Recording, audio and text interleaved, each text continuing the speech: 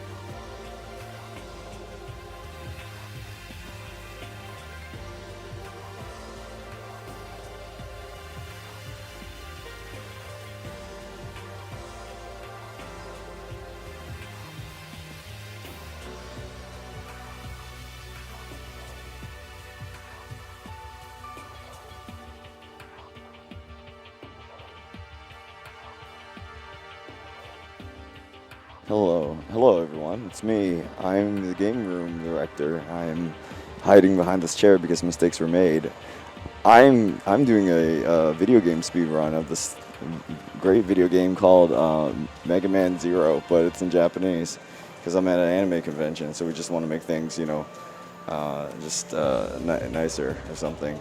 I haven't done this in like what was it like 2 months or something like that. This is going to be a huge train wreck, but I'm going to get the world record because this is not just any mission percent. This is any mission Geoff. These guys ask me what percentage it is. I don't even know what's going on. Look, I'm just trying to buy time. I don't even know what I'm doing, bro. I think we're going to have a good time, though. So let's go ahead and get started. I'm going to teach you all the tricks and tips, and maybe you can get world record. Any mission, Geoff. Yeah, make sure you get my crowd in the background too. I appreciate it. So, oh yeah, I was supposed to say 3, 2, 1. I'm not even Geoff the hero, bro. What? The production team is just DMing me. What's going on with this? That's crazy, bro. Look. No, yeah. I just forgot to say 3, 2, 1. We could do it again. Don't worry. Just cut that out of the VOD. You good? All right. Are we good? I'm gonna say 3, 2, 1. I'm gonna give myself a few more seconds. All right, three. Hold on, 3, 2, 1. Okay, you can start now. Wait, you know what? Yeah, go ahead and start. It's fine. World record, baby. All right, so the first thing you do, this girl's like, I rescued you, Zero. Please protect me. So Zero runs away as far as possible, and he takes damage, a very specific amount of damage, because I'm gonna cheat. It's all part of world record strats. There we go. So she actually caught up, she ran ahead, but you're gonna see why you don't do that. Well, that's nice of me. All right, so this is he's a robot from the past, and then like his best friend / lover, ex. Yeah, you know, I made mistakes, but that's okay. I think we might be world record pace right now. That's all that matters in life. You're going world record pace, everybody will love you.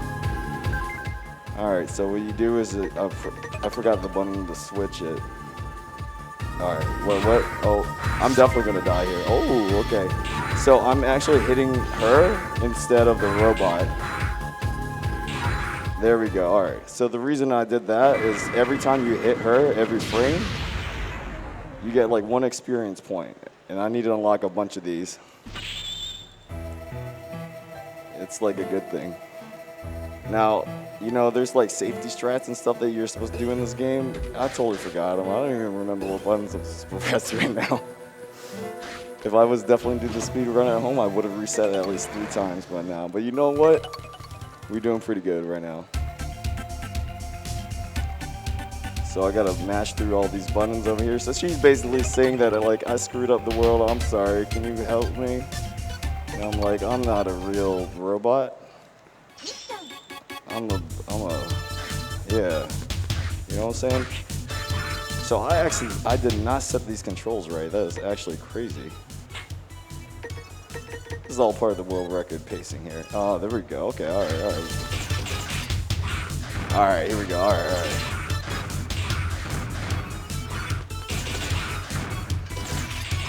I want to shoot. All right, so I need to get the cyber elf or something later on in the game. 1, 2, 3. It's gonna make me look like I know what I'm doing right here. Check this out. Oh, baby. Oh, we are schmooving right now. Okay, we forgot a schmoove right there. That's okay. We got most of the schmoovement. Look at that crispiness. Oh, baby. So keep in mind that spikes will automatically kill you if you touch them.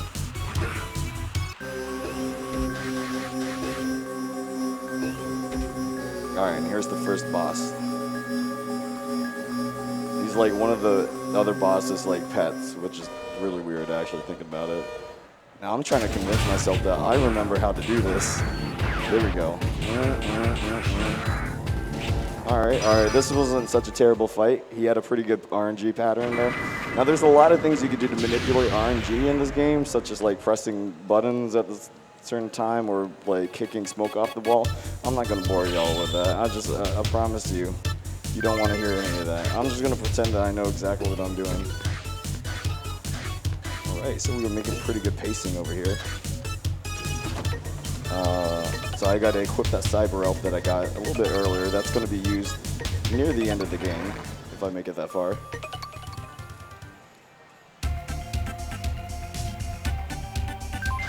Alright, so I'm gonna run and talk to that door. That door makes her shut up just a little bit faster, which is nice. And now I have to find this elephant who's like eating all my data. So there's very specific things. This is one thing that I have to do to manipulate the RNG. I have to immediately kick off the wall, and if I don't do that, bad things happen. So this is my first time using an Xbox Series X controller, even though I had the correct controller. I was real lazy, so any missed inputs or anything like that, it wouldn't happen in real life or anything. So this is just the internet. So we're gonna move on forward over here. Pretty short level, just dash on through. Dash, jump, dash. Alright, so this might be the first trick, as long as I don't screw it up. And back forward just a little bit. Ooh, this is not the pattern I'm looking for. That is definitely not the pattern. I'm definitely going to take a death right now. Oh my god. So, there's certain RNG. Oh my god, this elephant hates me right now. If my friends in the FGC were here, they would say, haha, that's just like E-Honda. Every single time in chat. They don't stop saying it. So I'm just trying to take it easy here. This is going to be a very, oh my god, I'm going to die. Yeah, so one more hit from anything from this guy, I'm definitely dead. And this guy has little bombs and stuff. It's not nice. He's giving me the worst RNG, by the way. This is why you practice your runs before you go in, and now don't make the same mistakes you made last night. Oh, here we go. Okay, all right. I can pretend that I got the pattern here. Ooh. Oh god. Okay, I screwed that up too. All right. Oh baby. All right. We got it. So that was supposed to take maybe 15 seconds at most. But this is what happens if you don't practice the game for 3 months and you write yourself in your own stream schedule. It's crazy. But it looks like I'm playing well, you know. If you've never seen this game before, that's all that matters, really. So we're just trying to get through over here. For some reason, destroying an elephant causes a self-destruct mechanism to go off. It's Mega Man. They don't need to write good lore or anything. Oh, can I get the volume just a little bit lower on my headset, please?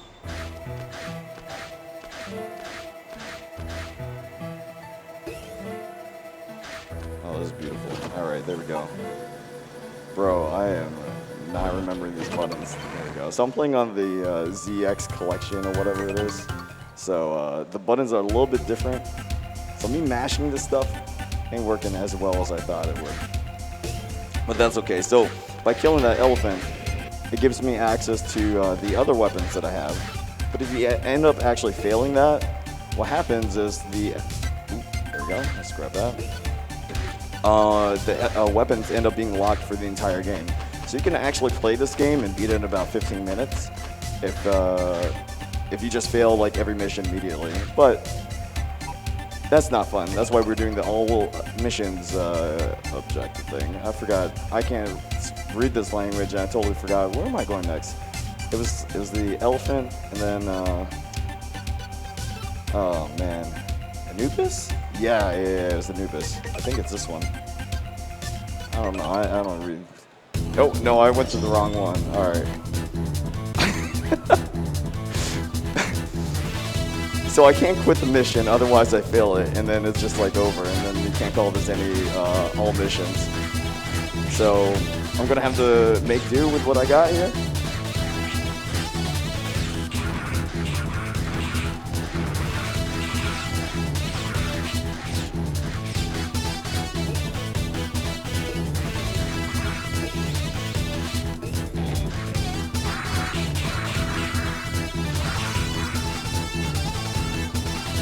Oh.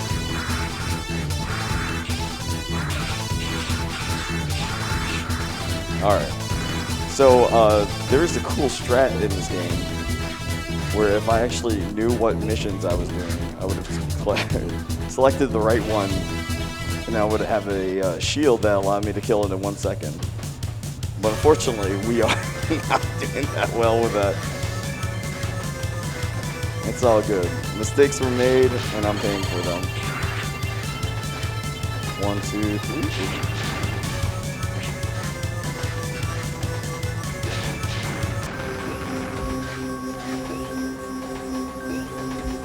Alright, there we go. Alright, so this train conductor, he like stole an elf or something. I guess that's bad in this world. So you're not allowed to do that. So I have to punish him for that or something. I wish I remembered the buttons to press to change. There we go. It's a little bit different. 1, 2, 3, 4, 5. So these spikes will actually insta-kill me.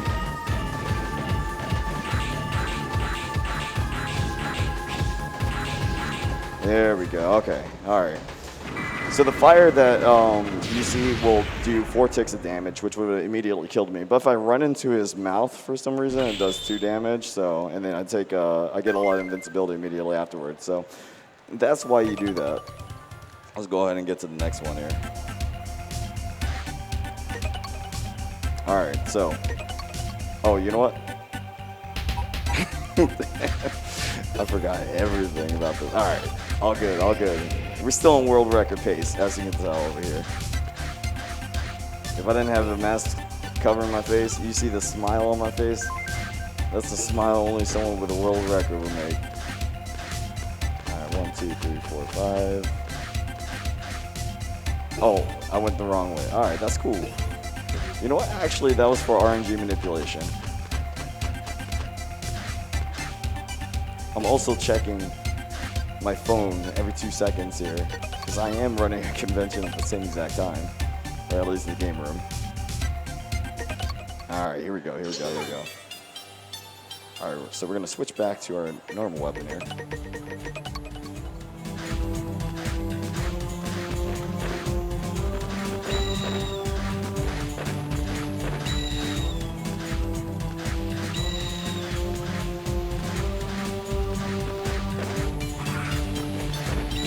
So I do want to avoid that. I am actually doing RNG manipulation. So every single thing that I'm doing over here, which enemies I'm killing and all that, that's actually done on purpose.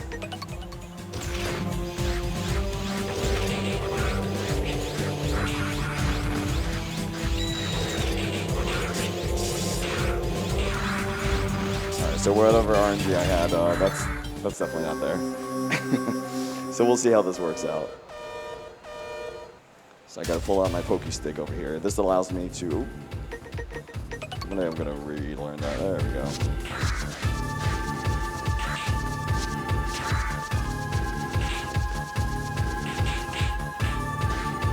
All right, there we go. Just gotta avoid these pillars right here. Pretty easy stuff. Kaboom. Alright, so I did make a mistake right there. But we're still alive. We're still good.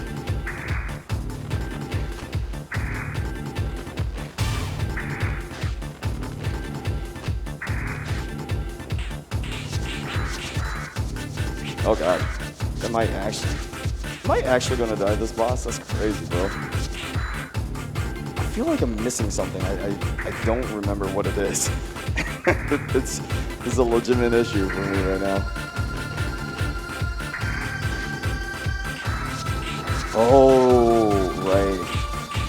So I poke him once and then I'm supposed to go on the other side over there. All right.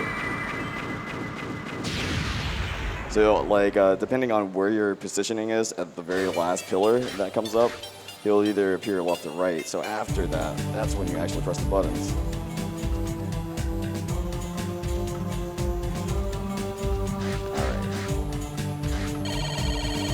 Nice little auto-scroller. It's not even an auto-scroller, it's just watching this guy crawl his way through the desert.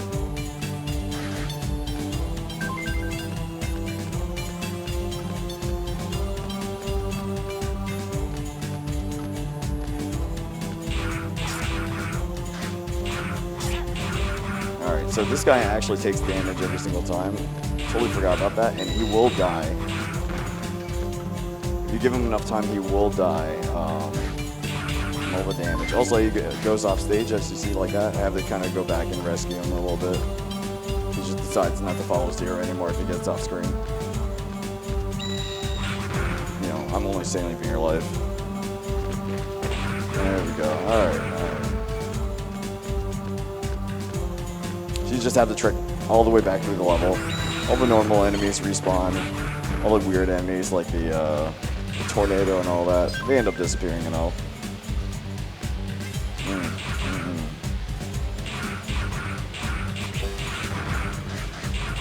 Alright, beautiful. You know what? Guys, you want to know why this is going to be the best speedrun in the world? I gotta turn the lights off in this room. I totally forgot about that. I'll be right back. This is part of the speed run, don't worry. This is RNG manipulation.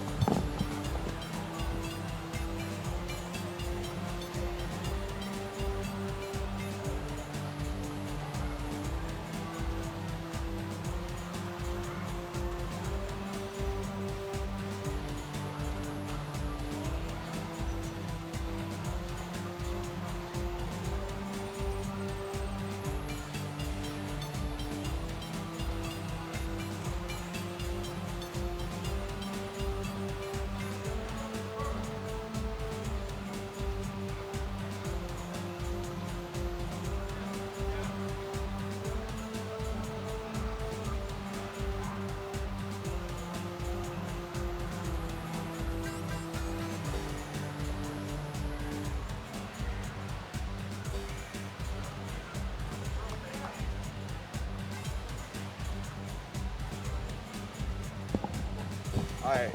As you can see, best speed run in the world. Alright. I gotta get my phone out too. Bro, what a great idea. Let's do a speed run while... Oh, I forgot I'm in the middle of the escort mission. Is that guy dead? Oh, there he is.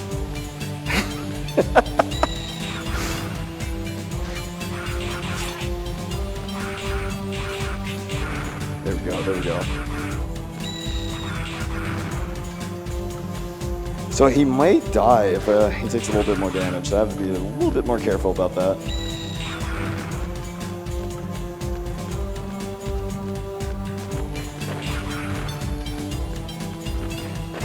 Beautiful.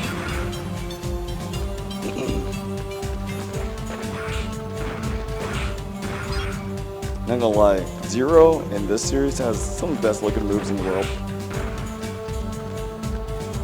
This little skull bash is so fun to just hop around and just do that.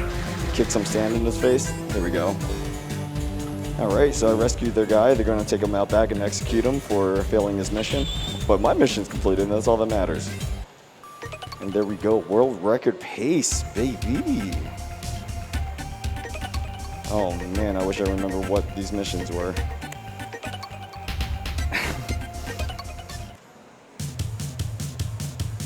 Okay, alright, I remember this one. So we're going back into the mission. Back in the desert over here. Ooh.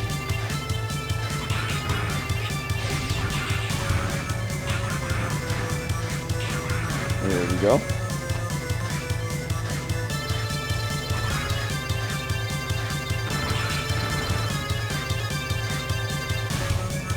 So story-wise, basically what's happening is that there is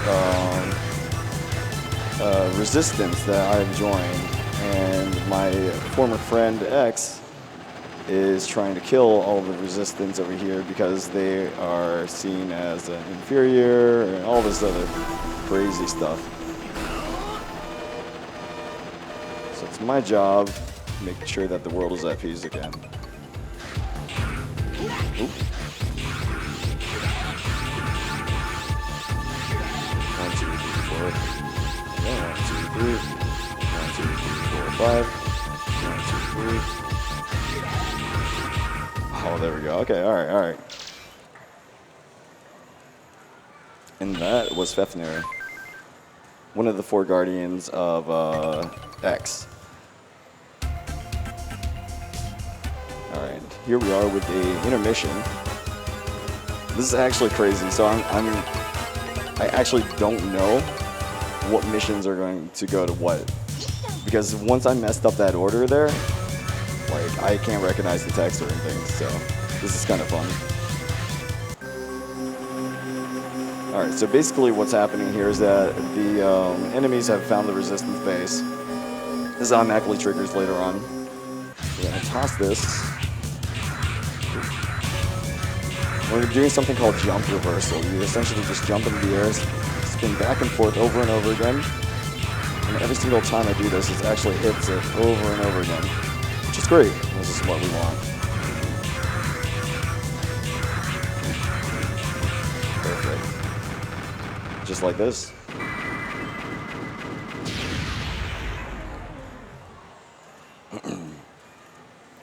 Perfect. Go ahead and grab this. Cyber Elf, and we are good to go. Super short mission, but basically if you fail, you can fail it and you go straight into the end game if you allow them to get to the very end. Ooh, this one's fun. So this is yet another one that I did not expect to get, but that's okay. So I could use this little pogo to hop off the enemies. Unfortunately, that was... I made the hard part. I did the hard part, but I ended up pressing down and jump, which causes all that to happen. So I have not done anything like this in a while. I went the opposite way.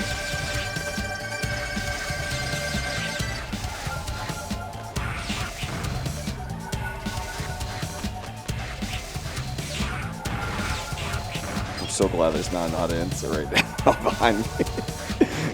Oh no, I forgot about that. Alright.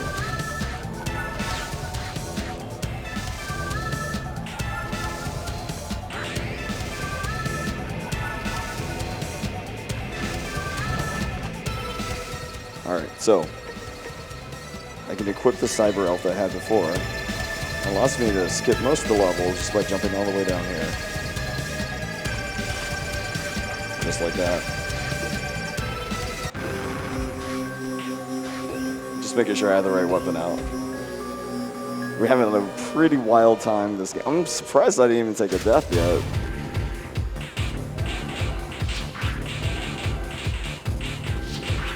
So you have the kind of time in the exact same way over and over again.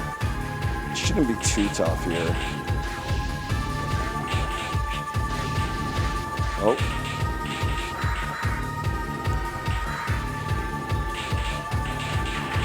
There we go. Awesome. I had to make sure that I avoided that first damage over there. Otherwise, I would have died. You have to kind of count the ticks of health you have left. But if you're playing pretty consistent, you know exactly how much health you have. Because you only take damage from certain enemies, if at all. You do want to take damage from certain enemies in order to be able to skip through the game a little bit faster. Alright, let's see what this one is. Okay. So this is Fefnir, or I'm sorry, Harpua.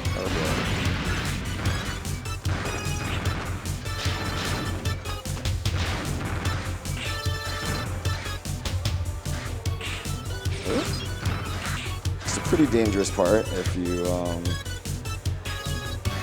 playing a little bit atypically. There we go. All right. So basically, I just want to pull this out and do the same exact technique that I was doing before. Hold the shield out while swinging my sword, and allows me to constantly reset the enemy's invulnerability period.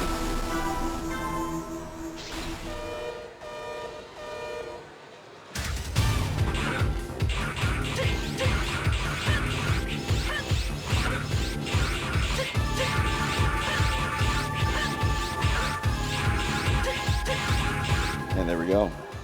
I had just the right amount of health. If I took one more bit of damage, that would have been really, really, really bad.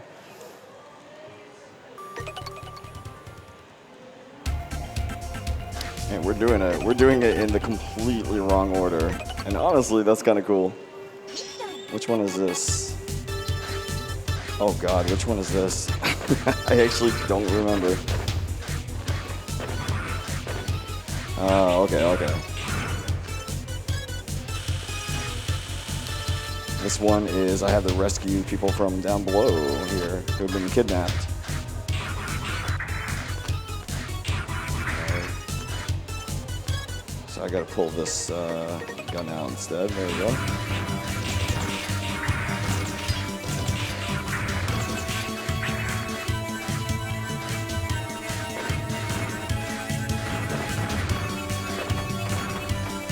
Ooh. Here we go.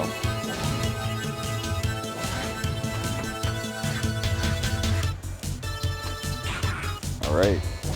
So I believe there's 7 of them in total that I have to rescue. They're all in the same place, so thankfully RNG isn't like a thing in this.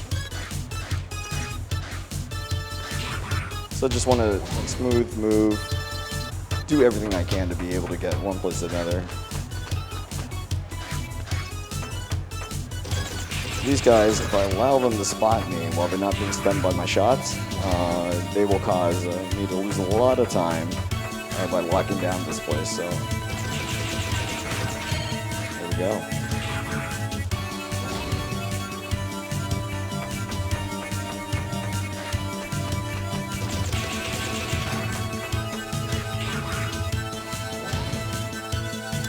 Alright, only a few more left before we fight the boss here. I'm starting to feel the game again, actually. So, like, I do make a lot of jokes, but there really was no time for me. I've been super busy with the convention and all that for me to relearn this. So I decided to, like, take an hour out, have some fun with, you know, Lauren's stream over here. Having a pretty good time, honestly. And that one is fine, totally fine. They only lock the prison doors, not the, you know, door that you would use to escape. Alright, we're gonna swap back to this.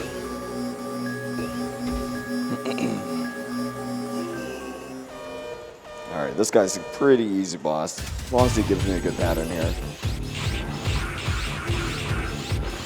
Ooh, that's not good though. Oh, I am so lucky right there. One more hit and I would have died. This is actually, I promise, I'm not planning any of this. If he gives me bad RNG, I have actually lost pretty close to a world record over there, just because of that boss's RNG. That's a pretty long level, so like every single buster shot that I shoot, every single little thing I do affects the RNG. If I screw that up, then lots of really bad things can happen, such as the boss never gives you a good pattern. This one is very interesting for RNG, so this one's actually the easiest. So what I want to do is I shoot this pellet at the wall. There's an invisible wall back there. I go back over here. And this guy actually ends up being much easier for me to fight. He has a lot of invulnerability moves. Things that just take forever.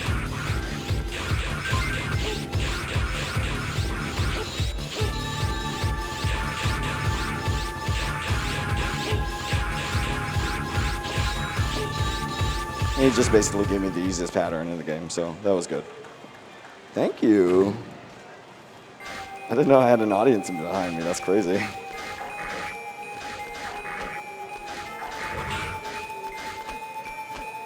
Alright. This one is also a very, very tough mission. Very easy for you to get a instant game over.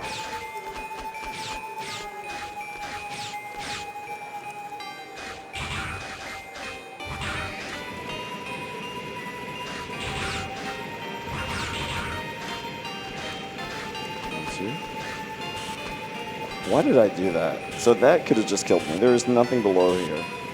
So I can easily die if I just make a really dumb mistake.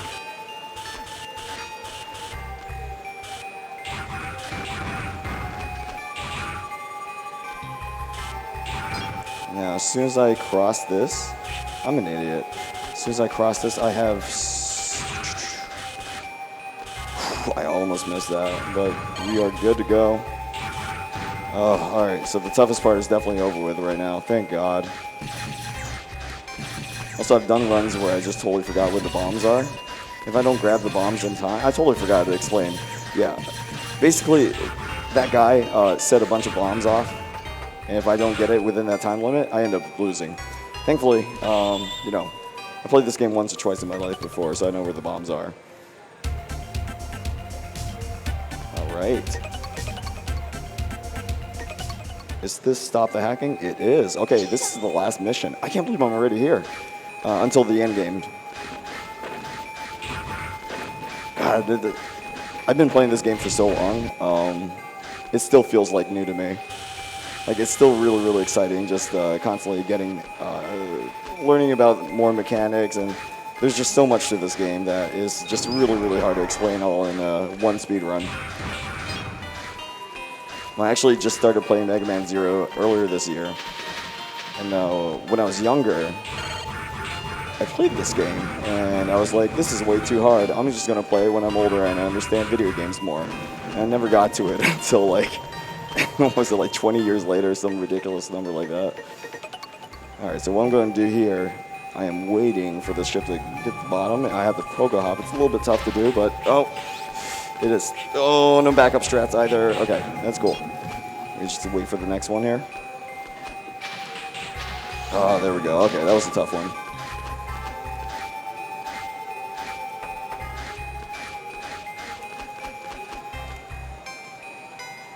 All right. So basically, someone is hacking these guys, and I'm trying to get to their mainframe computer and I guess destroy them. I mean, it is destroying them. I just don't understand why there's no like backups and why all the computers are here. But anyway, we do nice little jump slashes. Take a jump. Kaboom, like that. Looks nice and smooth. Oop. So all the computers are down, so they can no longer hack anymore.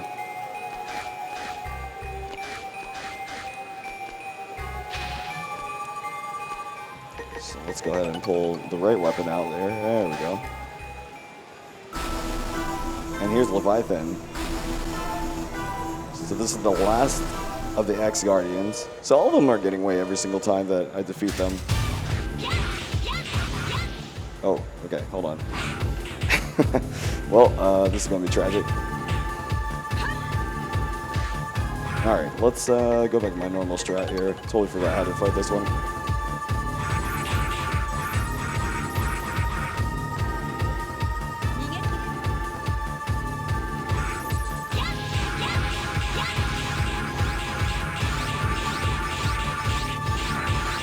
There we go. Okay, all right.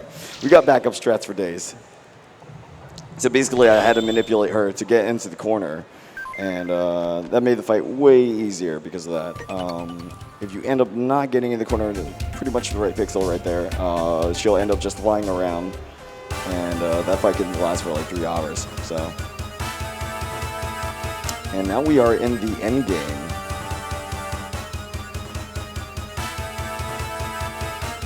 So basically, they found the place again, I guess. I guess they forgot where it was before. And now she's just telling us, hey, we need to evacuate. And Zero, being the hero that he is, doesn't want to evacuate.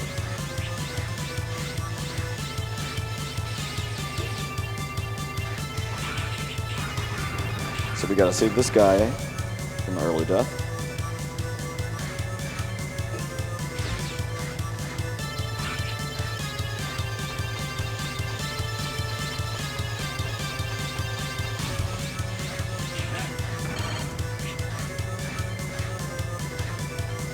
Oh, that's not good. All right, so the RNG is messed up on this, so this boss can give me a pretty hard time, or he could give me the easiest time, depending on what he does right here. Let's see. Yeah, he gave me an easy time. Lucky me. And there we go, super easy. So once you get him in the corner, you can keep doing the shield trick over and over again. But if he decides to use his little fire attack or just constantly bounce around the room, it could be really, really bad. The worst is when he makes little copies of himself and they start attaching to you, they blow up for like a ridiculous amount of damage. All right. And now we are in the final 3 levels over here. This mysterious being that gave me my saber sword decided, hey, I'm gonna finally be useful for once. And I am going to hack the teleporter so that you can actually go to the base so you can kill the guy that, you know, keeps trying to kill us. All right, we're going to equip a Cyber Elf right here just as a backup strat, just in case I actually make it just fine. And which one's in the Arcadia? There we go. I've been asking the production team to play this song over and over again. And I finally got my wish come true. In the background, we usually have music playing as we're like loading up for the next game or whatever we're doing. And for some reason, I just love this song. So I just kept asking production to please play this. And now I finally got my wish to come true. Oh my God, Geoff. Don't worry, that was on purpose.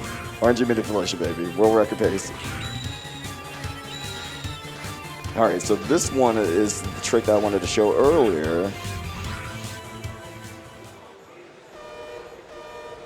Let's see if I can pull it off. Ooh, that was actually terribly done. Not it. I did a little bit of extra damage. Could have been a little bit smoother, but that's one of the bosses that I have to deal with. So this level is really fair. It actually, oh, you know what? I'm going to chase that. Oh, no, did not get that. All right. It's all good.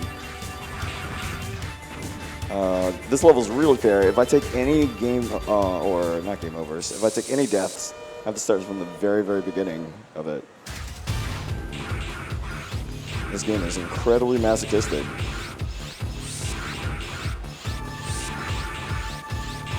There we go. That boss was a little bit tougher over there. His hitbox is really close to his body, so you have to really like maneuver really close, and if you don't get there in time, he just ends up killing you immediately.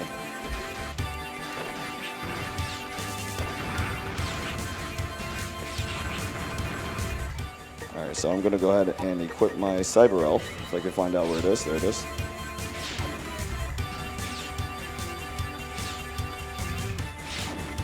Just allows me to skip a little bit of that section. If I was a little bit faster, I'd be able to do this part, but it is what it is. Alright, and we are at the actual boss now. Now, if I actually take a game over here, I'm safe.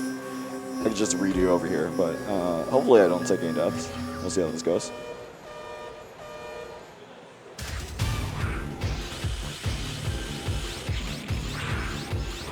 Ooh.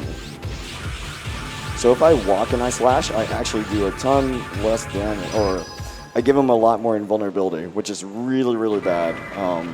Because you see me just sitting there doing 4 damage every single time. It's actually really, really tough if you have to wait like 3 seconds every time. So that's why you have to be really, really precise with holding the shield button down while slicing. So it's just a pattern, you just get used to it. But if you screw it up at one point, or if you like hold a direction while you're doing it, it can make your life a living hell.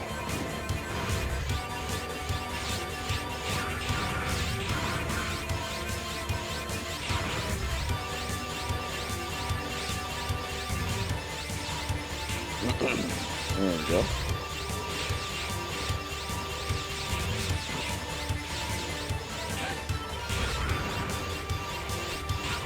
There's a really cool 1-frame trick. 2 1-frame tricks, actually. It's 1 or 2 frames. I forgot what it was. Anyway, it's pretty tough to do. You could basically get a perfect jump right there. Unfortunately, I did not pull it off this time, but maybe next time. 1, 2, 3. 1, 2, 3, 4. I'm going to take that damage on purpose so I could jump up here. 1, 2, 3. Gotta be careful. I want to make sure that I have the right amount of health when I fight this boss. This boss can be pretty tough if you allow him to ruin your life. Ugh, I am messing up. There we go. Oh no, that's not good. Alright, somehow recover that. 1, 2, 3. Oh, alright, the RNG gods love me right now. Let's go. Alright. That climb is always stressful for me, and to be honest, I pulled it off pretty well until the very end, but... So this is Rainbow Devil. He is a... Alright, start me off with good. 1, 2, 1, 2. Boom. Just one more good pattern, and I'm good to go. Yes! Okay, thank God. Oh man, alright, that boss is actually ridiculously tough. If he gives me the wrong patterns, or if I mess anything up, I forgot I picked that up. Bad things will happen. And we are on the final boss, or the final stage, which is a bus rush, just like every other Mega Man game. This is Capcom's way of saving budget while pretending that they have original content. Alright, here we go. So there is RNG manipulation at that point. I'm supposed to kill X amount of those. I completely forgot what it was. So we're just gonna rock here.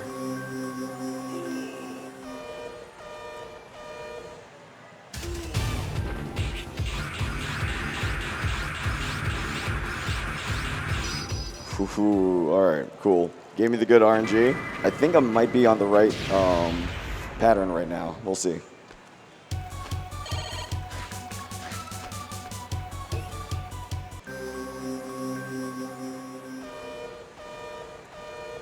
All right, you remember this guy here.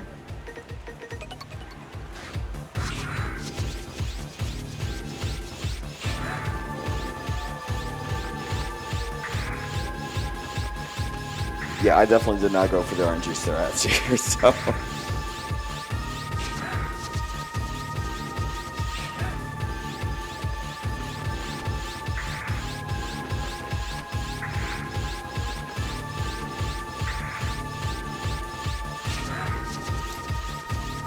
So what you actually do have to do, oh my god. Oh, that's not good. That can actually screw everything up. Okay, cool. We are okay. It's a little bit of a mess up over there.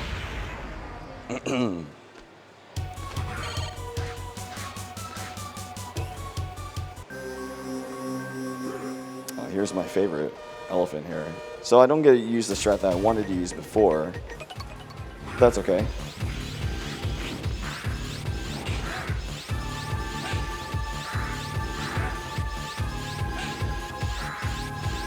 Oh. All good, all good, all good. Good recovery. Yeah, whatever. Good enough to kill you. Woo! So this one's a little bit more forgiving. I can die, and the bosses I defeated will stay dead.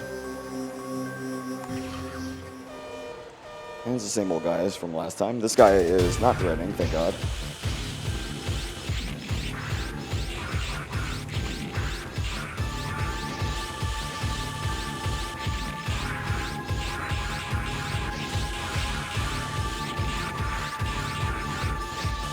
All right, good enough to kill him. Cool, cool, cool.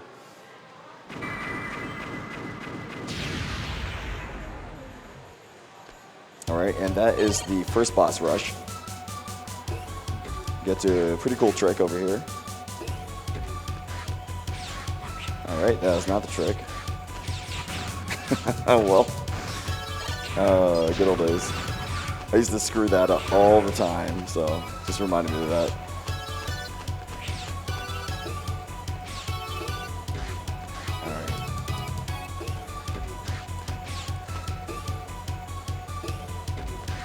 Okay, and this is the second boss rush here. Who do I fight first? I totally forgot. I guess Fefner? Oh, okay. No, it was Phantom. RNG's messed up over here. So this is actually going to be just fly by the seat of my pants strat here. This is actually by far the most dangerous boss. He can kill me. Alright, this is the move that I wanted him to not do. Thankfully, he actually did not give me a high pattern at all. So I am smooth sailing unless I really screw up on the next boss fights.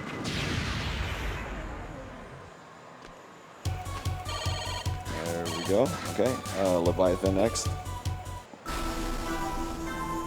Okay, I have to wait for her hand to reach just the bottom there. Perfect. So I could dash forward and just immediately start wailing on it. There we go.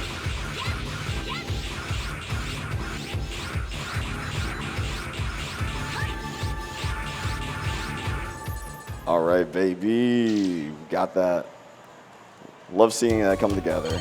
There's like little things that you can do to really screw up a fight and just make things nearly impossible for you. This guy's got a little command grab. That's such a pain. Whoop, got it. Whoop, got it.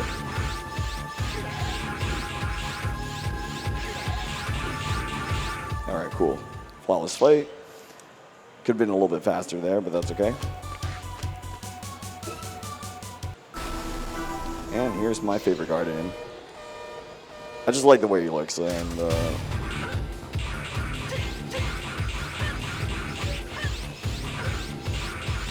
we just knock him down. He's got a pretty good pattern here. So when I jump in the air, I have to make sure that I time the jumping slash just right, because if I hit him too early or too late, the invulnerability frames just ends up being like way too much, and that'll just completely screw up the fight. That's okay. So we fight every single boss all over again. Poor Phantom did not survive this time. I am really trying my best to get this not hard jump at all. There we go. All right. Anytime. There we go. All right. All right. That was the toughest boss by far for me. All right. Going to the final fight against none other than X. So if we were in the English version, we're actually revealed that this is actually a copy of the original X. His name is Copy X. And he was instated to save humanity. So in order to save humanity, he had to kill a bunch of Reploids. So let's go ahead and get started here. This can actually be pretty tragic.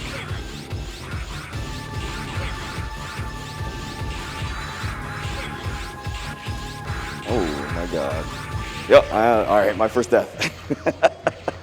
You know what? I'm actually not doing that bad looking at the timer over there. I have actually been on, what was it, like top 5 pace, I believe, before, and I just completely screw up on this boss fight. If you die here, you lose like a minute or two, which that's essential to you. All right. Just gotta remember how to fight this guy.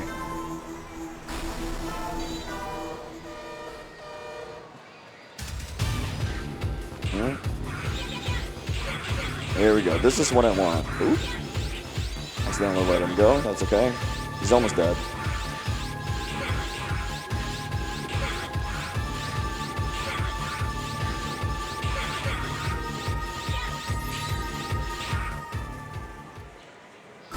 Alright. And there we go. That is the first half. But Capcom knew that they couldn't let a twink robot be the final thing, so he turns into an angel. A seraph, to be exact. I didn't know what a seraph was.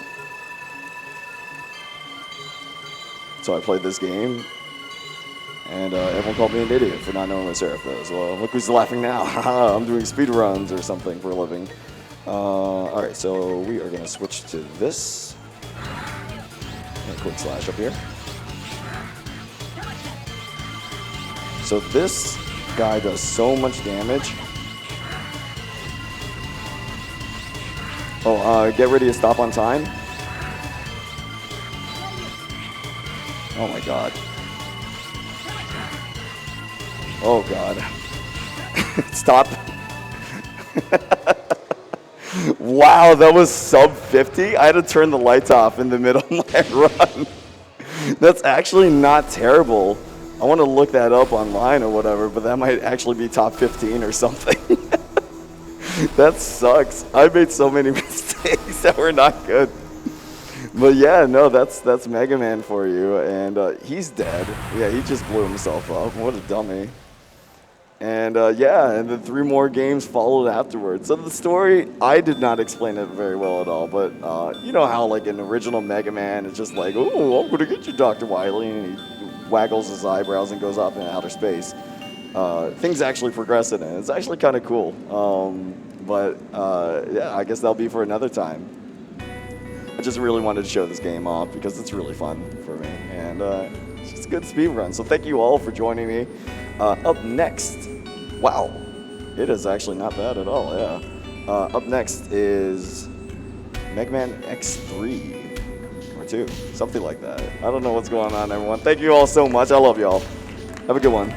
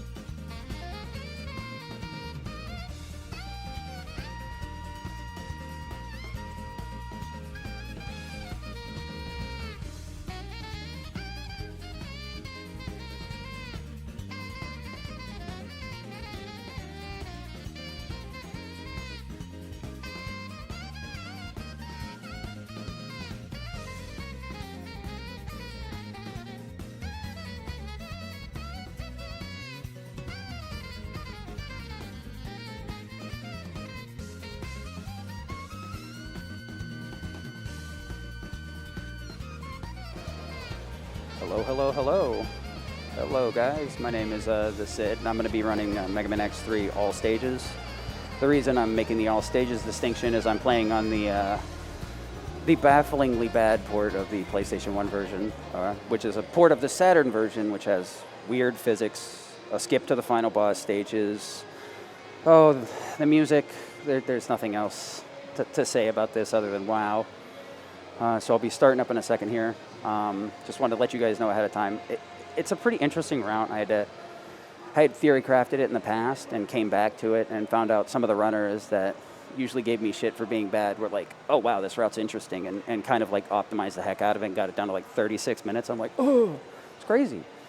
So we're going to start up, and I'm going to see how close I can get to not horrendously slow. Hopefully we'll sub 50, but we're going to also watch a couple of the cutscenes so you can enjoy the only redeeming aspect of this. So we're going to start in just a minute here. 3, 2, 1, let's go. So I'm going to make sure to not hold start here so you guys can check out this just fantastic MP2 quality here. We have some, normally we have to watch a 35-second long cutscene in the X3 SNES. This takes just about as long because of how long it takes to load the cutscene and then load the scene right after. This never shows up in the game until right after they get on the floor. And then now you can see it kind of slowing down and transitioning the gameplay from the video file.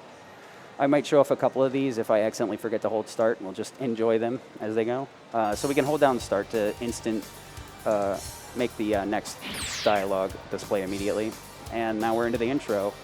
You may know of the famous dash lemons. We don't really get those in X3, at least not for anything but enemies, so. Ooh, nice, bonk. So I'm gonna have to be careful about these and jump over so I don't waste time grabbing our health. Because we're gonna go meet our friend. I'm gonna go, so we're gonna meet our friend Mac here. And he's just gonna friendlily capture us so he can refill our health, I think. Nope, he's definitely taking us. I guess he's not our friend. Oh, that sucks. So here's the big twist with this game. We get to play as Zero, except we don't. This is literally like the only gameplay section we can play as Zero.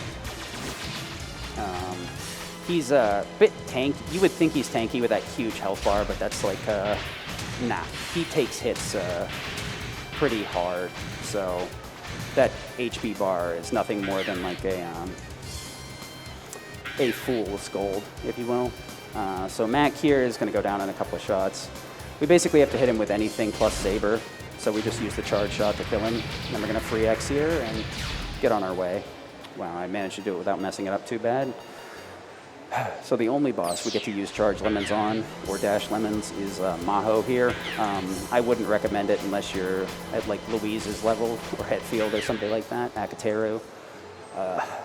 It's a really dicey proposition, and even most of the top runners won't go for it because you're very likely going to get smacked by one of the balls. So most of us just kind of hang out in the center and be like, okay, charge dead.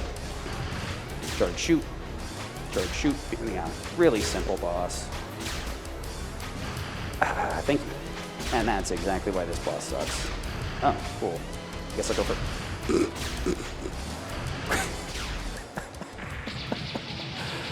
Oh boy, he's in rare form today.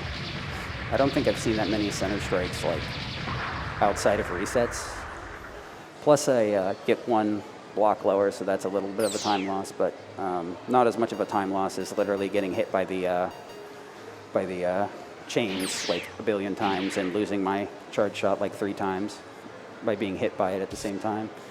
So we're doing all stages, but that doesn't mean we have to do them all before we at the end game. And we're going to start with Buffalo here. So we're basically doing like a modified any %.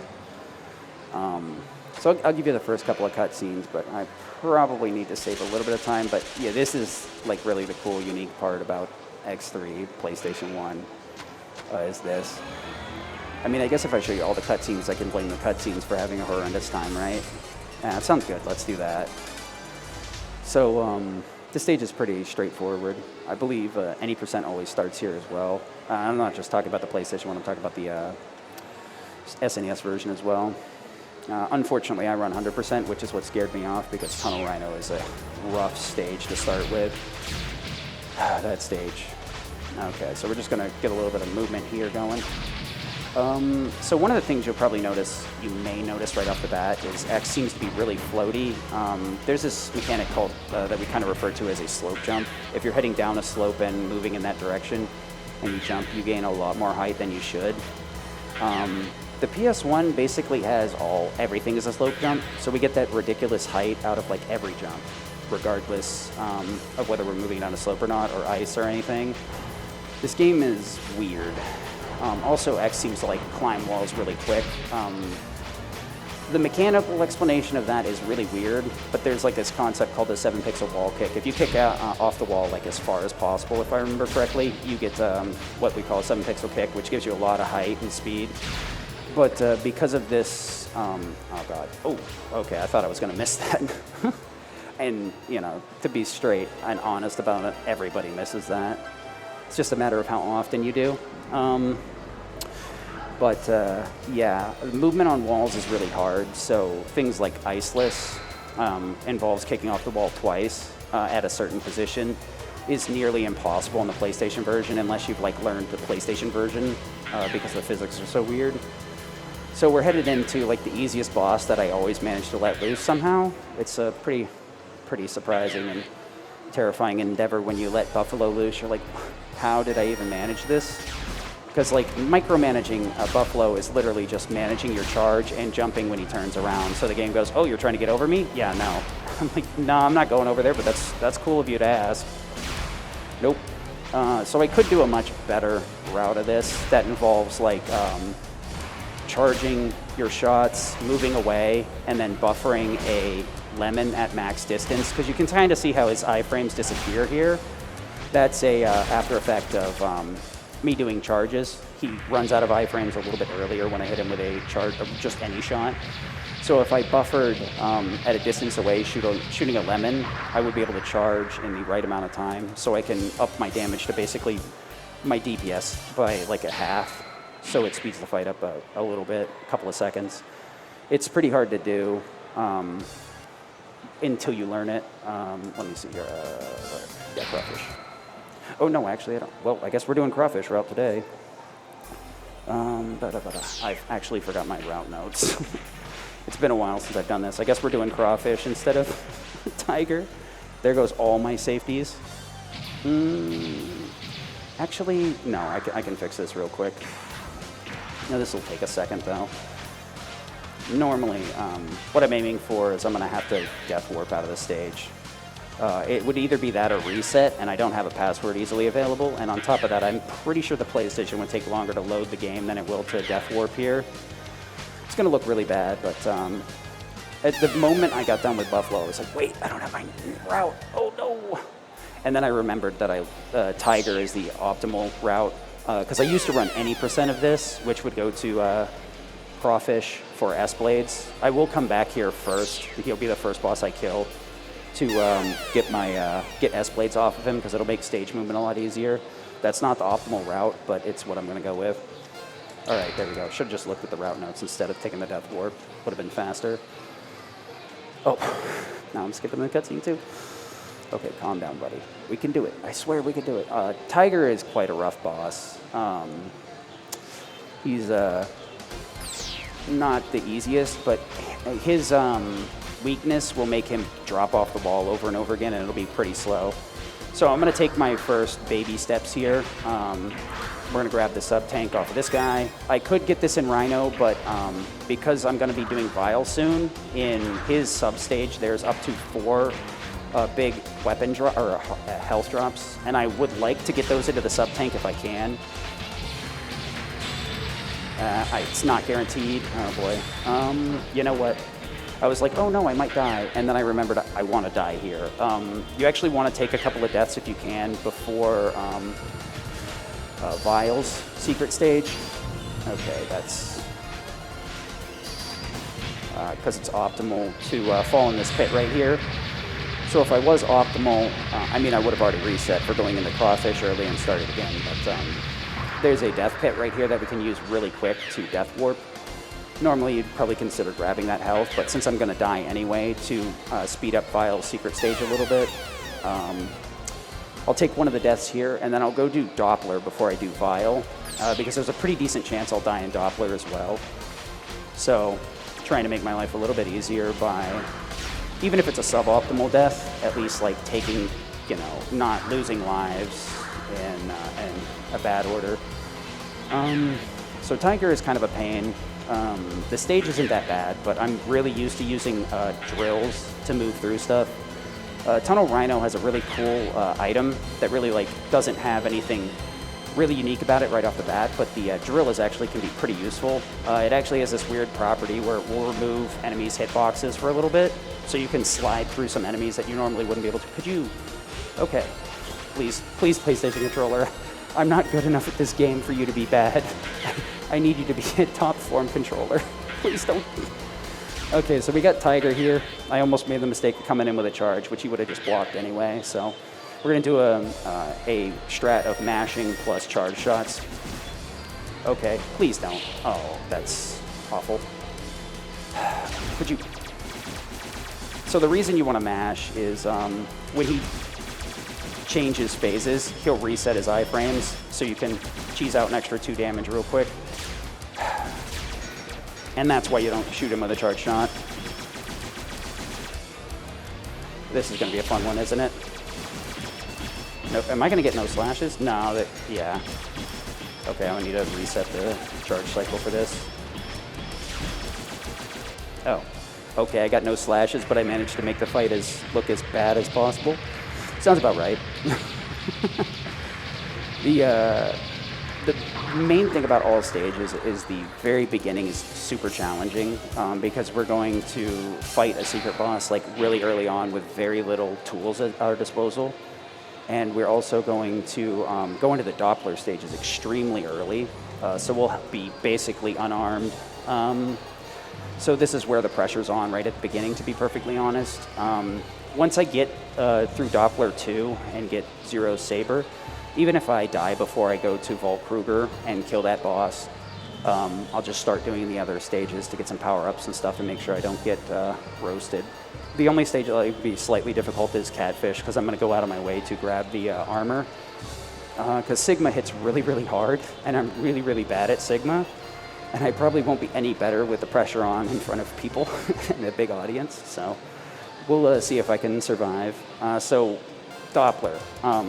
You can actually just buffer the down input here by putting the analog on. If you hit down and start frame perfect, it will let you go straight into the Doppler stages. So, yep.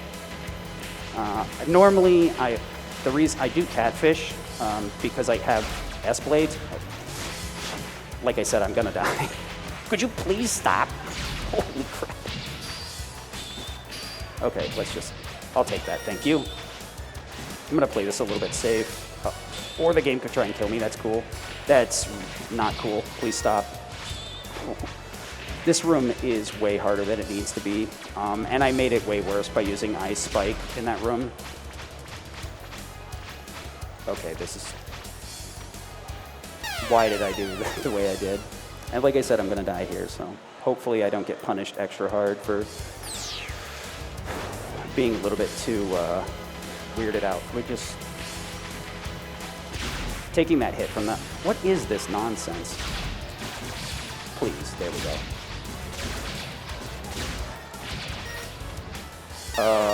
Okay. You know what, I guess we're gonna try that again. Okay, cutscenes are off the table now. I need all the time I can get.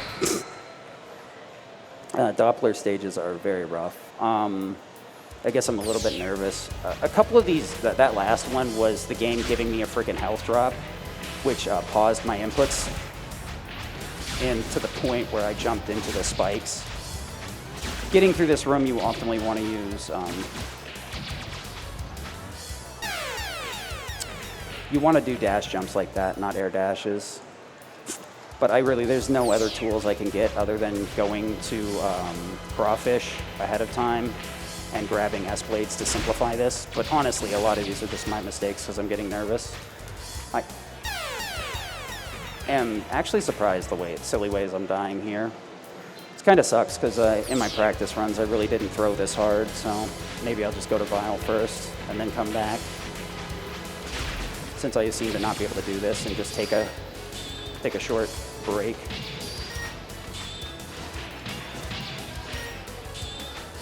I don't need ice for anything, so I'm just gonna farm the HP off these guys. All right, give me your HP, buddy. I want it. Oh boy, thank you for that drop. Okay, hopefully, no, what did, oh my. Dude, it's eating inputs left and right, stop it. Oh my God. Please, controller, I told you I need your help today. You're cursing me instead. Hey. Yeah, this is really a dumb category to run for somebody as rusty as I am. I'd love to tell you I'm well practiced, but if you couldn't tell, I wish I could blame nerves, but it's a lack of practice. Oh, by the way, you normally would just jump over the top of this dude, but his hitbox is screwy. So jumping on his face is like a really hard dice roll. So you're better off just running into him and tagging him over and over again with stuff instead of worrying about it. Normally you could use S-blades here to make your life a lot easier, but I have to use charge shots, which are not the easiest. Oh God, whatever. If I was on the left wall, I could have, let me see here. Could you, okay, so what I'm trying to do is use ice to get health, but the game is not having none of that nonsense. Certain enemies can be forced to drop health with ice, but that doesn't make a difference if you're too bad to use it on the right enemy. So we're gonna use, let me actually see how many lives I have, so oh, this is not good. This is very much not good. I think I can survive one Saber Slash. Probably best to just use the tank now. All right, I gotta play this really safe, which means I'm gonna die immediately. Oh man. All right, so normally you would interact with these guys well before this, and you'd fight them. If you kill them both in normal gameplay, you can, you would face a different boss. Okay, fine. So I'm not jumping up here because I really don't want to get punched by the fist. You really do not want to get grabbed. If you get grabbed, you're dead, no matter what at this stage. Okay, fine. If you're going to give me punches, then I'm just going to play it safe. All right. Normally that would be super scary, but since I love opening the menu, it's not a problem. I'm used to holding the start button to clear text and stuff from Final Fantasy VII, either like holding start to skip a cutscene or mashing through dialogue. So my brain is a little bit frizzle-frazzled here. So I continued here, but now I'm on 1 life, so hopefully I can do Optimal Vile. Optimal Vile. That almost makes me want to laugh. All right, let me just, yeah, catfish. So I could grab the heart tank in here, but it's way out of the way. I got to do this stage again anyway, since I'm doing all stages. And as much as I would like the heart, it's not going to make a huge bit of difference. Not yet, anyway. I really need the heart tank on Vile. So I'm trying to get the elevator to despawn. There we go. It would save more time if I didn't bonk into literally everything. So the elevator climb here, it would turn on after you, okay, give me that. Oh, I was hoping that threw me all the way up, but whatever. This would normally turn on after you beat Catfish. Oh boy, could you please not? Okay, we'll get some drops in the tank, that's good. Or I could just hesitate enough to make sure I get hit. Okay, we get 2 in the tank, that's okay. That'll be a little bit of a... Could you just go up, please? Yeah, you would aim to jump in between the ladder since that opening's so huge. You can actually jump through the ladder rungs, the walls on the ladder, but it's kind of hard to do it. It's especially hard in the PlayStation version because of the weird physics. So if you hold start once the dialogue, the black box opens up for the dialogue, not dialogue showing, it'll just let you start. But I'm not very good at this just yet, so let's just not die. How about that? Let's put that on the menu. We're gonna have to die here in a minute, but I don't want to die to Vile. I don't want to die to Vile. As soon as I say that, I jump on his spiky hand. So I'm just gonna use my charge shots here to make sure I have enough weapon energy just in case I have a meltdown and start firing into the wall or something. This is not optimal, but it's safe as heck. So yeah, he's weak to piss splash or ray splash, depending on how you want to look at it. I've always called it that because it's such a silly weapon. Okay. The problem is it kind of splashes wherever it wants, which is why I call it that. I'll take a hit here on purpose. His pellets are the weakest damage, or lowest damage he has, so tanking him now isn't really a big issue. The flame or bonking into him does quite a bit. So I'm just going to tank the little pellets. I'm not even sure how much that does, so I'm not taking it. Because that could have killed me. A lot of the shots and damage in this game does a ton. You know, the funny thing is dying to Doppler 1 isn't really unheard of. Bonking on the ceiling or falling in the pits is pretty, not that rare. Doppler 2 is the far more dangerous of the two, which has got me a little bit concerned. Hopefully I won't play too poorly. That stage is a lot harder without S-blades, so I want to die here so I can restart the stage. Or get back to stage select, rather. Doppler 2 is where the major amount of increase is. So once again, I'm putting on analog to have the game cut my inputs, and then holding down and start, and then turning analog back off, so I get the frame perfect input every time. Okay, so we gotta play this slow with a lot of these guys. What is this? Oh, okay, yeah, that's something I said. Yep, and that's why you don't bonk into anything. And we're gonna switch to 0 here, so I don't take a bunch of damage from this. If I had, you can just see though, that's why X3 is such a hard game. If you bonk into anything but pellets, you're gonna take a ton of damage. And it's just not fun. So normally you would tap the wall there to, probably not though.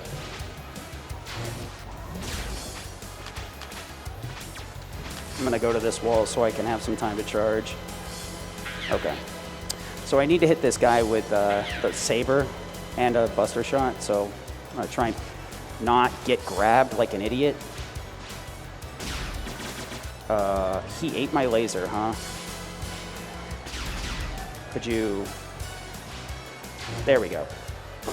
So I want him to kill 0, but I want him to kill 0 in a cutscene. Oh wait, he's not dead, he has 1 health. Who would have thought? 2 games of getting gaslit with him killing 0, and they didn't kill him this time. They just mortally wounded him. I've got to go get my thing fixed. Oh, I have 1 HP. I'll try and make it to the top, but I might get hit by something. Most likely I'm going to die, and since I have 0 lives, it's pretty much... Okay, that's my only hit. And I'm over. And there's the health that would have kept me from dying. Wait, what? Oh, that's right, I death warped out of vial. I'm being stupid. My life got reset. I forgot it. Could you not, though? That'd be great.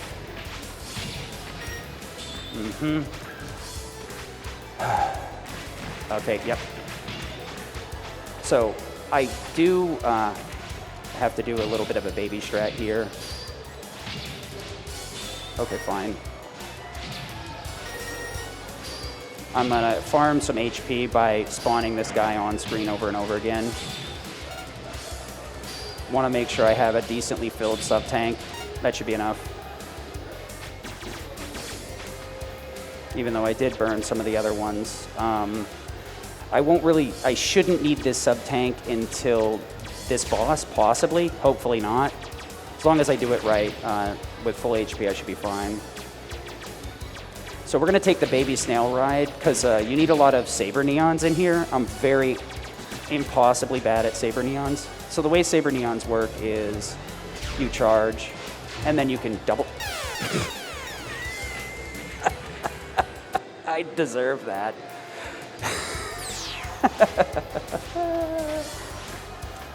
Okay, I guess we'll farm some more HP this time.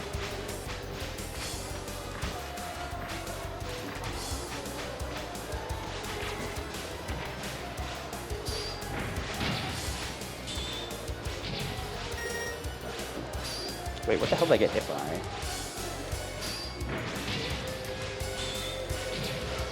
Okay, whatever. Okay, never again. So you can neon by jumping and releasing a charge shot at the same time. The problem with saber neons is it normally you can dash out of it, or you can just throw yourself into the spikes, trying to be cute because you're on an elevator and you've got nothing else to do besides kill yourself. I mean, finish the game. Yeah, we're gonna hang out over here. So spikes. That's why the climb here is pretty rough. You need to make it up without losing any iframes, and you got to keep bonking off of these guys, the heli turrets, to get your invincibility back, and then still make it up. But the problem is nice. That's going to be a real pain in the ass. Yeah. So normally the game wants you to transfer over to the other side. I'm not doing it. The problem is it'll bonk, drop an enemy on me. Thank you for releasing that charged saber. I really appreciate it, game. And by appreciate it, I mean Okay, so I need to play this absolutely super safe. Imagine going from 3 lives to 0 in the span of a nanosecond. Now, I really do not want to die to Vault Kruger since I'm all the way up here at this point. Normally, I would have taken a death at the bottom to reset my... Okay, that's good. There we go. Easy peasy. So now the rest of the game is cruise control, for the most part. Saber will 2-shot bosses and basically 1-shot anything that's not a boss because they have no iframes. That has never stopped me from dying to dumb stuff before, and being on 0 lives does not build confidence, but hopefully I can manage to not make everybody in the X community look like they don't know what they're doing. It's literally just me. I'm the only one. I may have been here for a while, but that doesn't mean I'm good at the dang game, does it? So this is the cool part, I think, though. If you can get through that first part with a somewhat decent run, I mean, you don't even really need to be super, super good. You just need to be good enough to not die to dumb stuff. So now we can see bit and bite in any of these stages. So I'm going to go into all of these sub-boss rooms with a charged saber. Those empty rooms earlier on would have bit and bite in them. So I was dropping the saber so I didn't need to carry, because I don't need to carry that anymore. I really hate that guy. Okay. Okay, so we're just gonna bonk, I guess. Interesting choice. Could you... I slashed too early, so I missed a lot of iframes. Oh, this is gonna make Great Crawfish way harder than it needs to be. I'll probably grab an HP on the way there. If he backs up into me, it's over, but everything else should be safe. So I'm going to catfish first because I'm bad, and I would like the God. Could I not do that though? Oh boy. So I jumped off the wall and air dashed instead of dash jumped. You know what? Give me it. I just bonked on. Oh, you've got it. Well, okay. It's I mean, it's just 2 hits, right? Just don't get hit forehead. Don't die. Oh boy. If I bonk at all, I'm definitely gonna.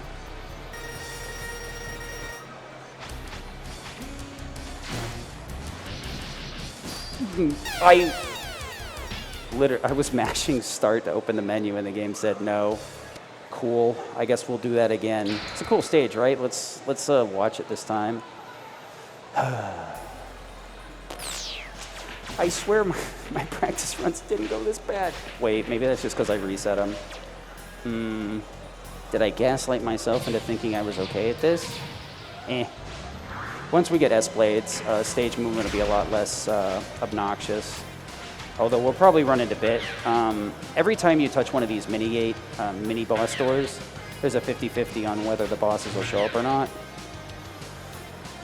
S-Blades will basically save my butt because stage movement is pretty rough without Buster. So you basically have to either use your boss weapons that you have access to. Could you stop? Or use your Buster. But with the Z-Saber, you actually... God dang it, are you serious with this? You have to use a handicap. Why? I keep throwing the saber way too early.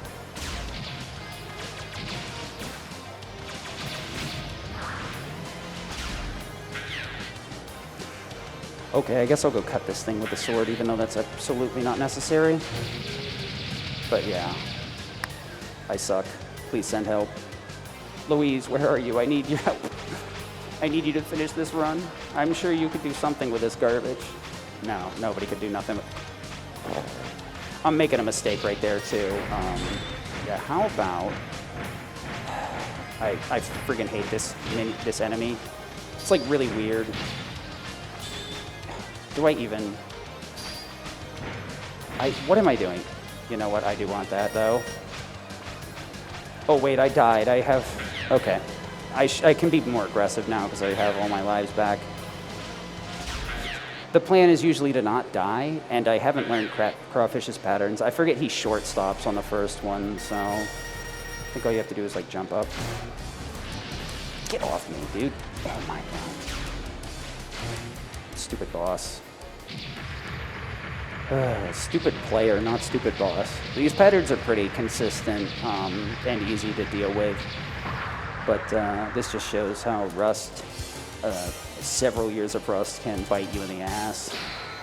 Hopefully S-Blades will save me from myself, but don't get your hopes up. So now we're going to Seahorse. I'll grab a heart tank and hopefully that'll help me a little bit. I guess we'll let this one play. I mean, it's not like I've done these stages multiple times. But yeah, this is like really what the big difference is, but you see how long these take. I guess this is kind of like, this is the reason I'm going to do ice on this boss. If you screw up Seahorse, he'll go into an invincibility phase where he goes under the floor, and it's really hard to kill. Oh, Seaforce, excuse me. I don't know, it looks like a seahorse to me. Smells like English. So, now that I have S-Blades, my life will be a lot easier in some movement segments. Not in all of them, but I'm bad at using Z-Saber and Buster.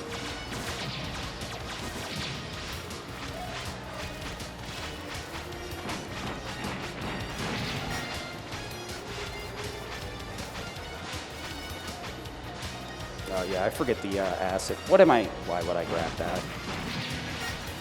Okay, that's the first I've ever gotten that one without. The water will actually like negatively affect you in terms of like upwards movement. I'm not sure if it applies to the PlayStation version or just the SNES version. Oh, this is gonna be bad if I get bit.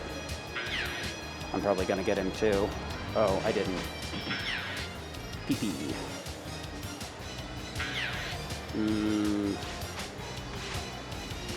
I think ice will work best here. So you can lay down up to 2 of the ice here, or are you... No more stage intros, I guess. Game is telling me to fudge off. Nice. Nice water physics, by the way. Could you...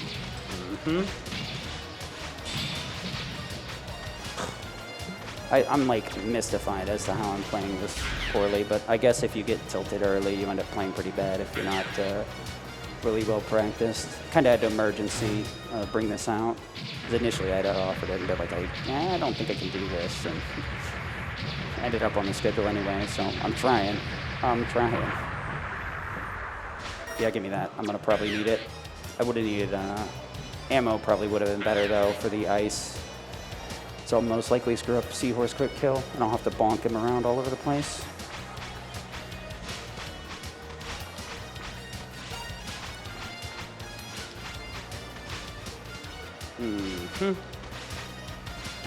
You can't tell. Oh, right. Thanks. The weapon drop for the weaponless. So the problem is that weapon drop doesn't go into ice at all. Normally I could get a quick kill with Saber, but I'm not practiced in it. I've literally only been able to do like 3 or 4 full runs of this game in the last couple of days. Between this and a couple other marathons for much longer games, I just had to make some sacrifices. So you'll see that he takes a lot of damage there for a minute. Yep, there we go. That was good. He can take a The higher you hit him with ice, the more he's vulnerable. He's supposed to get a long period of invulnerability from his weakness, but his ice for whatever reason breaks it when he's higher in the air. Gives you up to like 15 frames. You can just mash ice into him. You can nearly one cycle him if you have decent enough inputs. Rhino. So yeah, I really thought this would have been the free square point, but dying at crawfish kind of woke me up, I guess, to how that is not going to be the case. Could you, dude, some of these areas, please don't. This, though, however, should be free because I can kill all the spikes immediately. I'll grab the extra sub-tank here, but I shouldn't need to fill it. But considering how I'm playing, I'm not really too sure about that either. But the reason 100% is really hard is because of not only the movement here. Yeah, I forgot about you. I wanted to forget about you. So I'm going to hold the charge here and then start switching weapons.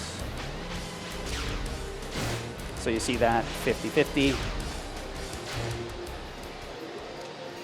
And this is why this can be kind of fun, because normally when you're playing through, you get bullied pretty hard by Bit, Bite, and the mini bosses, but the Saber one-shots them. So if you can bear having a much harder start, you can have some fun in the mid to late game because of what's available. Speaking of, I need to start setting up for Big Boy. I'm going to take a bonk off of him and smack him with my saber. I just got to make sure that I fire off the sabers right after I get bonked, not before. There we go, one shot.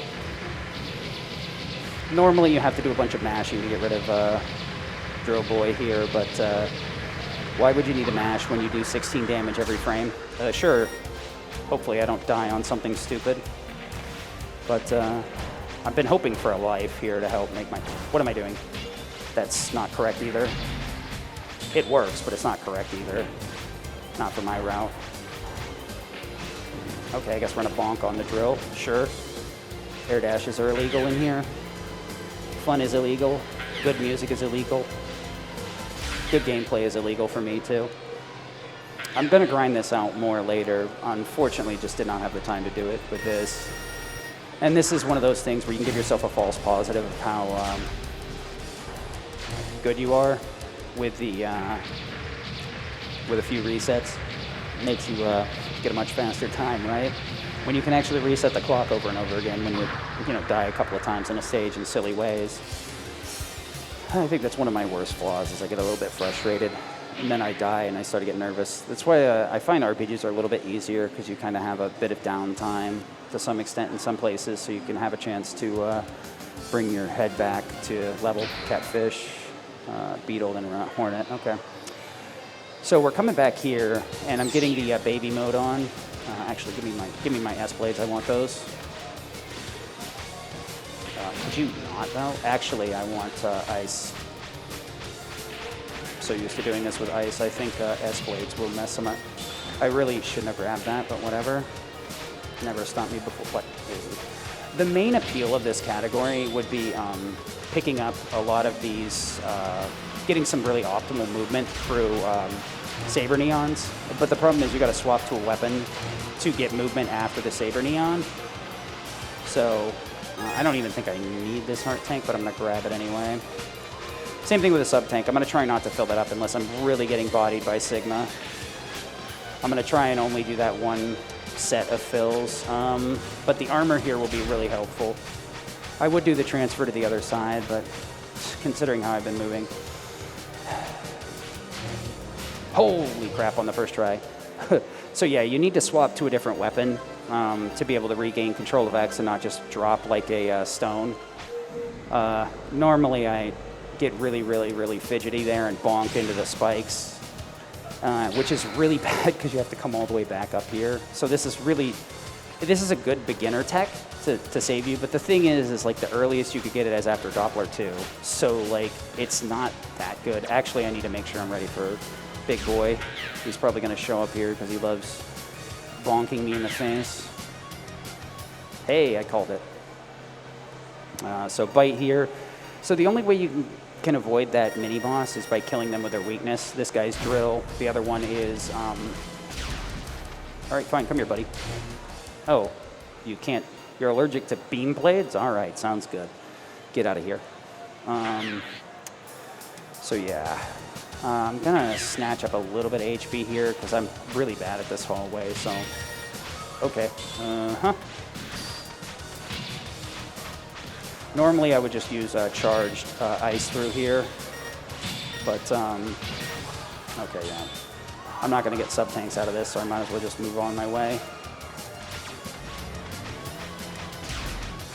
And I'll just take the bonk. So also one of the things you want to make sure is after the, before you land the second hit, you want to make sure you don't hit the bosses with any charged buster shots, because that'll be the magic number to push them into their second phase. And a lot of these bosses will get really obnoxious if you let them in their second phase. Obviously, like if you have enough HP, you can just let them land on you and then throw the saber and you're safe. Then you can charge up, throw the buster shot at them while they're still invincibility from the saber, and then slash them again. Because I think they have slightly longer invincibility from the saber, but if you're not quick enough about it, the best way to do it is just to waste the shot off to the side in a lot of circumstances.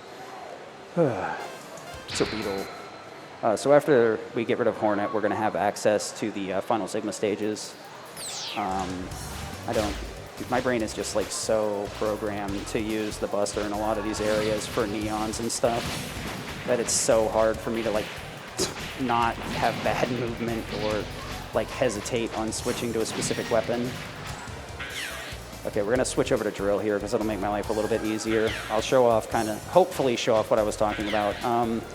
Drill has a weird property where it causes enemies to lose their hitbox or hurtbox or whatever for a little bit, so I can just kind of like move through them like that. If I actually did the movement before the drill hit. You can kind of see how my dash lands on them. It's also pretty good here too, if you're trying to do the climb. If I was trying to do the climb properly, I would be using neons. Oh, that could have been so good. You can also do this with ice, but drill is much safer because of how long it takes to go away. It'll basically get all their pellets out of the air and make your life a lot easier. Okay, that's cool. I was gonna grab the HP up here, but I guess not. Let's see here, let's get some ice. No, I don't want.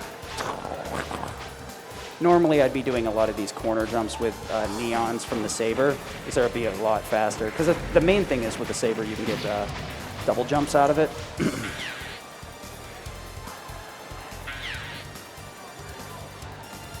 You can get double jumps out of it, and the air jumps convert into an air dash, so they can give you really, really optimal movement.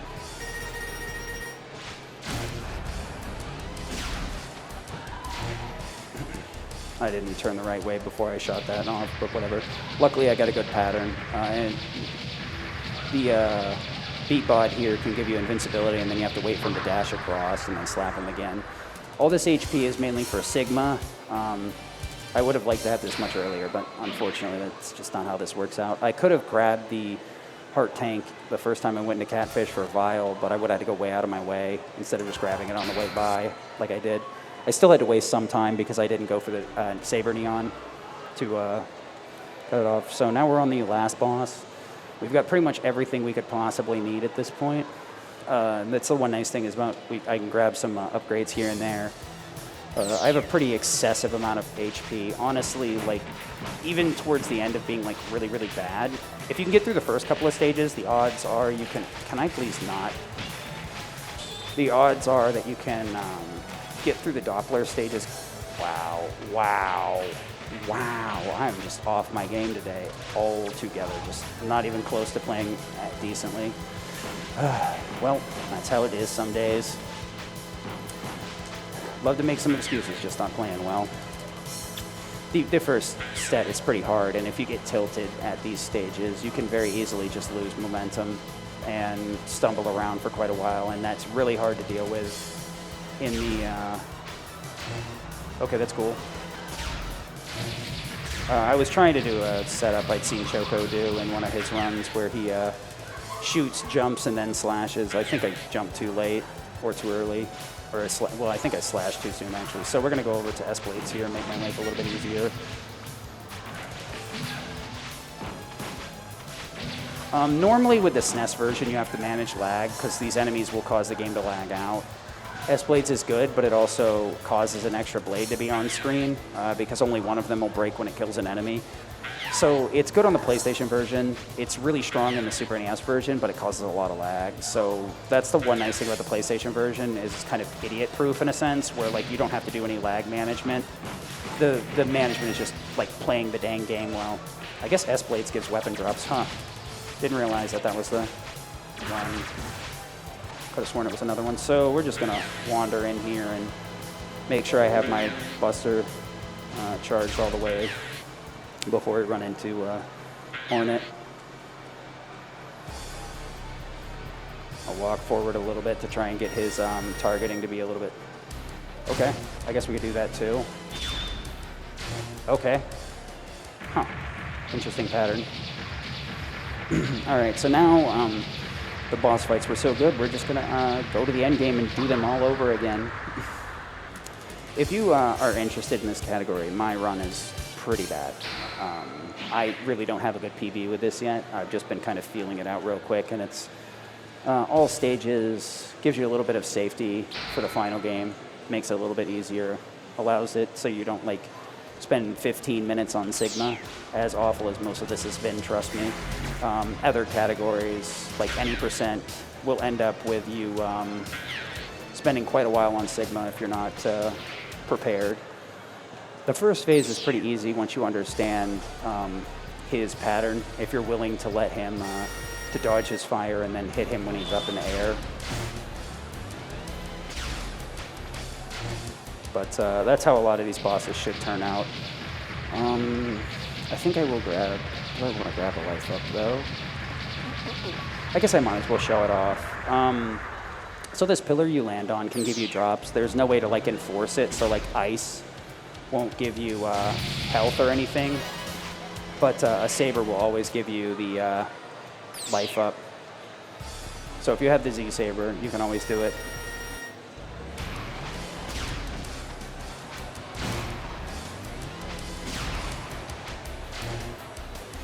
So I'm playing a little bit safe here. These can be done much, much quicker. But yeah, if you go to the Mega Man RTA leaderboards, I think they also mirror the runs to Speedruns Live. But Akatero and Choco Man, I believe it is, have some really fantastic runs of this category, and done in like 36 minutes. And I mean, if you have eyes and are looking at the timer, you can see how hard this can be. Even for somebody that has played Mega Man X in the past, X3 in the past, like the best I got down to was like 100% sub-hour. Not very good, but better than nothing for 100%. It's been a while, but this category is somewhat accessible if you can manage to learn the first couple of stages. The only accessibility issue is getting a PlayStation 1 copy. You can also play this on the X collection, I believe. Any collection that has the PlayStation 1 port or the Saturn port, you can do the bug to skip straight to Doppler. You could also do any percent and just say screw all the other stages. The all stages came about as an idea from, I believe it's X5, where you can use the Enigma to skip straight to the end. So there's actually a category to do all the stages. And that's kind of when I was like, huh, I wonder what these stages would be like with Saber. And the answer is annoying. Okay. Okay, I screwed myself over there. Okay, can I just, like, time this properly? Whatever, we'll just... My brain was too busy talking and not busy thinking about how to do that properly. You can hit him with an ice spike, start charging, get rid of your weapons by hitting L and R at the same time, and then fire off your Buster shot and your charge shot into him during that invincibility. And since it's about 15 frames, it's almost impossible to miss with at least one of the saber slashes, so you'll get him at least halfway every time. You know what would be cool? You gotta be careful with that because he can get invincibility charges once he goes halfway down. Once you push them past 16, or whatever it is, there's a magic number. Saber does half their HP, and once you do 1 damage plus a Saber, they'll get their emergency phase, which is definitely not something you want to mess with. I actually want to check my life count real quick. 2? Okay, it's fine. I could do this. I wasn't sure if I wanted to grab an extra life or 2, just in case, because I mean, I guess it's really like you don't lose time. Are you serious? Get off me. Oh, that's really bad, actually. I gotta wait for the drills to clear. Get off me, dude. Dude, crawfish, you do not deserve to be this hard. Okay, you see how he kind of spun around there? Once he gets past half, he'll try and slam into you, back up into you with his fat crawfish booty, and it takes a ton of your health. That probably would have killed me, to be honest. Crawfish is not one to mess around with. You got to be very careful if you're not doing... Oh, that's right. This is going to be... Okay, if you want to land on me, that's fine, too. There is an HP pickup before Dark or Doppler. I shouldn't take a hit with Doppler, but I am bad, and there's a decent chance I can end up killing myself in a really dumb way. Not likely, but you'd be surprised. I mean, you saw how Doppler 1 went, right? I bonked on literally every spike and got myself one-shotted over and over again in so many silly ways. Doppler 1 is probably the stage that, if you're going to run a category like this, is the one you should practice the most. Because Doppler 1 and Doppler 2 are going to be your thresholds to having a decent run. Once you get past those two, you can be in a pretty decent spot. Oh, God, I did this wrong. Okay, so I think I can just... No, I can't. So here, there's a stupid trick with Doppler here. He'll get his little HP absorb shield up the moment you swing at him. So if I swing the saber at him, he'll bring up his HP absorb and just recover all the damage I deal. So you can kind of see... Oh, look at that. Uh-huh. So what I wasn't supposed to do is, don't care. He can't absorb anything if he's dead. That Saber Slash does the damage before he can start healing, so he just dies to it instantaneously. What I was supposed to do was start the run with both charges, fire off to the left, make him put his barrier up, go over to him, wait, slash, jump, shoot my Buster Shot off screen, and then slash him with the backside of my Saber. All of these require actually being good at the game, or at the very least, awareness. It's been a little bit... I should have practiced this yesterday, most likely. But what are you going to do? What are you going to do? So we're going to grab a little bit of health here. I shouldn't need most of this. There we go.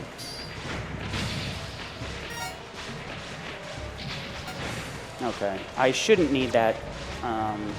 Hopefully not. So I'm going to take Sigma very slow. Captain America can be very difficult, but his patterns are pretty easy to dodge when you know about them. If you wait for the first phase to end, I can jump up and smack him in the face with a saber, but I'm going to take a hit every time. And Big Sig scares me so much that I'm not going for it. I have done it in practice, but it always led to me getting killed. So you just jump, stand, dash. Okay, I would have... Okay, now get to the corner, and I get this easy free pattern. Shoot. Okay, or you could just do that, yeah. Get to the corner again. Easy peasy. You just jump over the first one, stand under the second one, dash under the third one. But you got to be ready to jump out of that so you can do it again. Jump, stand, dash. Big Sig here, scary, scary boy. The time won't come when I kill him. I need to climb up to the top. Hopefully I won't get bushwhacked too hard and get like dropped into the lava. If I manage to pie this, I deserve it. Okay, so we're just gonna kind of... Okay, I guess if I'm gonna bonk, I might as well bonk. But I will also not play this absolutely safe. Oh, that's also stupid as hell. Oh yeah, nice throw. Yeah, his hitbox is tiny. If I didn't have the shield though, or the armor, I would have died 100%. He does a ton of damage. Bonking does like, it's gotta be like 8 or 10 damage, something like that. So the magic number, like for the base level of security, is a single heart. Will give you the extra 2 so that you survive. The couple of hearts, sub-tanks, and armor I have basically afford me a free fight as long as I don't completely like mess this up. So we're gonna climb up to the top here and hopefully not get, no, get out of here. What? Bullshit. What is this? What is this nonsense? Whatever. And that's time. Oh, I'm dying on the inside. All right, thanks guys for watching this suffering of a run. It definitely was not a good one. I appreciate everybody watching. I'm sure some of the Mega Man X community is like dying on the inside watching this. I swear I'll actually get a run on the leaderboard that doesn't look like this. I want to come back to this category. It's pretty fun. But yeah, that's about all I got. We got the end game cutscene, so you can enjoy it. And because we stole Zero's saber, Dr. Doppler is going to be the hero. Canon ending. Maybe it isn't. Anyway.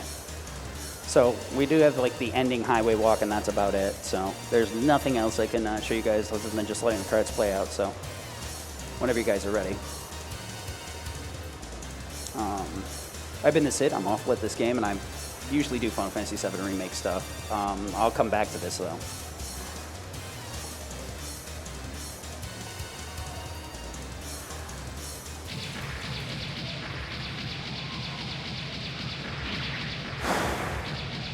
Man, that was a rough one. Yep. All right, guys. That's been me, Sid, playing horribly. Thanks for hanging out with me, and have a good day. I'm out of here.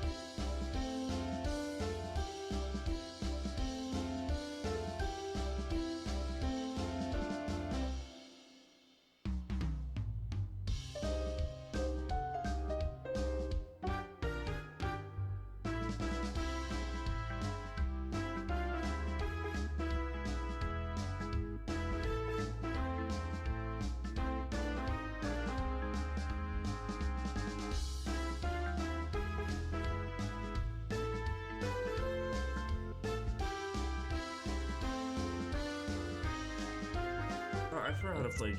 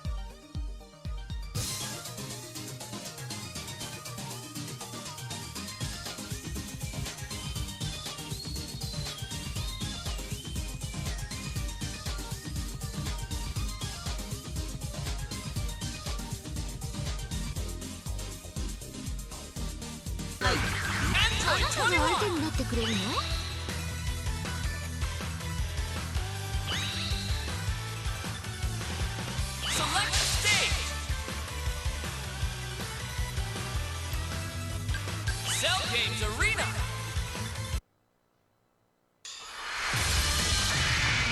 The outcome of this fight is anybody's guess.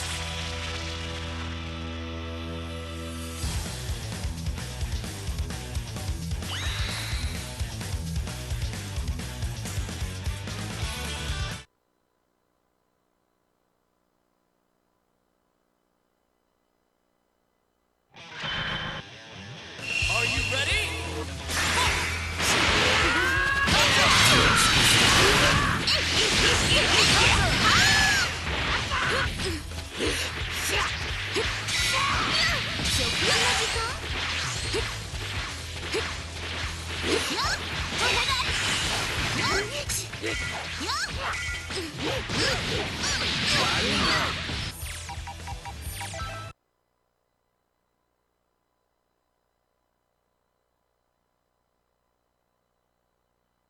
Select your fighter.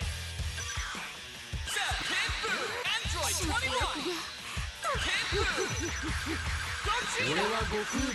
Android 21. Select stage.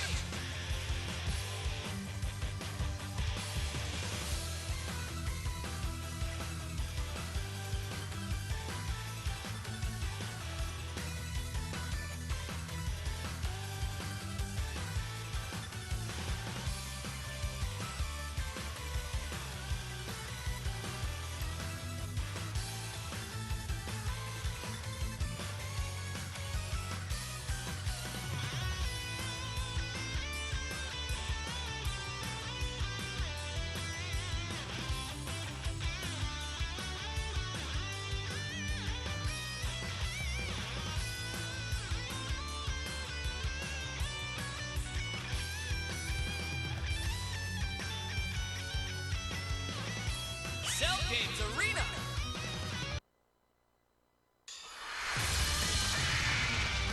Get ready for a Dragon Ball Rumble.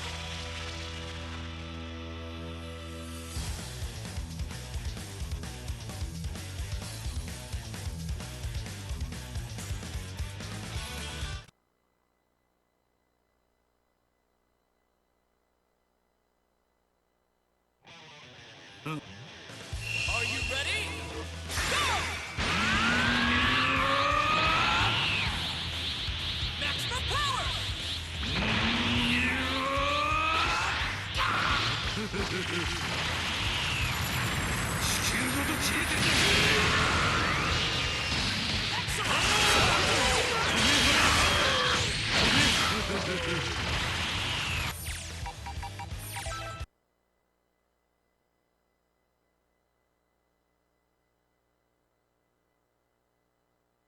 Select your fighter!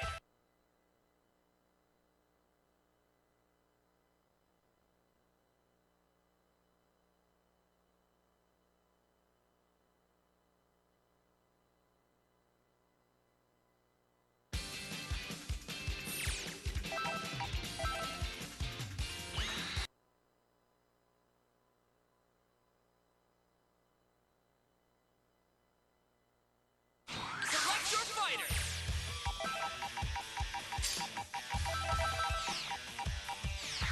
Set Kangaroo! Android 21! Gogeta! Android 21! Select stage! Cell Games Arena!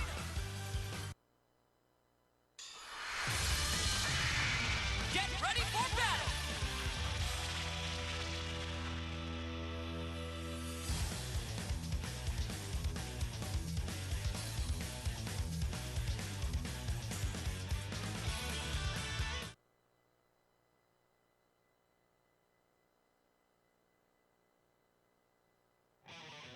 Ready?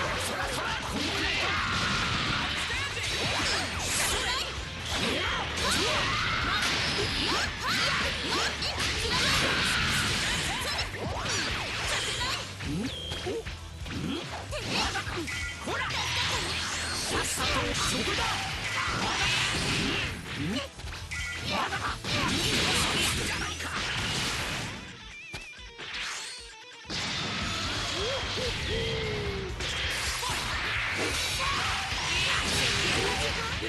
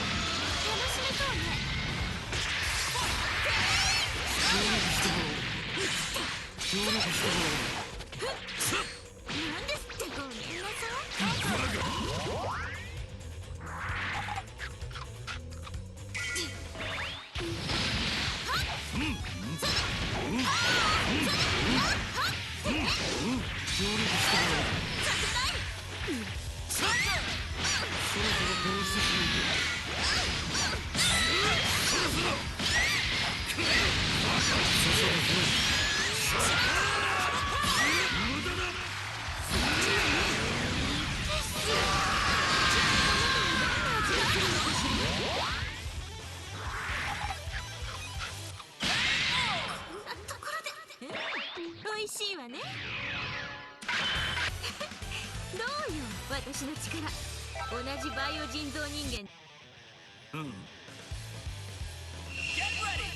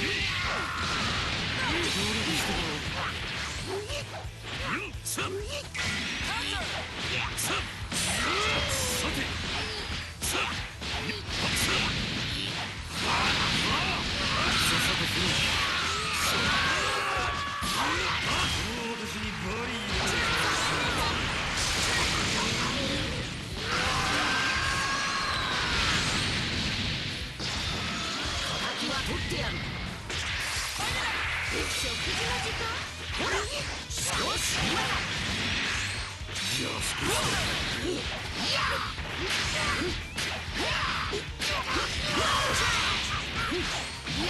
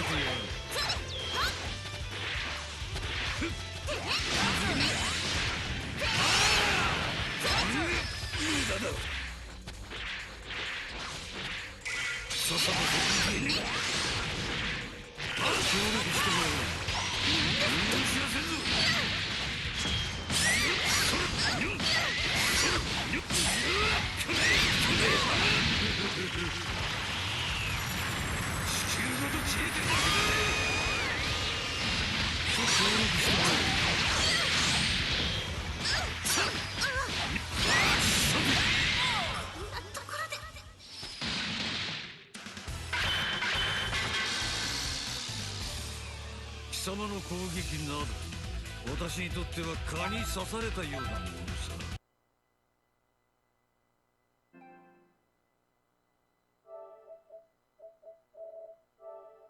Select your fighter!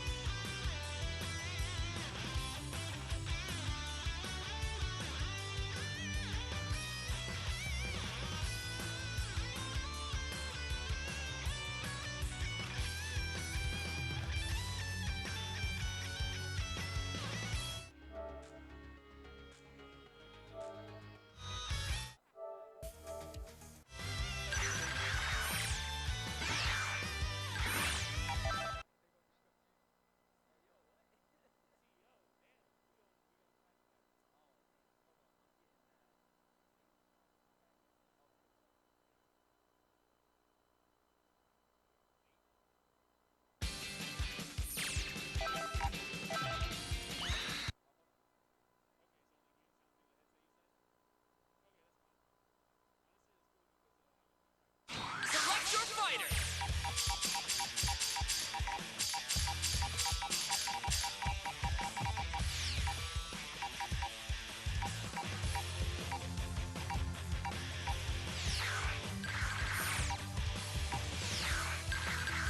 Goku! ほらワクワクしてきたぞ。 Bully! 僕は Gohan! 本当は Android 21! Tien 俺も Shinhan! 自分の可能性を試したい。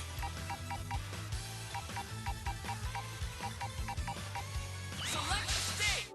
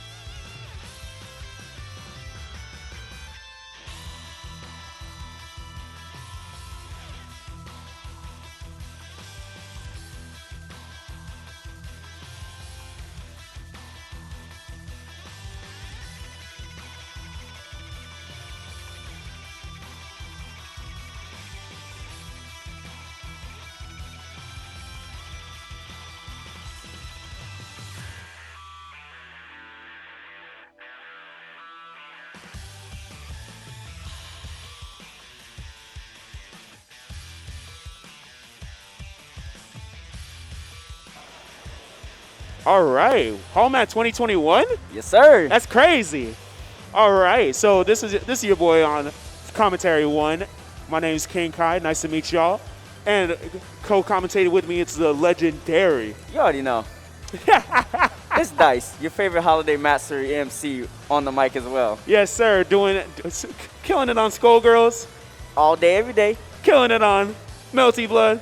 Oh, I ain't killing it on Nah, that. That wasn't me. That it's wasn't all me. good. I don't take credit for Yeah, that. it's all good. It's all good. It's okay. But it's okay. Third strike though, for sure. Oh yeah, you got, you know what I'm saying? I'm always on the third strike. Where we got two lovely people going at it today. It's gonna be Tega versus King Nothing. Losers semis. Right. So I think they're gonna give the fist bump.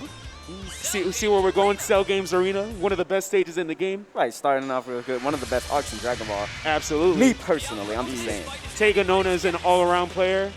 You know, doing the jack of all trades when it comes to fighting games or anime fighters as well. So right. I saw him play some Strive yesterday, did really well in bracket, and then also crawling up from loser side in order to make sure to make it into the top 8 today. And you know, he's going through like 2 brackets. He's in Melty, yeah, and he's in Dragon Ball. And in Dragon Ball, yeah. And that's also our holiday match, Street Fighter V champion right there. Yes, sir. Yes, sir. And King Nothing, not somebody to be skipped over either, doing a very good job in bracket over here. Only losing his first set actually earlier today, so not too bad at all. Nah. Yeah, so we're gonna have 2 of them going at it. Tega doing a really good job with the broad arc pressure and with the Broly. Yes, sir. Everybody got a Broly in these days. Absolutely, Broly putting in that work for this patch, and Android 21 Lab Code being dropped as well, doing very, very good. They don't drop that trailer on this like out of nowhere. Yeah, exactly. Hey, no, it was finals for Paris recently. That's why. Oh, you're right. All right, now Tega picking it up now. Already trying to finish off this first character of Gohan. Oh, and Broly you got the meter. You better spend it. Yeah, absolutely. There we go. And there we go. First character already down for King Nothing. So Tega making sure to finish it up. But Android 21 coming into the picture now. Absolutely fantastic pressure, stealing moves, doing the thing, and eating the cupcake once she finished with you. So it's all good. Oh, and King Nothing got that. He got that hit confirm off that assist right there. Absolutely. All right, let's see what's next now. Doing the dive, reset, command, get some pressure in there. And those assists so good. And with the Dragon Rush. Right.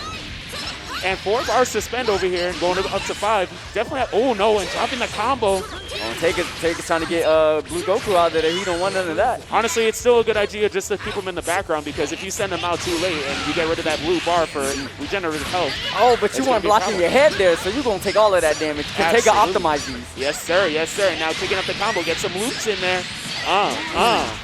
Get the Beyblade spin and then finish it off with the Broly level 3. Now you got to hold that. Yes, sir. Reset. Flex up. Oh, command grab. Level 1. Right to the chest. What a call out. What a call out there by Tega. Make sure you block Nothing him. Sleeping at his controller. Yes, sir. Yes, sir. And now Tega with the TN. TN can cash out on big damage there, especially with the level 3. Definitely one of the best characters when it comes to capitalizing off of those ultimates and the specials. So not too bad at all. All right. Broly putting on the sphere, trying to get rid of projectiles, but unfortunately already got called out. But with the 2H, right to your chest. Dive in there. Caught him flexed up. I love that command grab. So sick. All right, Tega with the setup now. Trying to get some pressure off. Ooh, but King Nothing with a couple lows there. Let's see how this combo is going to finish now. All right, volleyball spike. Oh, trying to get the setup with Chaozu. Tried to be sneaky with it too, but Tega was already on point. He was like, I ain't letting you get that. Absolutely. And now Tega now trying to make sure, finish it off. Drops it. Gonna be a big drop. Can King Nothing make this comeback though? I think that it's possible to get rid of Bro. Oh no, drops a combo himself too? With the blocks. Oh, good block on that volleyball fist. Absolutely. Shout outs to Haikyuu. This is an anime convention after all. Right. We all anime fans on here. Oh man, and Tega doing some great blocking there, making sure to capitalize on that punish. And game 1 going officially to Tega. Going right back to the run back, so we chilling. Tell me why, Broly just out here with his pectorals like that, flexing on him. Listen, man. So Broly just has the ability to just capitalize on so much damage. Has the setups in order to, one, get rid of projectiles. Has armor on even lows. Ooh. And also some of his heavies are equipped with armor as well. What is it? He also has a nice little charge that just could go at you full screen. We call it the choo-choo train sometimes too. You know? Make sure you get that. Choo-choo? Yes, sir. Get carried across full screen. Now hold on. Now let me see how this damage is gonna go. Finish it off. There Javelin. Yes, sir. King Nothing did a lot of blocking, but he had to hold that. Exactly. And unfortunately, though, you know, Bardock being one of the best characters when it comes down to damage and also taking care of things himself. And can abuse plus frames too. Oh, tries to get sneaky with a low there. Right. King Nothing being able to capitalize on it. Let's see what's gonna happen. Switch back to the corner. Honestly, a smart choice. Oh, that was a good reflect and calling him out with that rush punch. Oh my God. He said, Larry, I got you. Let me see that. Oh, what a good reflect. Get him off, call out take with it. the 2H. Oh, Insane. And taking out, capitalizing. His game plan is always on point. He is just ready. Absolutely. Oh my goodness, and good tech though by King Nothing, but gets called out again with the 2H. And Tega gonna have the ability to finish off that Android 21. King Nothing, he was trying his best. He was trying to reset his neutral at every opportunity he could, but absolutely. Tega not letting him have it. Oh, and he got that pickup. That was actually pretty sick. I ain't never seen that before. Never seen that. Oh my gosh. The conversions are actually immaculate. Oh, and now you're gonna get loot on stream. Yes, sir. And here we go. There you go, little Broly assist just to capitalize it. Oh, and the dive kick by Blue Goku. I like that, honestly. That's a super sick assist. And now, wait, King Nothing has an opportunity here. Got sparking up, and he's on limit break mode. Yes, sir. Get that level 3. Here we go. Ready? That's all he needed. Just one. That's big damage. It is huge. And he can do that as many times as you want, so long as he has meter. Hey, if you got that cash, you better spend it. You know how much meter you get back in this game? What? Oh my God, the crawl out? What? The call out attempt? What? You know, King Nothing was like, hold on. Yeah, let me make sure. That was a very good tech, but oh my God, he gets away from trouble. Tega is sitting on 5.5 bars here. Oh wow, gets a pickup. Right. Let's go, King Nothing. Let me get that. He tagged Broly, but he couldn't get snipe him out. No, not at all. Oh my gosh, I thought that was going to be a 2H from King Nothing, but it's okay. It's all good. Wow, what a block. Just managing to avoid that 2H. Yep. Oh, and you're going to eat that. Tega making sure to get that shoulder charge in. Set up. Spin that cash. Yes, sir. Level 1 with the Brody. And that's 2-0 by Tega. And that'll finish off King Nothing's tournament run, unfortunately, on 4th place. So, yep, that's it. Yeah, that's it. That's it, yep. Even though it shows the 3, I think they're a little bit confused because there's 3 matches that shows up. It is 2 out of 3. It's 2 out of 3. 2 out of 3. It is 2 out of 3 for loser semis. Shake his hand. Shake my hand. Fist bump, get that. There yes, sir. Good swing. So, you know, Taker was like, hold on, man. That's it? Like, I want another one. Yes, sir. Gotta make sure. All right, give me 1 second over here. I gotta make sure everything cooling over here on this side. Who we got next? Let me see what's Taker up. will be on to his losers final set. Yep. It's I think it's Taker versus Polarity. Oh, we get to see Polarity back. He was in our winner's set facing off against Perfection, but Perfection was definitely showing he is Perfection. Yeah. I mean, Perfection made sure. He's like, hey, look, I got to get over the grand. So made sure to check Polarity, send him down to losers. But it's okay because Polarity does have a fighting shot to get redemption. Alrighty. All right. And so Tega here doing a very strong run, but right. Hold on, let me see these checks. Hold on, let me see the tech. Polarity with the earbuds, Tega on the phone, probably trying to pick a track. Oh, we out here. Oh, he getting himself his grand final some music ready. He queuing it up right now. Oh man, let's go. Let me see what's on the playlist. Hold up. Think about it. I mean, he already took Street Fighter 5 home. Really? He wants to take DBZ home too. Gotcha. Okay. I know this one. He two W's on his way. Already. I could see it. That's insane. That's insane. All right, well, let's see what's going on here. Yo, it's on us? That's crazy. We famous. That's crazy. That's crazy. Let's do a couple shout-outs, actually, while we're here. Shout-outs to you. Me? Yeah, because you cool. You passed the vibe check. You passed the vibe check. That's me, baby. Shout outs to Holiday Matt for having us here. True. Shouts out to Geoff too. Shout outs to Domo for holding down the stream. Shout outs to Asmo for holding up the camera. And shout outs to Duelist for running the brackets. It's me and Duelist running the brackets for That's this my weekend. bracket runner. Yes, sir. Love That's that my man. bracket runner. That's my bracket runner. Yes, sir. So right now and then also shout outs to Geoff. Geoff the hero for allowing us to be here in the game room, taking on the responsibility of holding it down for a fighting game. So appreciates and shout outs to him for sure. Now we got to get this match underway. We're gonna see what we got going on here. Taiga running the same team, Bardock, Blue Goku, and Broly. And then Polarity here with a little bit of, let's see. Oh, we got Kid Buu, Blue Gogeta, and Android 21. We chilling. We definitely chilling out here. Let's see what we got. Shout outs to the crowd. Little spectators here and there, but we chilling. That's okay. That you only need one. They're my guys. Absolutely. All right, now Taiga already going up with that Bardock offense. Doing that good Oh my sacrifice. God, I got hit. I ain't even gonna lie. I got hit. Polarity got good blocks. Oh, Yeah. but he didn't tech that. No text there. All right, now Taiga already going off. Let's see what we got here. Beyblade spin setup. What's the mix? Going for the low. I like it. Sacrifice. Oh, Wow. guard cancel. Had to get Gogeta out there. It's time to make moves. For sure. And Taiga was actually, I think Taiga was trying to bait it out because he was doing the charge up for the nice little leg. Oh, and that was a good check. Taiga tried to get that gut punch off, but Polarity not sleeping at his control, and he was like, I'm ready for you. Absolutely, and getting the conversions off. Let's see what's going to happen in the corner here. Goes for the nice little dot. Oh my gosh, those legs be hitting. Kid Buu for the mix. Wow, what a good block here by Taiga. And now Polarity's going to optimize this combo. We might be looking at I think we'll be just fine here. Yep. Guess the setup. What's next? Kid Buu finishing things off. I like that. Had to bring him in. And Taiga, he started out extremely strong in that first match, but then Polarity, he capitalized. 1,000%. 1,000%. And Polarity making sure to keep off as much pressure as possible, because when it comes down to it, Kid Buu is a problem. And then also, same thing for Blue Goku and Broly on the same squad. Jeez, man, both these guys have some work to do. But Taiga here, making sure to capitalize on that level 1. And goes right over to level 3 with Broly. Fantastic options here. That damage is insane, no matter how you look at it. Oh my God, that overhead.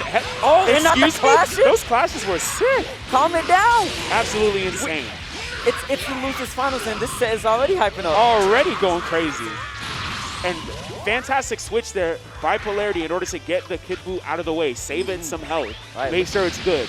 And yet you still have a fresh Android 21 putting in that work. Let's see if you can get rid of that character. Yes, sir. Oh, no, drops the combo. That's huge. And Taiga's going to get Broly out of there. Yeah, got to get that health back as soon as possible. Oh, my God. Try to go for the mix. Oh, now you're about to get looped.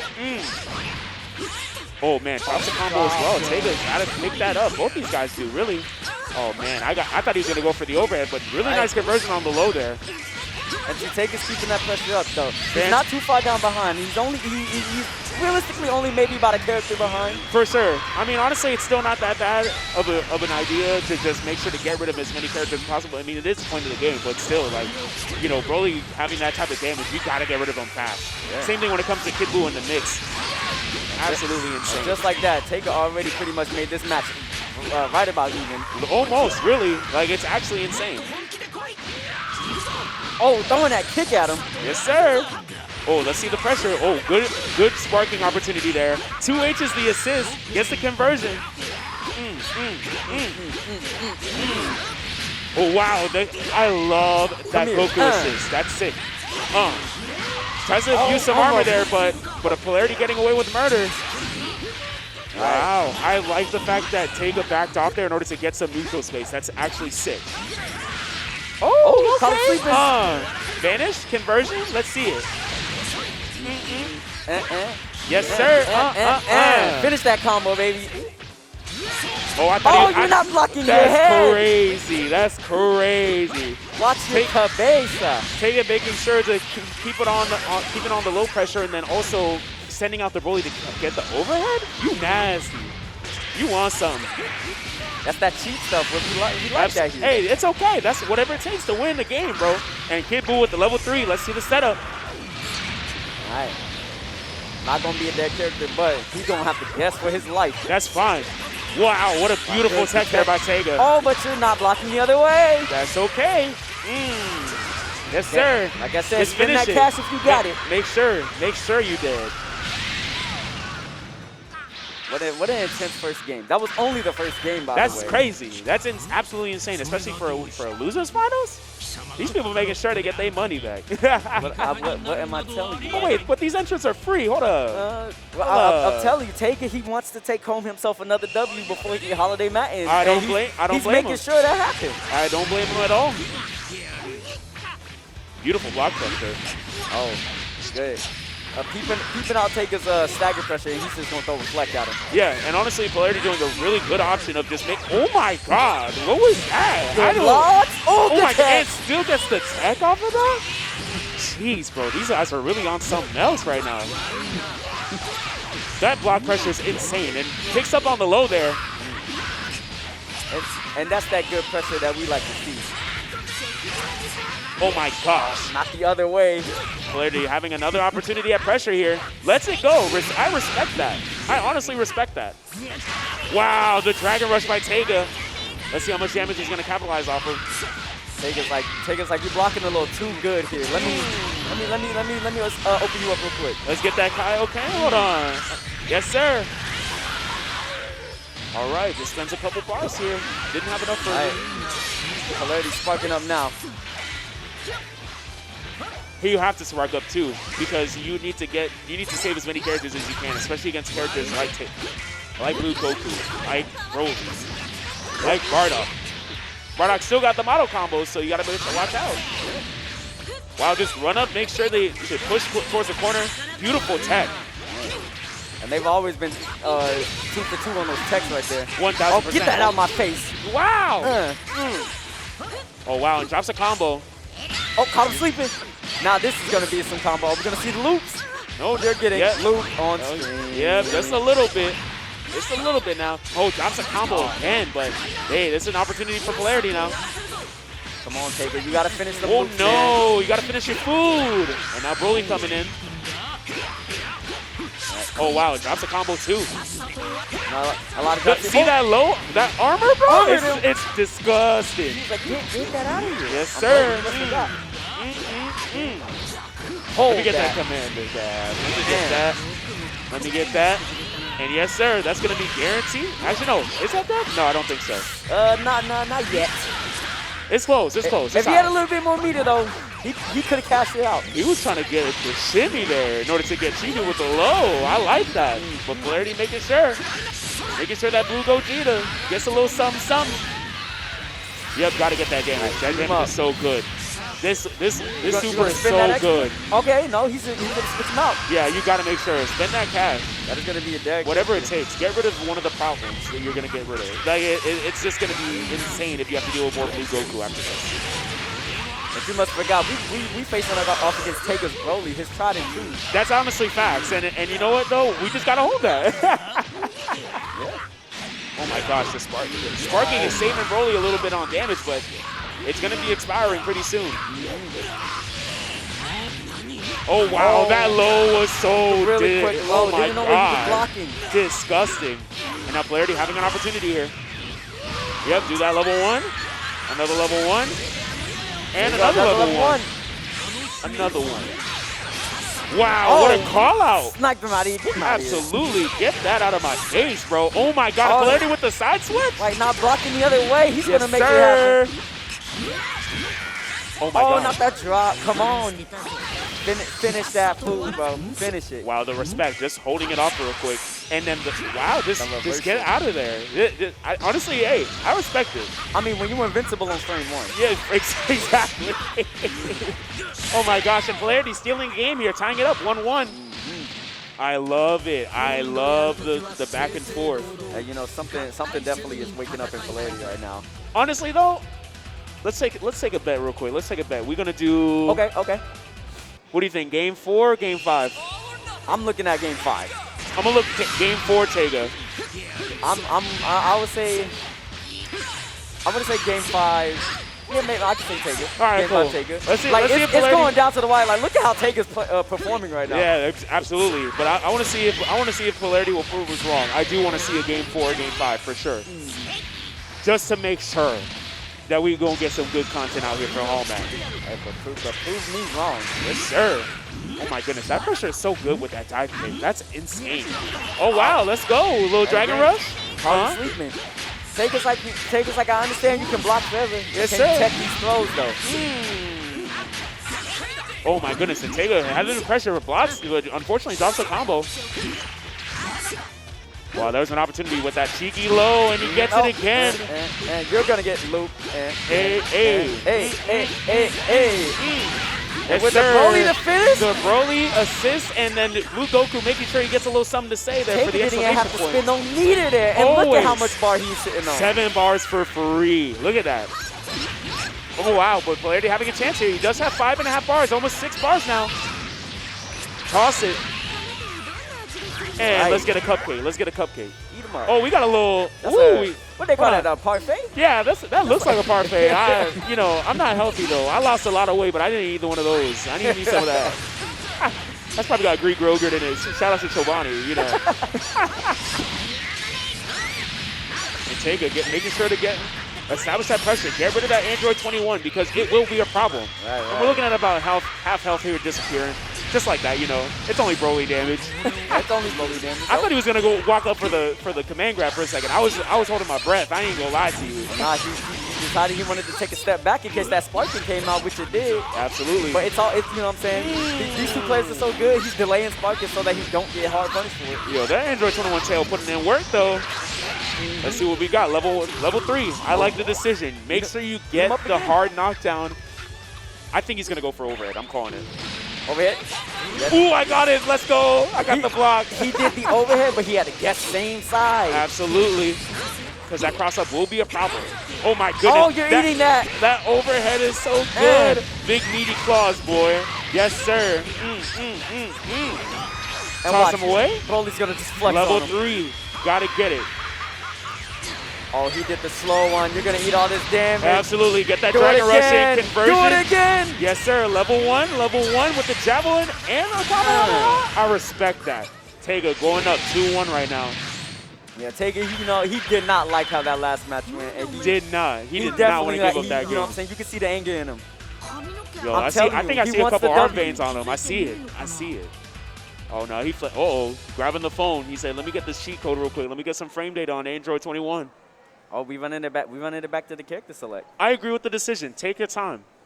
Right, take your your time. Sometimes, you know what I'm saying, when you down to the wire and this is literally like your last opportunity you get, Yeah. you gotta take it. You got to. Especially since it's 4th place, so you got to make sure, like, that you want to be in the payout. You make sure you get caught up. Don't take your time. It's third. West City, let's go. West City. Cell Games Arena. I respect it though. Give It's us okay. West City next time. Hey yo, I know the crowd can hear me. If y'all rooting for Polarity, let me get a couple screams out. Let me get something. Nobody for Polarity? That's crazy. That's crazy. Anybody out here for Tega? All right, I got one screen. Tega Hey, I fans. heard you. I know y'all you. Tega fans out there. Hey yo, shout out to you. I don't know who you are, but I respect it. I'll shake your hand later. Yes, sir. Me too. Let me join in. All right. No intros rocking. Let's go straight to it. Right into it. Yes, sir. Pick it up. And Polarity already off to a hot start. Maybe they're taking time to make sure to reassess the situation. I always favor that. You always want to make sure you take your time, but make sure to get the blow up. Oh, but traps the combo himself. Vanish? Oh, and the kid boots Oh stanky my leg. I was gosh, catching him. bro. What? That is gonna be That a conversion dead was hard sick. out. I ain't gonna lie. That was kind of fire. All right, now Tega already down to character, but that blue Goku has been putting in work. Oh wow, beautiful reflex. Oh, but gets the I'm on the other side. Oh my goodness. There we go. Oh, I'm on the other side. That was Yes, so sir. fast, I didn't even see That conversion was actually sick. I love it. Dive kick, Kamehameha. One more, level 1. Broly. this ain't gonna be it, though. It's not gonna be it, but It's okay. Oh, I thought he was going to get the call out on the 2H. He's been on point with those, but Polarity get away with murder. Oh, yes, sir. Spend that cash. I didn't know it went that far. I thought you had to be point blank for that. No. It'll go like 3/4 screen. If that. Like, it's insane. Let that pressure go. Yes, sir. All right. Beautiful spark. He didn't want to hold any of that. He did not. I don't blame him at all. Whoa. Oh my God. Polarity tried to sneak that in. He was Jesus, like, I man. got you. Stanced up. What? Insane. And Tega now capitalizing on damage. Get the command grab for the finish into a level 3. Yes, sir. I agree. Put him out of his misery. Get the hard knockdown. What's the mix? Low, whipped out, but it's okay. Polarity getting away with it. Has an opportunity here. Drops the combo though. But picks it up. That's no problem. He said that's no problem at all. All right, let's see what's happening. This is going to be big damage. Could be looking at a dead character if Polarity got those optimizations. I don't think so. It's just going to be a level 3 hard knockdown, and I'm going to guess Dragon Rush for the mix. Dragon Rush for the mix? How about same side over here? Oh my God. We both got mixed. It's okay. It's all right. And see, Tega, like, you know what's crazy though is that Tega's usage of low through Goku, it's actually incredible the fact that you can actually sell that overhead coming over but still go for the cheeky low. Just to make sure you get away with whatever you want. It's so nice. See, it looks like it's going to charge up for that overhead, but it doesn't come out. And you're just here like, okay, well, I guess I got to hold that low. Yeah. Now both these guys just going at each other. That was a little Tom and Jerry action, but Polarity getting that win. I mean, but you gotta forget it's Broly, The super dash coming out. You know, if all else fails, super dash got you to the solar flare. Zap. I see you. And Kid Buu finishing it off for Polarity there. Now what I tell you, Game 5. You got the Game 5, but who's gonna win it? Is it gonna be Tega or is it gonna be Polarity? Look, Tega. I lost my first bet. I ain't gonna lie to you. I'm kind of salty. You know what? Oh, already starting off with the assist call. Yes, sir. Oh, and that Tega making sure. That pickup is clean every time I see it. It's so good. Way too good. Wow, the 2H. Duffed you in your mouth. Yes, sir. Wait. Just again. And wow. Tega's like, hold on, I know exactly what you're going to do. Let me wait back here. And those backdashes just to sell it. So good. Polarity forced the spark right here. He's tired of holding pressure. Oh, and what you pressing buttons for? Oh my gosh. Look at the meter game. Look at the meter game. That is insane. Picks it up. One. Zap. Give me another. Give me another. Absolutely beautiful job kill? there by Tega. Almost having a perfect game here. Hold on, let me see that. Let me see Bardock get. There's a chance of a perfect here. Oh, never mind. I ruined it. Commentator's curse. Commentator's curse, boy. My fault, but we only do one take up here. It's okay. It's fine. Commentator's curse. Yeah, right? All right, now both these guys, I mean, Polarity trying to find something in him. Gets the pickup. Let's see what's going on here. The low. Yes, sir. That low is grimy. Right. I got hit too. I ain't gonna lie to you. Yep, level 3. Try to finish that thing off. Yes, sir. Beautiful, beautiful job there by Polarity. Now we getting two characters on two characters. But now you got to deal with Broly. Right. Super armor galore. And with sparkling? Oh my gosh, that was popping spark early. That reflects into the punish? You gotta be careful. Sometimes, you know, certain characters will just straight up go over Broly's 5L. Oh my god. They're just that short. Short characters give this character a hard time. It is absolutely insane. Oh my god. Oh my. Empty jump into the low. He thought he was going high. I ain't gonna lie to you. I did too. Oh my god. And resets it. The grimy stanky leg. And now Polarity here showing a sign of life. One more character. Let me hear it from the crowd real quick. Come on, one more character. Let's go. One more character. Polarity does this, he will be moving on to Grands and facing off Perfection. Oh my god, the call by Tega. He making sure we're going to be on even terms here. Beautiful, beautiful call out there by Tega. It is now even as it can be. Whoever gets this next hit is going to basically decide it right here. Absolutely, and none of them on sparking. No more sparking left in the tank. Wow, Polarity almost got the hit. He got 2 hits, but no confirms. And now Polarity's got it. If Polarity can make use of this hit right now, he's Yes, good. yes, make He's sure. He's going to have to take another guess, though. Yep. Hard knockdown. Let's see what's happening. Get your resources in. Absolutely. Make sure you stay hydrated and stay snacked up. Yes, sir. Your daily vitamins and minerals are this mix. Absolutely. Oh my God! And Polarity moves on to grands. Polarity will be going on to grands. Beautiful job there, Polarity making sure to defy the odds. He's probably gonna be like, hey, look, I needed to take like a 30-second break. Right, you know, the heart pumping. You know what I'm saying? Absolutely. Adrenaline. You saw how happy he was. He was like, I can't believe that happened. Absolutely. Now, ladies and gentlemen, for this beautiful tournament run, let's make sure we give a hand and some shout outs to Tega. There you go. All right, Tega finishing off in 3rd here, but definitely did not disappoint when it comes down to the gameplay. Absolutely ferocious. Nah. The tenacity. The tenacity? Yes, sir. The tenacity. The quality. Absolutely amazing. Tega, shout outs to you. Shout out Who's to watching? Shout out to all y'all. Absolutely. Shout every out single to the one of Holiday y'all. Matsuri crowd as well. Absolutely. Shout outs to everybody in here. The game room, we always lit. We always fly in here. So I'm glad that we got some things rolling. Let me see what's next on here. I'm going to use my little cheat sheet. Let me use my little cheat sheet. So now it will be Polarity and Perfection and Grands. Polarity's going to be on the loser side of things. Yep, absolutely.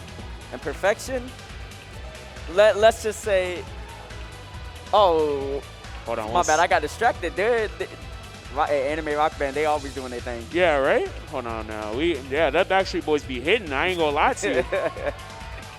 Uh-oh, hold on 1 second here. But based on what I saw earlier, then when it's gonna be for Perfection versus Polarity for sure. Perfection definitely, he came out for blood. He came was like, out for blood, bro. He was what? like Holiday Matt DBZ. That's 3-0 all me. on the winners finals. That's all me, baby. He went all, didn't drop a game, didn't drop nothing. No. Clean, a literal clean record all the way through. Absolutely, all 4 wins coming as dubs, and I mean, hold on 1 second here. I think something happened with the bracket real quick. Let me make sure I refresh this real fast, because there we go. Edit. And look, Perfection, he's ready, man. He's like, yeah, Perfection's been on point, and repping South Florida. Yeah, that's our guy. All right, let me see what the tech is. You got a green wristband. Make sure them glasses is on point, shiny. Oh, and it's a long cable. He going in, no audio. He's like, I don't need audio. I don't need to hear audio. Wild. Guess what? His name ain't Perfection for nothing. That's facts. That's absolute facts. And Polarity making sure to take a little mini break. He's coming back up on stage. And now we about to get ready for this grand finals. Make sure you desync controllers. True. Make sure you give each other a fist bump. We don't need no desyncing controllers out here. We had enough of that yesterday. Are you sure, bruh? Nah. Are you sure? I made sure to desync every single one of them earlier before this set happened. All right, I made sure this top 4 was good. And shout outs to the crowd right now. We living it up. Right. We got a nice little decent crowd for some DBZ finals. And shout outs to Glitch too. I know that's out of nowhere, but shout outs to Glitch for providing us with some extra prize support here. Adding on a little goodie bag for first place, some drawstring bags, goodie bags. Nice little goodie bags. Some nice little gaming powder and some gummies throughout the event. Oh, that will keep you focused all throughout the tournament. Shout outs to Duo Studio. Shout outs to Juicy. That's my squad right there. Shout outs to Domo running it down on the stream. Shout outs to Aswell once again for manning the camera. Texas Gamers Lounge, shout outs to you. Congratulations on that new location over in Austin. And arcadesforhome.com. Thank you for coming through. Oh, actually, no, it's by arcadesforhome.com. Yeah, there we go. Let me make sure I get the word in. Let me make sure. Thank them for coming through. Absolutely. And Nexus Gaming Alliance, appreciate you for coming through. And Wedoka, appreciate you. Let's see where we're going on stage. We're going back to Cell Games Arena. We said West City. Give us West City. Give us this one West City. At least put it on for the music. It's the best music. Put it on for the music. The best song when it comes to battling it out with a homie. Let's get a fit. Are we going to do a button check? We're going to do a little some. What we doing, guys? What we doing? If they don't get a button check and they just going straight into it, they got it. They got it. That's not up to me. That is not up to me. Perfection's like, look, I got places to be. Absolutely. I think Polarity having one hand on the. Oh wait. Let me. All right, cool. I had to get that solid power. I'm just saying that will always be my favorite moment of Evo. Let's ever. go. Watching the crowd do the cell crowd screen. doing that is always a win. Let's get that fusion in. And I like that they're watching the intros too. I That's always- mad respect. I They're love giving the people intros. something. I love watching them. Let's get that power up to the blue. Yes, sir. All right, so And they just hammer it in. Oh! for those of you who do not know, when it comes to you being on loser side, you have to win 6 games. That's it. Even if you win 3 against the person that's on winner side, you are sending them to losers. Therefore, you have to win another 3 games in the next set in order to officially be champion. So Polarity has a 6-game gauntlet minimum in order to get that win, get the W. So, and Perfection, making sure to get the Millie Rock on every block. Goes for the command grab, but whiffs it. Guard canceling out of there. Absolutely. He was like, look, I'm holding, you know what I'm saying? It's getting a little too hot around here. Cell Absolutely. doesn't need any of that. And Polarity trying to go and get away with the overhead, but Bait in the reverse, so he was Bait. like, what you doing up there? no problem at all. Gets the setup now. Toss him to the side. Get the assist. Oh, and look That at look, did it. That and looked look like at it him was gonna drop. optimize. He was like, I didn't have to spin meter. Look at him optimize that. No problem at all. No problem at all. No problem. Wow, what a beautiful reflection. Side switch over there by Perfection. Great job. And those were extremely good blocks, but he didn't block his toes. Absolutely. But now Perfection making sure get into that cell level 3. Look at that super Kamehameha. You don't Command have grab. to hold all of that. Oh no, went for the low? Oh my gosh. Man, everybody has been showing some forbidden mix around here. Honestly, I ain't gonna lie to Why you. not got all of that in the makes things extra spicy. I'm not even gonna lie to you. Yes, sir. All right, now we're already having a chance here. Oh, but he's gets back blown at up. it again. He got blown up, and now he's gonna pay the price for it. One last character here, but level 3 sparking is a thing. He was like, not only am my name is perfection, but I also do perfect attacks. Absolutely. Oh my gosh! And he reversal level 3. Just level 3. Get the donut in there. Get your vitamins and minerals. Yes, sir. All right, Low. cross up. Nope, same side. You got me. Wow. And Perfection making sure to get the sparking to take his turn back. But gets blown up there by Polarity. Polarity making sure to save that level 3 sparking. I honestly respect that because you got 2 more characters to go. Oh, wow, what a call out there. Wow. He And said, I swap- want cell. I want cell. Give me And- that. And because of the fact that he did the swap there, Perfection loses out on cell getting the regenerative health.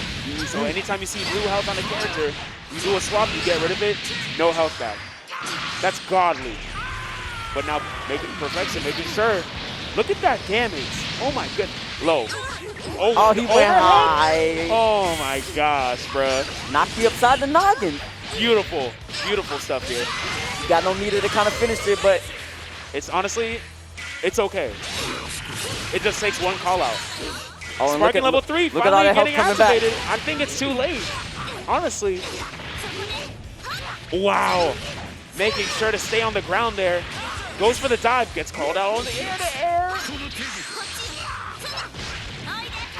Wow. Oh, and the what a EX. blow up. Yeah, I think this is it. If Perfection dropped the combo. And another oh drop. my Oh! God. I didn't know which side he was on. I did not. That hurt me. I ain't gonna lie to you. That hurt me. I got hit. I I got hit several times in every set. I ain't gonna lie to you. I think we all got hit. Everybody did. There you go. Starting off with that perfect attack. And he's blocking out overhead. No problem. Get a little elbow in. Oh, my he said God. fake. Got watches. Oh, and he That's went to the other side. switch? Jesus. Help us right now. Yes, sir. He was like, made you look. Make sure you get them kicks in. Yes, sir.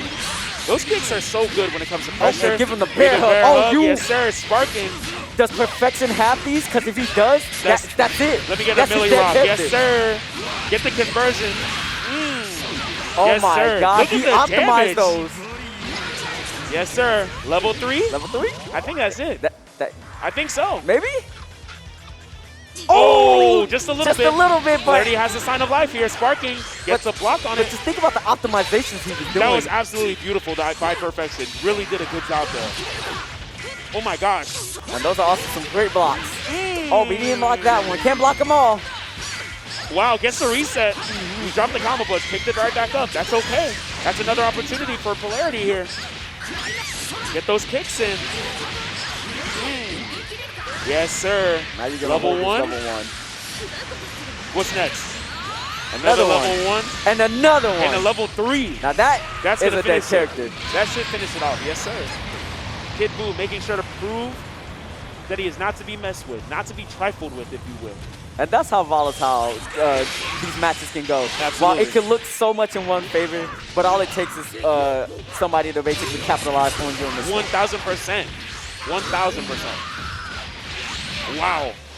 Polarity throwing that stanky leg Polarity trying to get a little stanky leg, but gets the level 3. Again, he is unfazed. He's like, I don't want to hold none of your Look blocks. at the damage. Jeez, bro. Oh my God, and the side switch. Beautiful job here by Polarity. Still has 3 characters, but in perfection, you know, even though he's been on some crazy momentum here, he's got 1 character left. Wow, tries to get a reflect off, but nope, nothing there. Faked him out. Polarity has an opportunity of a lifetime. Get the game, get the second game. And nobody has Sparkin, so you gotta hold all this pressure. Yep. And you know, here's a fun fact that I learned earlier today. Polarity and Perfection have played each other so many times. And that's why the teams are so similar. They're calling each other out on everything. It makes so much sense now. Wow. Oh, he was like, I got it. Yep. Turn yourself into a yo-yo. Make sure you get yourself some games there. Oh, so Polarity and Perfection, they're like training partners. Yeah, they are training partners. They played way too many games. Both of them. I mean, actually, no. Yeah, Perfection from SFL, actually. South Florida representing. Ooh, with this Dragon Rush. Hold on. Love it. Pick Gotta it keep up. it simple, but gotta grab that meter. Get the elbow. Beautiful tech there. Oh my God, just goes right back into the corner. A good stack of pressure. Oh, couldn't block him off. Shoot him up. Oh my goodness, but Perfection dropping the combo. Got picked up. He said, I want you back in the corner. That's where you belong. And Blue Gogeta just gonna do his thing real quick. Oh wow, I thought that was gonna be a blow up, but Perfection got away with murder. Oh wow, what a pickup there by Perfection. He's gonna get rid of Blue Gogeta. There's no reason for you not to. There you go. Spend the cash and just get it over with. And again, great, just good optimization from both players. Like, For sure. they're solid. It's really good. I have no complaints really. If you get blown up, you really got blown up, just like that. Just side switch, get the overhead, call it a day. You know, I just realized, you know, it's crazy. They play the exact same team. The only difference This is one is character. a character difference. That's it. It's so similar. Their fighting styles are really diverse, but the characters and the foundation are still the same. It's crazy. Oh, good block on the other side of the cross up. And you know, it's like they know all the mix that they were gonna block. They're like, look, we play this basically the same team. Like, we know each other. Yeah, no problem at all. And Android 21, they're making sure to steal a move and have fun with it, and gets the setups he needs to get rid of the character. So now Polarity on 1. Only on 1. And he's still chilling with his Sparkin too, so if you definitely want to make it happen, he can. Perfection making sure that he showcases that his love language is reciprocation. 3-1 now for him when it comes to the characters. Oh my goodness. I thought we were going to get a clash. Checking him, he's just like, look, if you're going to Dragon Rush me, let me check you real quick. Absolutely, and Polarity on level 3 sparking now. Going to get the hard knockdown with this level 3. Yes, right. sir. Same side cross up? Overhead. Oh, and he got hit, but he didn't. I don't know what side that hit on. I ain't gonna lie to you. It looked like it hit same side, but it probably also hit cross up. But who knows at this point? Who knows, right? Only they do. What a beautiful reflex. Level 1. Maybe Polarity didn't know. He's just like, right? hey, that hit. Level 3, baby. Spin it. All right. And Perfection getting the side switch, picks up the sparking. That's going to be it. Sneaky. That was God tier. I ain't gonna lie to you. I didn't even know you could do that. Every time I watch this game, I'm just like, you can do that? Every time. You can do that? It's like, how do you block that? I don't know. Man, DBZ players are a different breed when they it comes really to are. mix. I ain't even gonna lie to you. Every DBFZ player I've seen is a different type of person, man. They are different. All right, let's get that carryover. Polarity already trying to get it, do his best here, but Try to Perfection stance up getting on the him. blow up once again. Doesn't capitalize on too much damage though. Oh, and they're just spinning at me. Nobody wants to make too many mistakes here. What a block. Oh, and tries that's to a get a punish. call out, but very good. Oh, no. Oh, but he didn't capitalize. The punish got shot. Oh, Will no. Polarity make a switch here? Nah. He's All right, just Perfection gonna hold it out. getting away with it. Taking away a character. And this is Perfection's match point, you know. Perfection wins. He will be our holiday match, DBC champion. All right, now Perfection getting the wall. Oh my goodness, that overhead is so good. He's like, please, just block the overhead. Just get it over with. Wow, Polarity trying to go for a blow up, but he doesn't get it. Oh, and good Polarity's like, look, I know I play the same character. I know that too. I know your tricks. Oh wow, he Tried did to the reflect reflex, it. go right under it. Wow. Tried to EX it, but Try to snipe him out the air with that command grab. oh my goodness, that call out was gonna be crazy. Beautiful reflex here by Polarity. Got the block, but unfortunately Perfection sneaking in another cheeky low there. I don't know, but it now is tournament point for Perfection. He only needs one more character. This is Polarity's last character. Polarity He does still have has his one more sparking chance. on deck, and he is in limit break, so he can make that happen. Love it. Level 3 sparking is going to be a thing. It is crazy. It is insane. Let's see if it's going to be done here. Level 3? Get your vitamins and minerals. Yes, sir. I appreciate it. Yes, sir. Get that little shortcake action going on there. You missed a blueberry. Almost half of one, but it's okay. Oh, the cross The up. cross up is so good. You know, I don't even think Android 21 players know what side that hits on. I don't think so. They just going They for just it. do it because they think it's like, oh yeah, I'm going to get hit, so why not you? Like,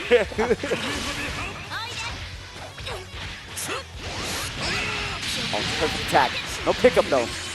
All right, sparking on deck. Polarity, it's time for him to turn up. absolutely. Wow.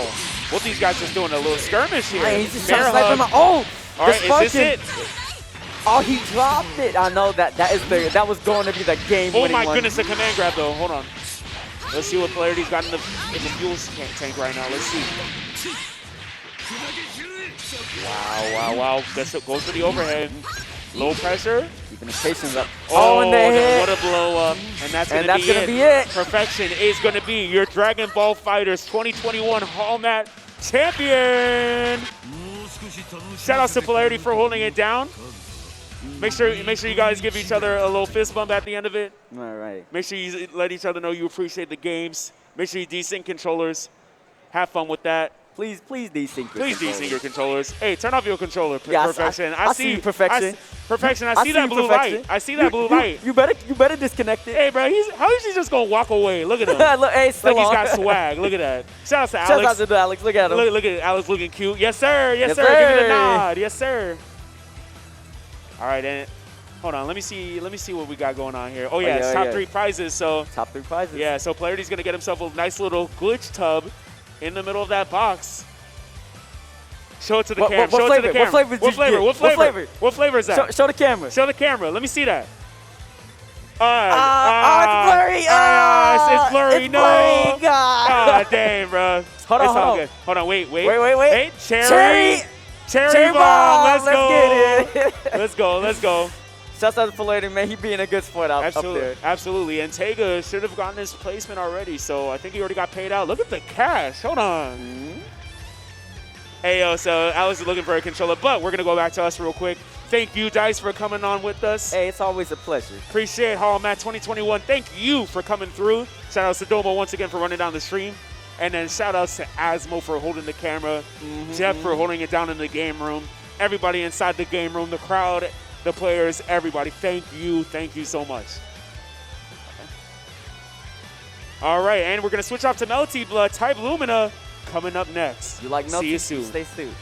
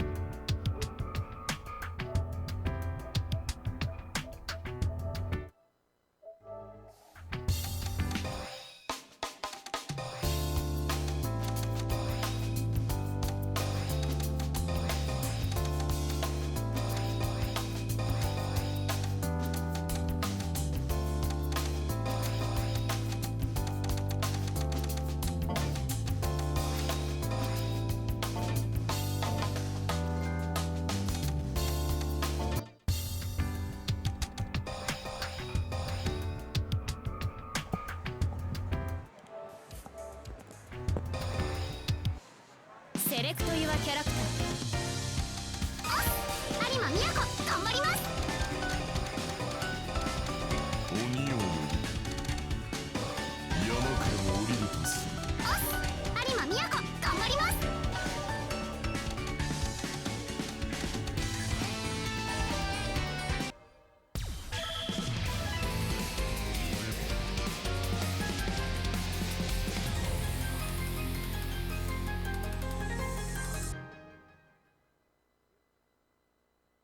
笑い話で済めばいいがな。コンフーの成果 I can do that. Oh, oh no, I'm here. Hey, what's going on, everybody? I'm back again. And we're going to be starting out with some Melty Winners Finals action with some Argonaut and Anima right here. So Argonaut's already starting with that good Kuma action right there. Oh, and you're not blocking that TC right there. Arm it up. Oh, good shield RPS. Don't want to have too many shields right there. And now Nima's going to have to run his mid. Oh! Moon driving it, and then he's going to hit him with the command grab. Now you're going to have to hold that. And look at all that damage that Anima has hit up. He didn't block a single one of those. Alright. And Anima's going to be awakening right here, right now. Which means he's going to get an extra bar to play with versus the Argonaut's speed.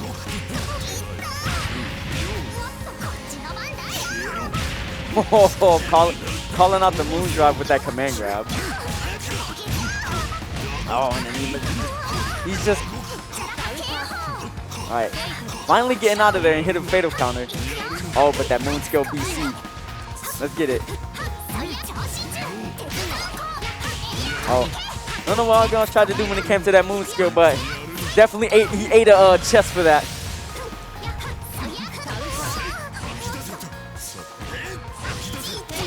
Alright, EXDP coming out.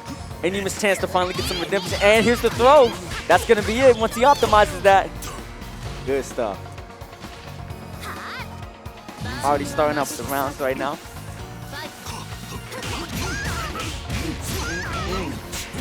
And look at all that damage coming out. Now you got to be careful with this character now. Able to throw out armor moves and command grab you. Yeah, that's going to be tough to deal with.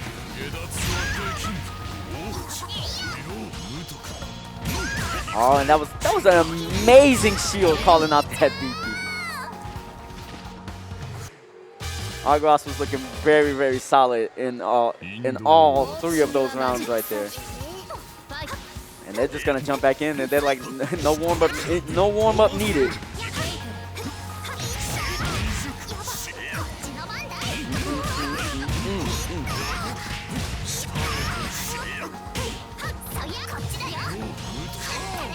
Oh, good moon skill BC. Had to hit a class situation right there. Oh, and you're not blocking that overhead. Oh, and that armor, everything is just being armored right now.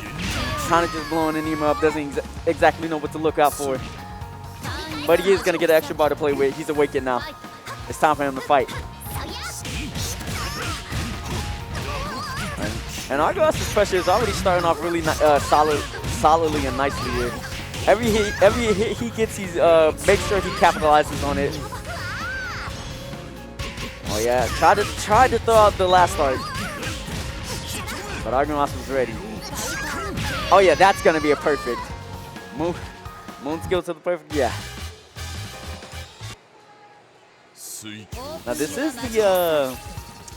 the winner's final set, so this is gonna be a 3 out of 5 situation right here. And right now, Argonaut, he's making it looking neat. Oh, fatal counter.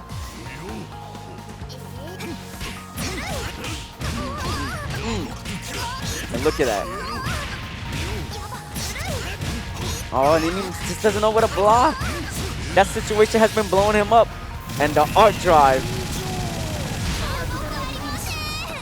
That's going to be it. A lot of damage, too.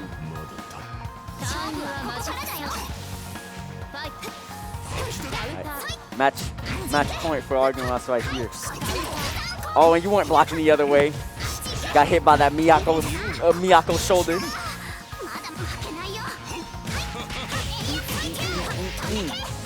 Finally got something starting with the Neiman right now. Oh, and shield coming out. Gotta be careful when you're playing that shield RPS.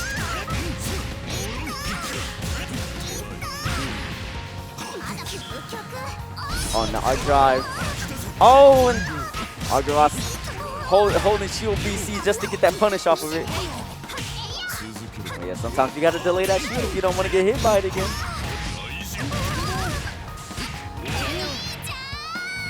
I'm surprised that's still comboed. But good stuff to Argolas, taking it a clean 3-0. He will be moving on to the grand set, and he will be big chilling. And Nima will be right down to the loser's final set of things. And maybe he'll get another shot at fighting Argolas, but before that, he'll have to deal with whoever's going to be in the loser side of things. Welcome back. I am your co-commentator. No, not co. I am your commentator. And we're back with some Melty. You saw me for Dragon Ball. Again, shouts out to Holiday Matt. Shouts out to everybody in the stream crew. Shouts out to Doolittle. Shouts out to everybody. Shouts out to also our wonderful Shark Party for being our MC for today's event.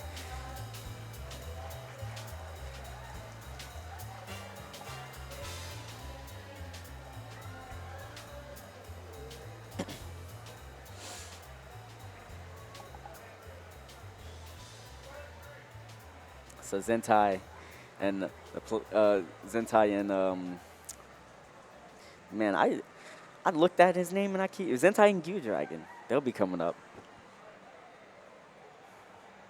Now Zentai, as you all know and love, that is our wonderful, wonderful winner of Beat the Pros, taking out Hotashi, winning himself Holiday Mat ticket for 2022. So you know he will be back next year.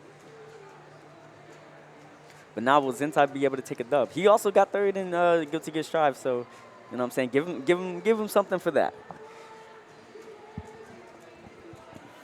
Gear Dragon will be our first up here for the stream.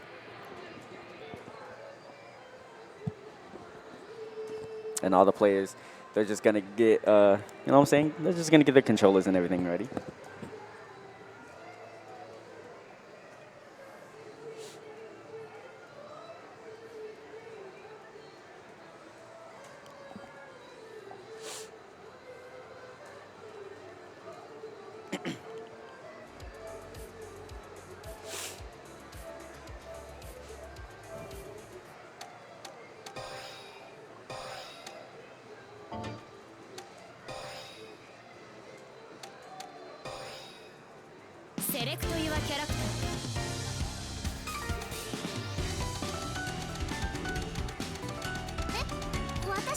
And I know y'all loving this Guilty Gear action just as much as I am.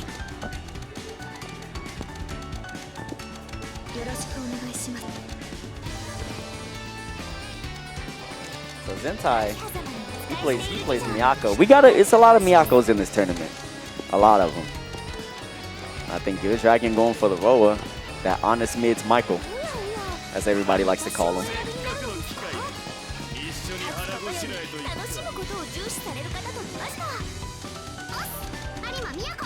Oh no, I lied. He plays Art.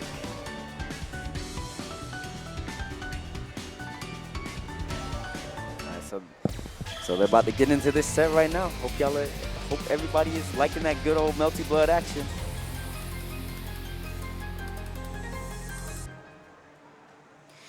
And now we're on the loser semis of things, so I'm pretty sure it's gonna be a best of first to two. No, best of three. 2 out of 3. That's how I wanted to say it. Jesus. So they're already starting out playing some of that good old neutral. And Zentai declares the first hit, but Gear Dragon trying to backdash on reversal. Oh, that's gonna do big damage. You got fatal.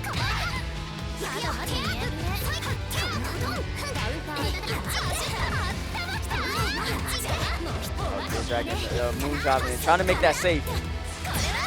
Oh, and you got hit by that overhead. That overhead has armor on it too, I'm pretty sure.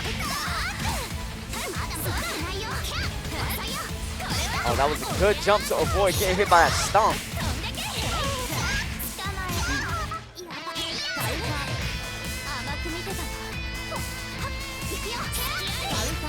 Oh, and using that moon skill.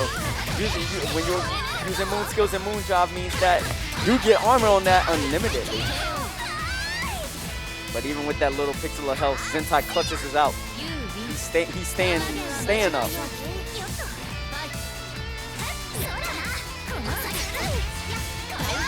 Oh, and a clash situation right there.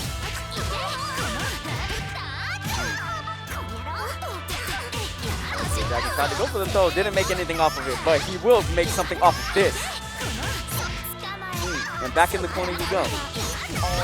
Now, vortex him out the corner, the nasty serve. And the throw, that's gonna be a perfect. Wasn't looking very solid for Gear Dragon that first round, but you know, he probably just needed himself a little bit of a warm-up. Oh, and the trade on the counter hit shield.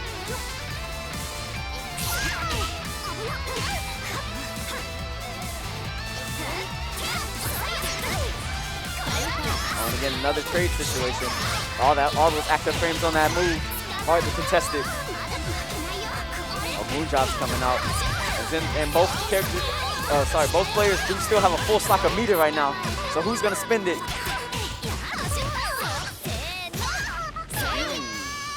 And no need. Gear Dragon will be taking game 1. Numero uno. Okay, Zentai's thinking about it right now. He's like, what can I do? What can I do? But Gear Dragon, he came ready to play.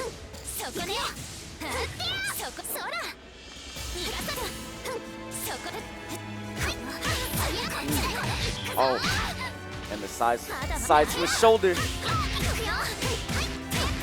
Barely missing that confirm on that DP.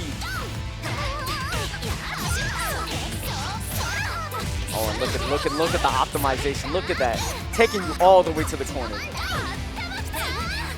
Oh yeah, nah, you can't do that. That moon drive, can't do that.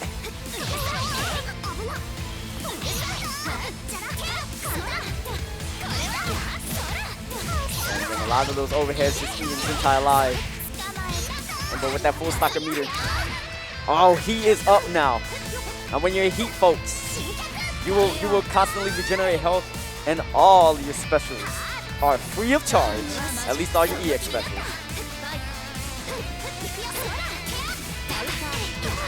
That was a very, very wonky class situation right there.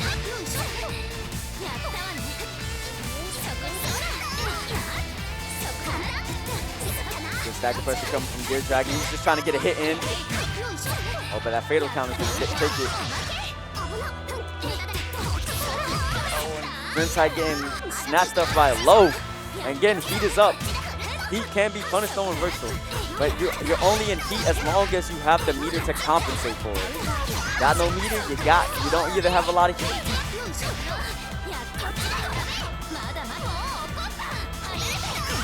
Oh, Moon Drive up. All moon skills now gonna have armor on them.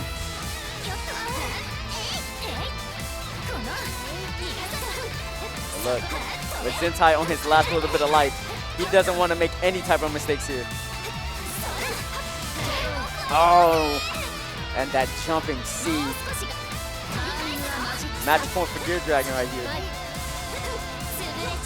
If Zentai also clutches this one out, he will have another redemption.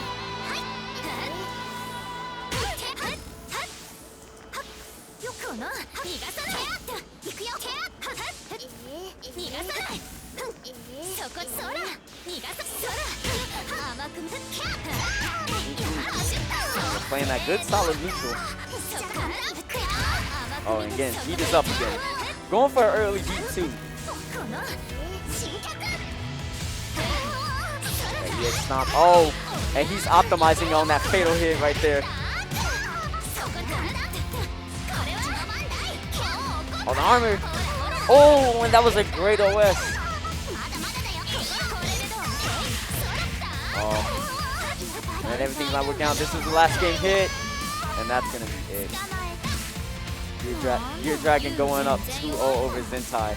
And Gear Dragon will be moving on to his loser's final set to face off against Anima. Man, you know, Gear Dragon, he's running into a gauntlet of Miyakos. He had to fight Zentai, now he got to fight Anima, who is also a Miyako. So hopefully he brushed up on that matchup.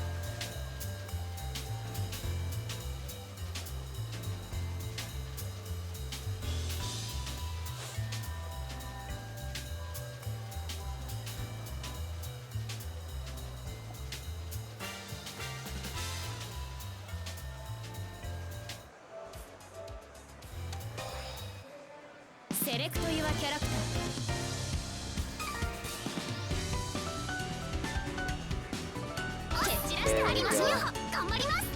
Shouts out to our very own Shark Party for being our MC. Looking really great in her art cosplay.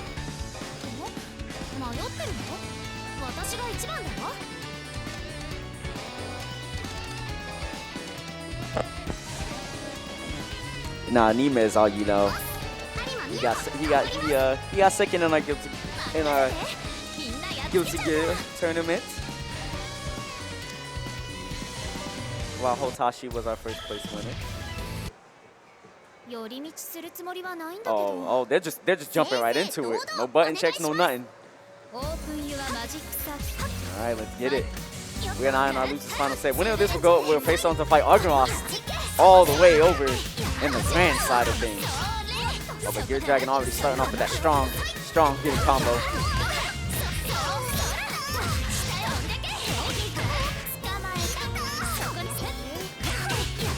Oh. And I like that he tried to. Oh, he was OSing the shield. You know, just in case reversal Shoryuken came out. And I think that's a perfect. Yeah, that was a perfect Gear Dragon. You know what I'm saying? Cleaning it up. Oh, and the JC. What a move. It's very meaty too. Oh, now you gotta get the same side. Moon Drive activated to the throw. Now it's time for Anima to start getting some pressure.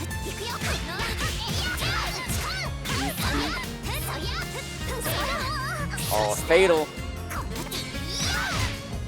Oh, throwing out that moon skill again. When you're in Moon Drive, all those moon skills have armor on them. Unlimited.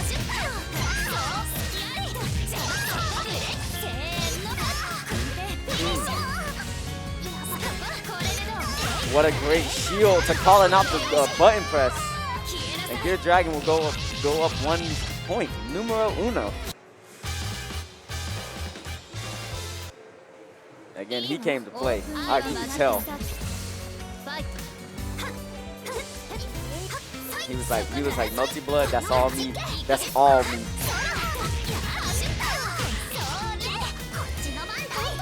Alright, he activated Moon Drive.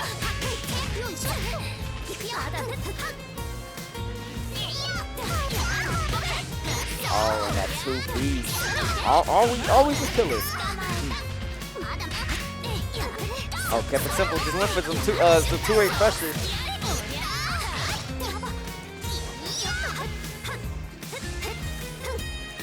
And again, a full stock of meter for both players. So hopefully, we capitalize on that. Good throw. Now here we go.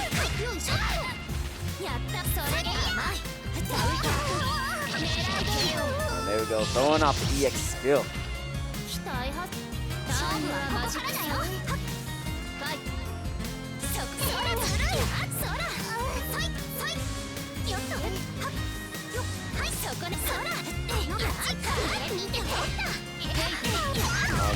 That was a great patient wait on the shield there. All he just wanted was to see what was the reaction afterwards. And like I tell a lot of people, oh, there's the out drive, that big stomp. Oh, yeah, when you got an invincible move like that, you don't care nothing about something side switching.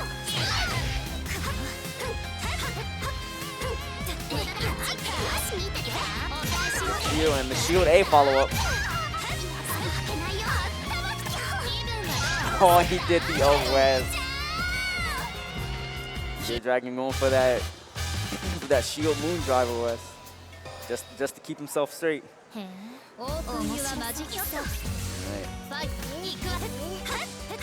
Gear Dragon now up 2-0 over Enima. And he's been playing extremely solidly throughout the entire match as well. Oh, and that fatal time to capitalize. Oh, did you see that? That was optimal. Oh, shielded too early. Now Enima is not time for Enima to shine. I only do one take up here.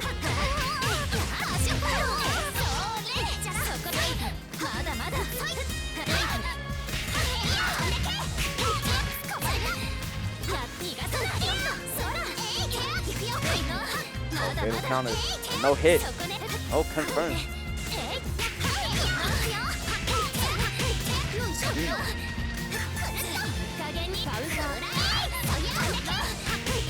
And that is going to be Gear Dragon's round. Alright, Enima finally, maybe he picked it back up. Maybe he finally had his eyes open. Oh, nah, but you got hit by that invincible move right there.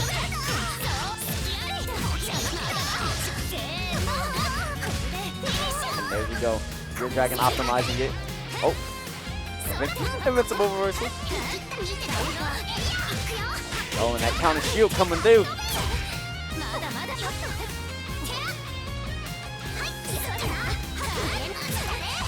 And again, a great shield coming from Enima.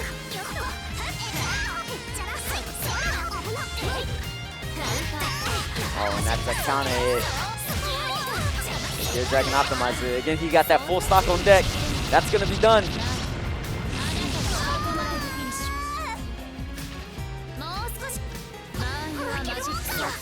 Now it's a match point for Gear Dragon right here.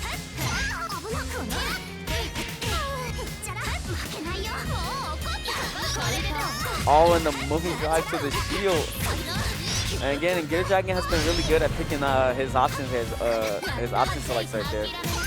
Oh, going straight for the throw. Don't care nothing about your shield.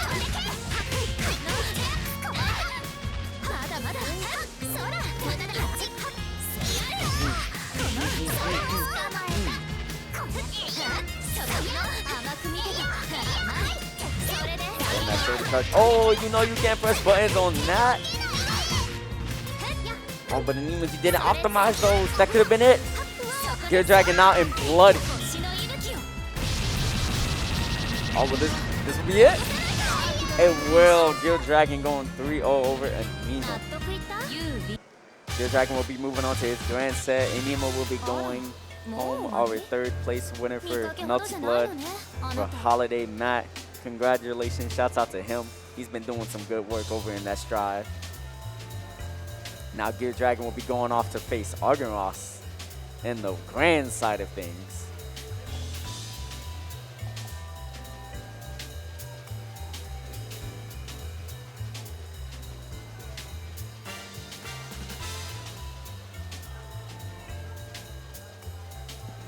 And Argonross' side, you know what I'm saying, taking the stage. Again, shouts out to everybody, you know. I'm doing it up here on my thing. All right, now we got our Melty Blood Grand Finals. It's going to be Argonross versus Gear Dragon. Last one, folks. Yo, what's up,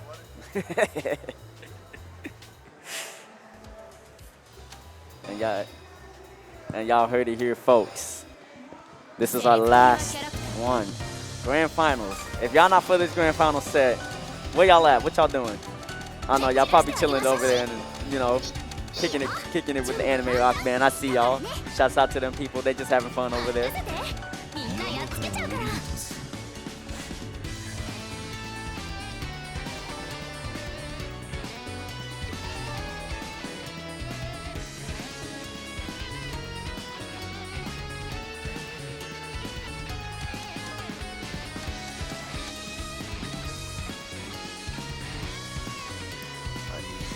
He looks like he has a stage preference here. He's like, look, we want to go here. Dope music. Actually, you know, I agree with this stage pick because this stage actually has some of the dopest music in Melty. Now we're about to start it. Argonross is on the Grands, winner's side of Grands while Gear Dragon is on losers. meaning that Gear Dragon does have to win his 6 games in a row, by the way. Not in a row. But he does have to win 6 games. And Argos is already starting off really nicely there. Strong combo to start.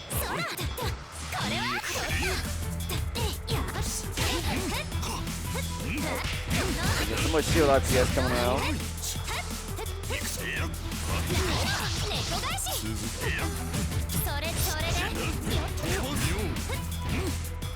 Man, good block coming from Gear Dragon.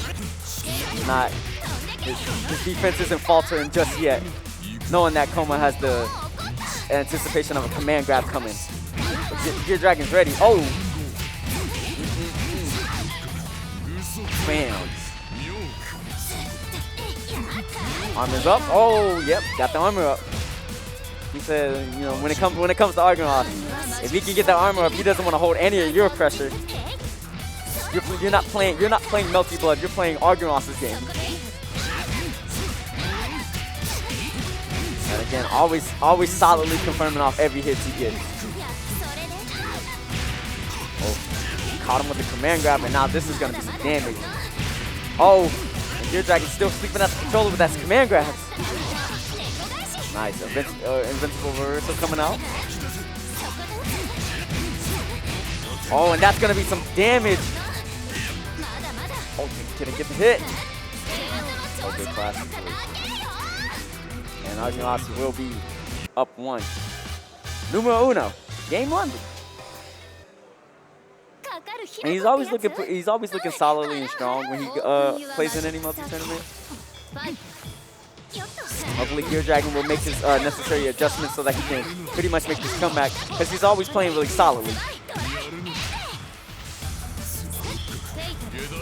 Oh, again, Argonaut's always on point. Doesn't care nothing about your shield when he can just command grab you through it.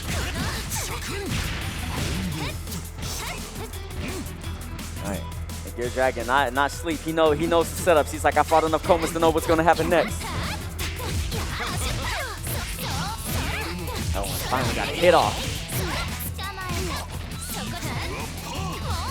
Moon Drive's coming up. The jump to avoid the command grab though. Oh, but he's just armoring through that. Doesn't care. Argonaut's playing it patient right now. Oh, but that hit. That 2B just sniped him out. Oh, clash situation.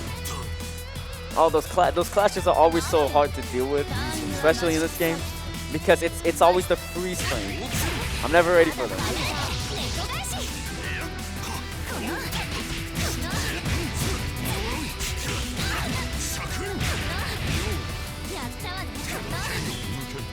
Oh, that's a punch to your face. Again, Argonaut's keeping out that Gear Dragon loves to block a lot. So he's going to be always sneaking in those command grabs whenever he can. Moon Drive coming out. Oh, and the EX. Won't get a confirm off of that, but he will close this out.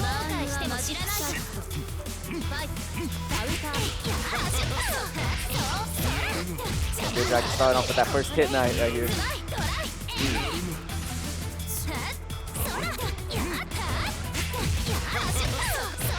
Oh, and that charge C has a vacuum hitbox. It'll vacuum me up. Oh, heat is up right now. Again, when you're in that heat, you get health back and you get to spin that cash for free.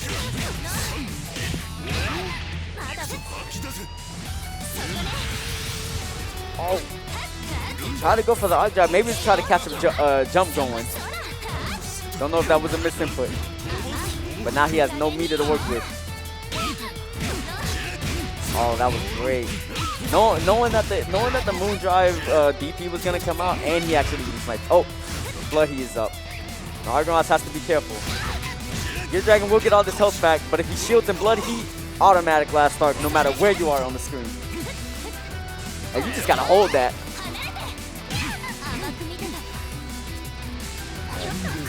Using a lot of those anti-air 2Cs to kind of snipe him out.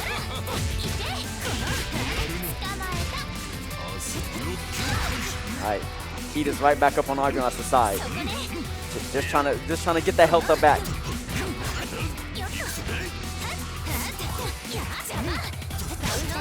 And again, both of these players, they've been playing very, very solidly. Nobody's making mistakes. Everybody is just trying to pick and choose their options here. Just keeping safe pressure.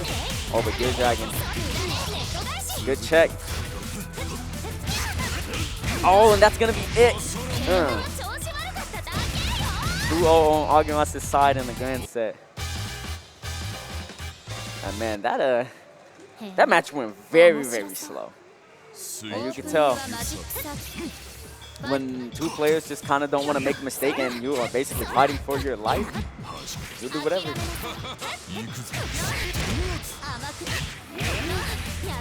Right, that Dragon Punch is coming out.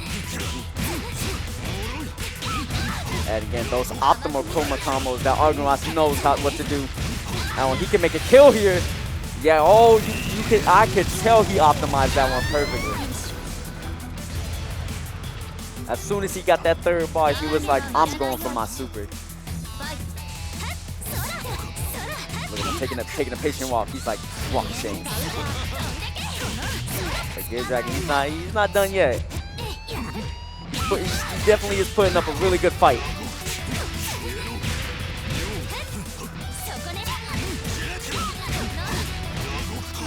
And again, it's that low button from coming from Argonauts always sniping out Gear Dragon's attempt to jump.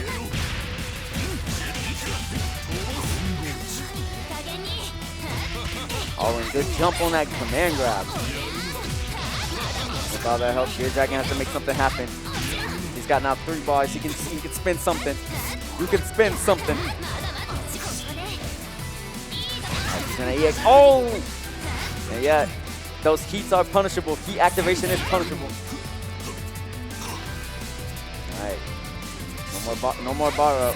And Argonauts just taking his time. Trying to find his pond. And there we go. Will that be it? Oh, not enough damage, but all it takes is just one. All it takes is one hit. And one last one, and Argonauts will be our Melty champion for holmat. Oh, and Gear Dragon sniped out the hit. He is keeping it alive. He's like, you want to be champion, you're gonna have to come and take it.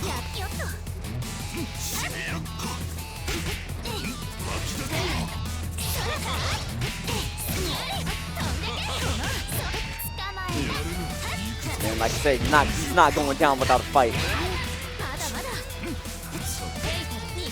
Little counter is up. Oh, and a side switch. Here we go.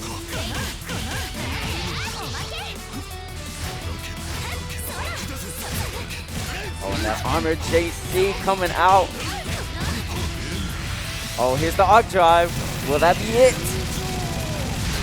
And that's gonna be it. Argonauts is our Melty Blood champion, taking it 3-0 over Gear Dragon.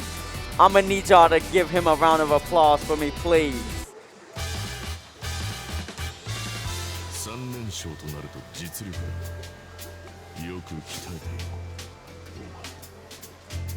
And now I will throw it over to my That was crazy. MC. Okay, everybody give it up for your holmat 2021 Melty Blood Type Lumina champion, Argon Ross.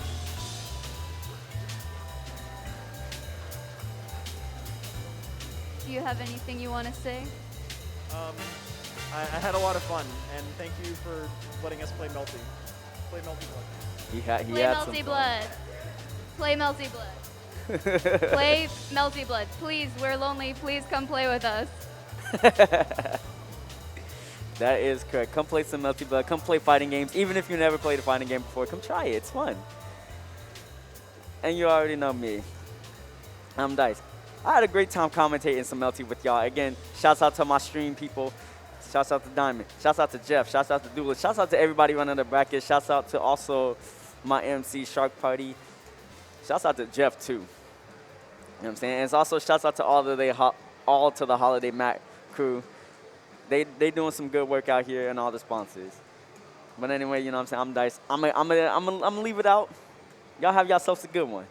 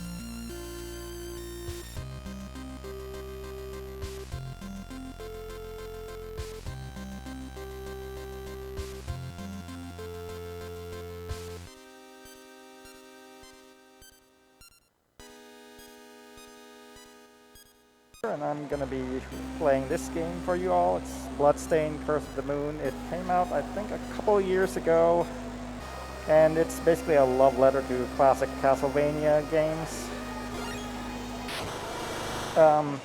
You can get this game digitally pretty easily for like most of the modern consoles and PC, but if you want to get a physical copy of this game like I have here, it's going to cost you a pretty penny. It's ridiculous how much this game goes for these days. If you ever want to like look it up on eBay, you'll be surprised.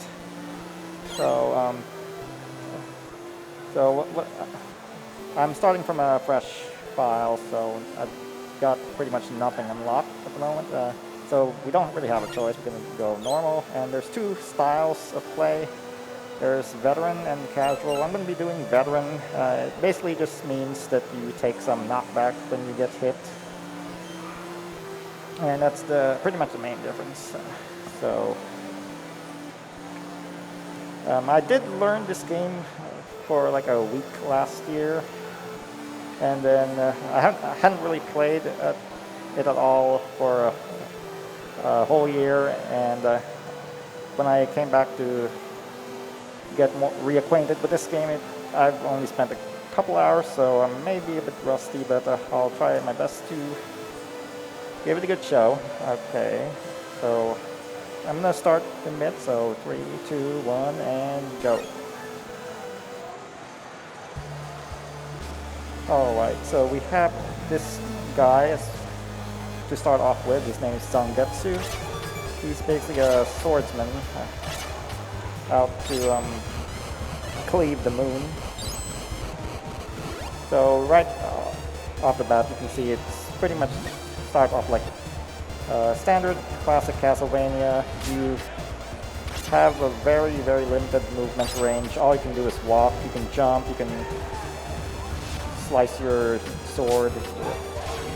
And right off the bat, I'm gonna do one of like 2 skips. So okay, that did work, but probably I'm gonna have to redo this.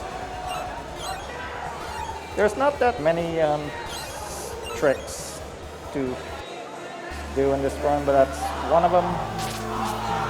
I kind of have to get this one because it does save a bit of time. You skip quite a bit of rooms when you do it.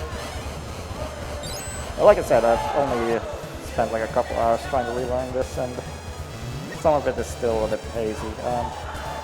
But that being said, if you ever want to try out this whole speedrunning thing, I do recommend this game as one of the easier ones to learn. So if you have played this game before, okay, I got this at the time. So if you have played this game before and you want to try out speedrunning, give this one a try. I promise you it won't take that long to get a respectable time. You probably would be able to beat whatever time I set today with a few days of practice.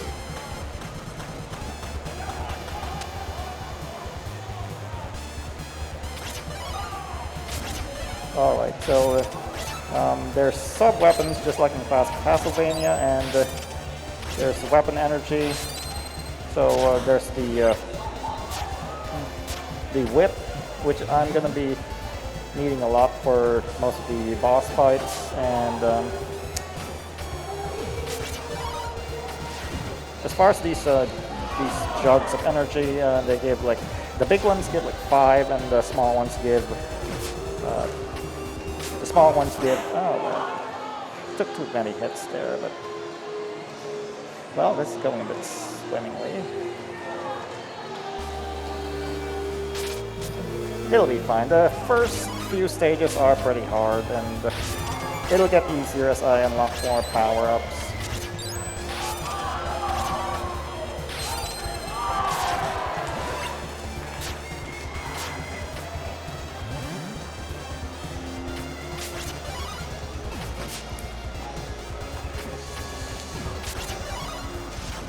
Okay.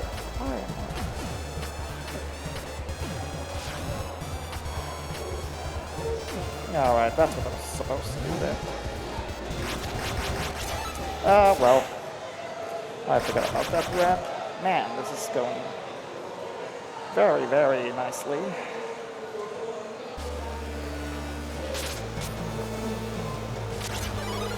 Yeah, damage boosts are a thing I'll be trying to do. Unfortunately, as you can see, if you take too many of them, you end up dying, and that's not good.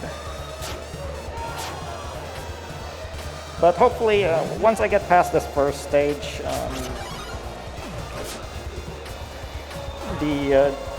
I should be able to die a lot less.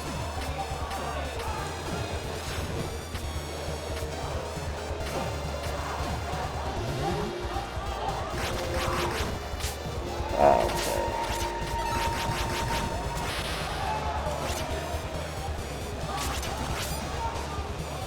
Alright, so having gone through that room, I'm now at the boss, or the room before the boss.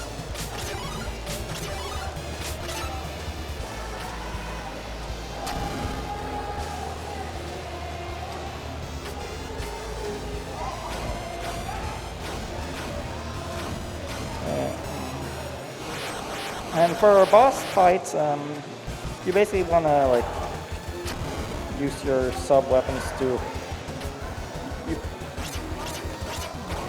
Since your sub weapons are pretty limited, you do want to use them at certain points, because sometimes you might be able to get a double hit on them. Don't think I've got any, but that's okay.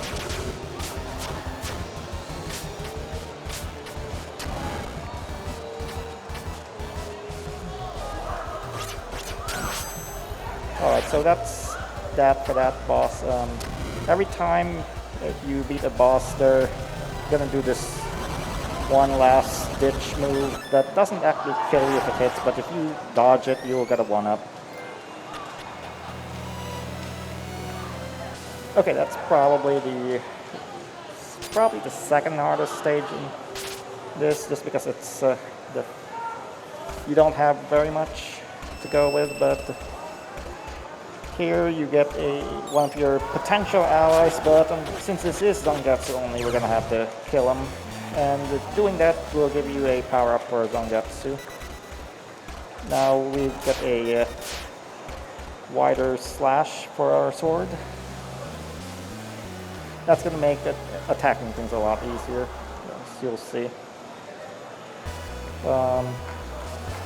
Let's see. Yeah, this room should be pretty straightforward. I'll just keep holding right and then jumping and slicing anything that's in my way.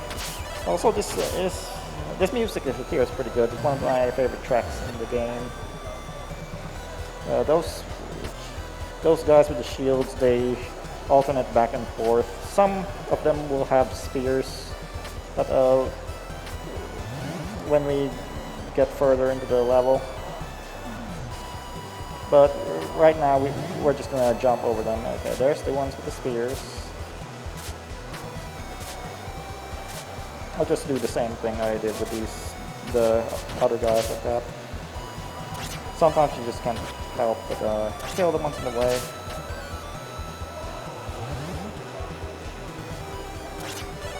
Alright, so this game does have the classic Castlevania mechanics with the knockback, and if you drop down, you can't really control you basically can't move left or right, so I'm gonna try not to get hit here, because if I get hit, I'm gonna get knocked into a pit and die.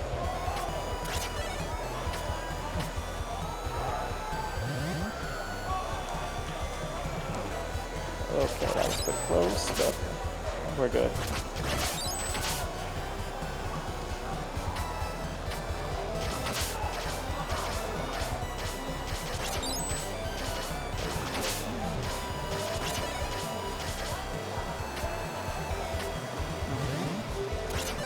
And this room should have some birds dropping some toads. Since the sword you get from killing that one ally has pretty large range, it's not really a problem to get through this room.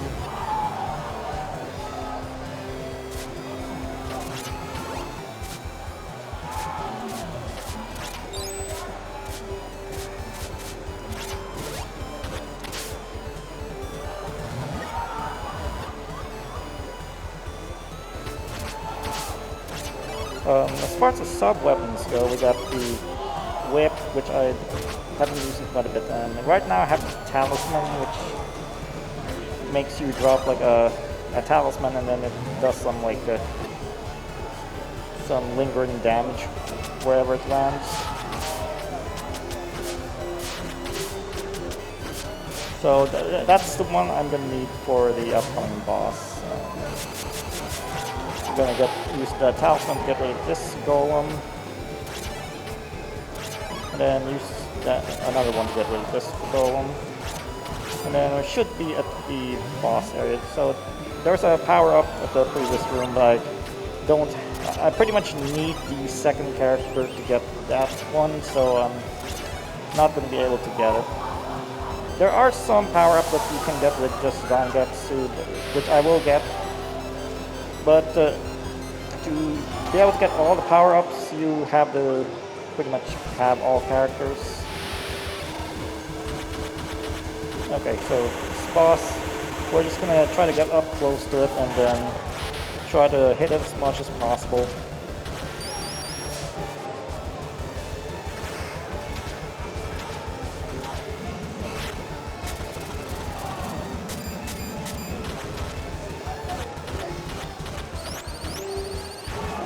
I think I'm one hit away from death, so I'm gonna try not to get hit here. Okay, that was kind of close, but I thought I was one hit away from death, but it looks like I could take another hit.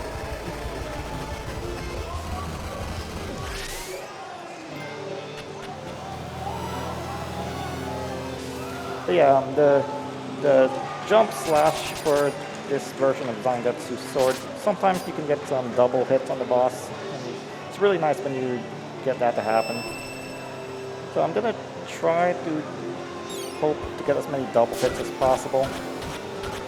And then this guy's Alfred. Unfortunately, we do have to kill him because of the category, and for killing Alfred you get a double jump.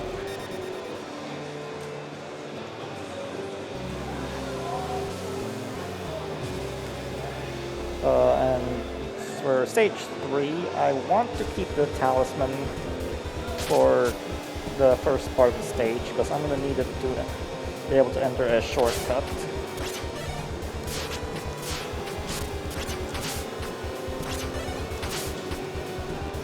So I don't want to break any of those purple candles, because it's probably going to give me a different sub-weapon, which I don't want right now.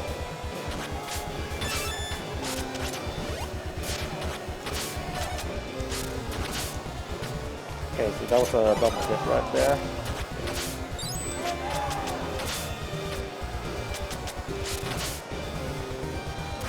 Alright, this is the room I was referring to. So this guy shoots all these arrows, and it hits pretty hard. So that talisman is what allows me to make room for me to be able to kill that archer. But yeah, you don't ever want to get hit by those arrows, because I think they'll two-shot you. And coupled with the fact that it's veteran mode and you get knockback and whatnot, it means you're not going to be able to take this shortcut if you don't have the talisman.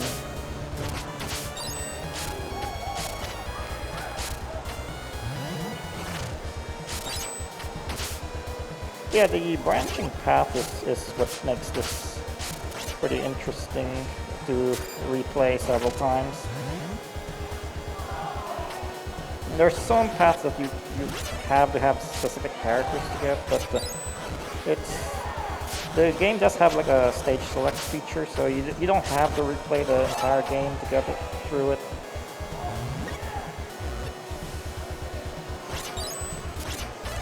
I'm gonna try to take a hit here to advance.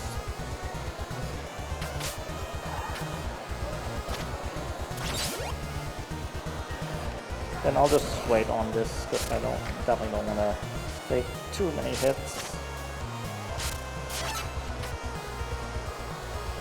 Alright, I got the whip, which is the sub-weapon that I need for the next boss.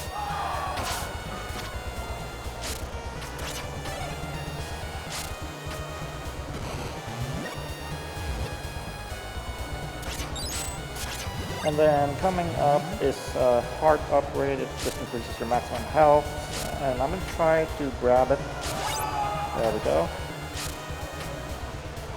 You don't want to like go too far to the left if you want to grab it, because otherwise you'll just drop to your death.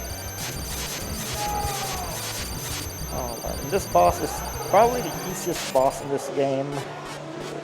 You can basically kill it before it gets an attack off.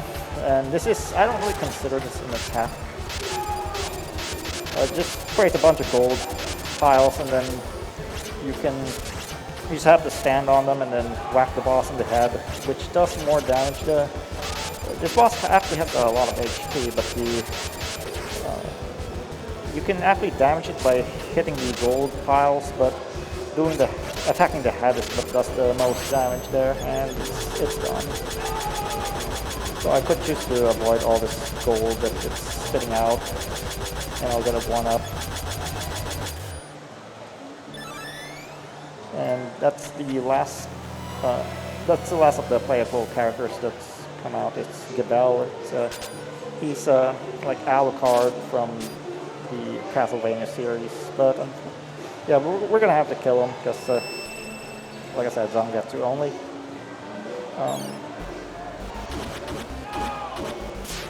Now, since we killed Geoff, we get the best ability in the game. We can now run instead of walk, so the rest of the stages are going to go a lot faster now that we have this ability. One of the main incentives to do a Zangetsu only run is the game actually has like different endings depending on how many characters you have when you beat the game.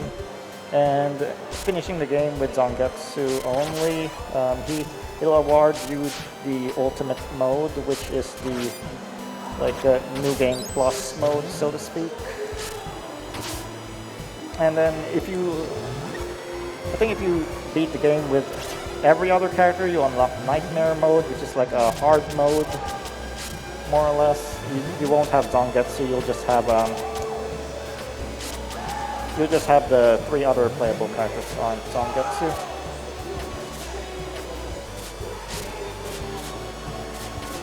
Okay, I'm gonna take this one a bit cautiously because I don't want to get hit and fall to my death here.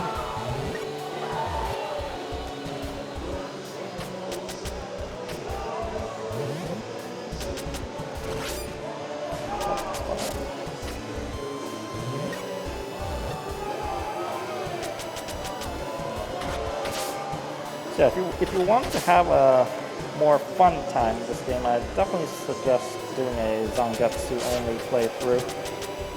It's ultimate mode is so much fun when you finally unlock it.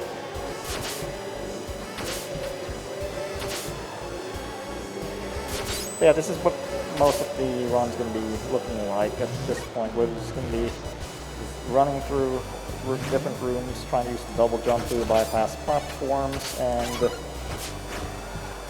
trying to kill bosses as quickly as possible with the sub-weapons.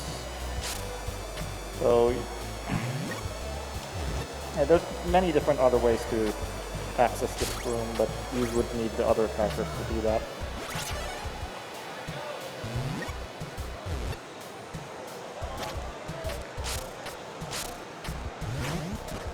Oh, this guy, I'm definitely gonna wait on this.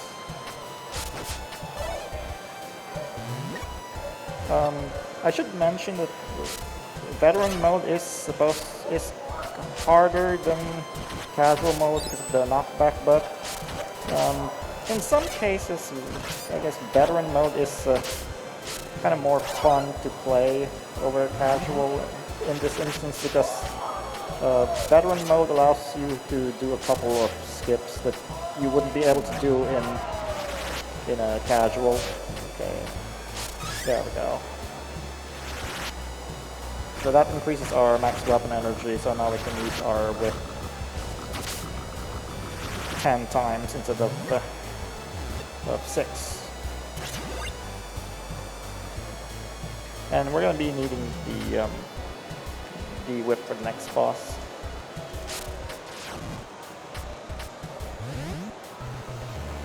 Alright, so Here's the next boss, a two-headed dragon. I'm gonna try to hit both heads with the whip.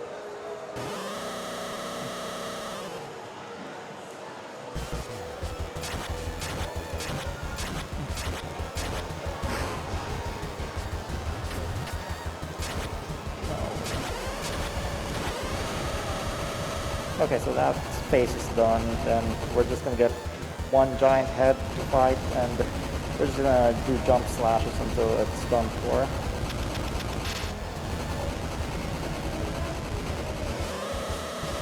I can't actually hit it until it ends up closing its mouth.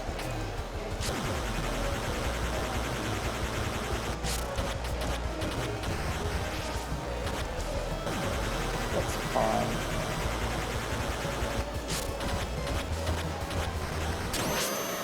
Alright, got him. And unlike most bosses, this one doesn't have a last resort move, so I guess you'll get an automatic one-up. As far as the other categories where you use like all characters, there's a lot more complicated tricks you can do. There's some zips that you can do in this particular stage that involve like freezing certain projectiles and then using Gabelle to transform into a bat and like flip through them. But I'm not going to be able to show that off here, but there is one skip I can do in the 7th stage that's like the only other big skip in this category, so hopefully I'll be able to show that off. Okay. Oh, also stairs are very finicky. Sometimes you'll just drop off them even though you're holding up.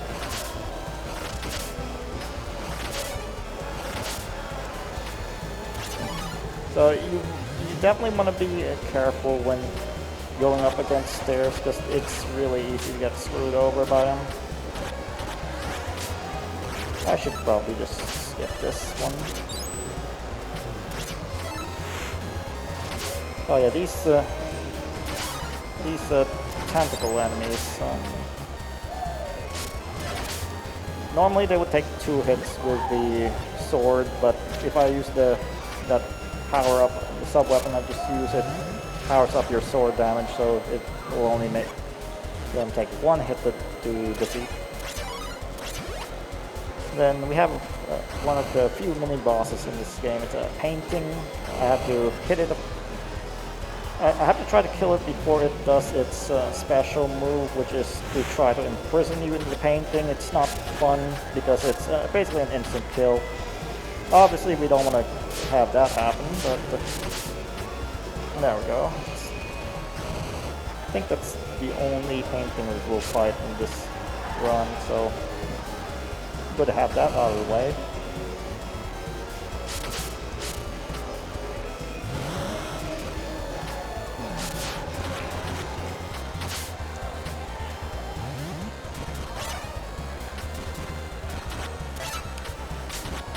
I think I want the whip to fight the next boss, so I'm gonna try to look for that. And I also want to fill up my weapon energy in the process.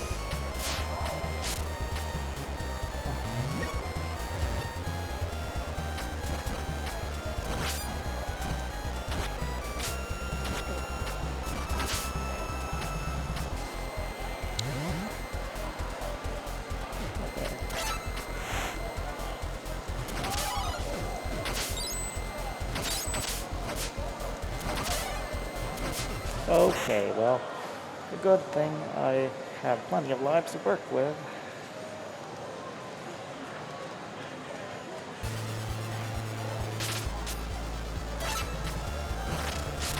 Okay, it does put me right after that painting, so I don't have to deal with that.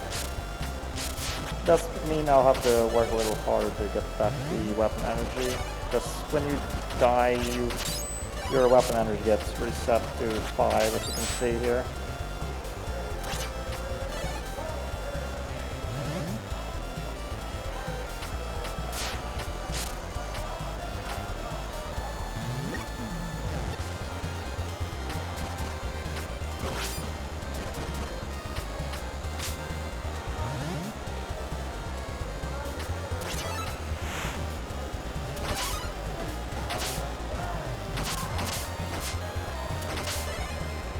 I'll wait on this one.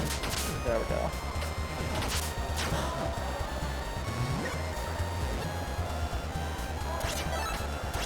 Okay, and there's our whip. Now just make sure to not die and get the weapon energy to 30. And I should be good for the next boss.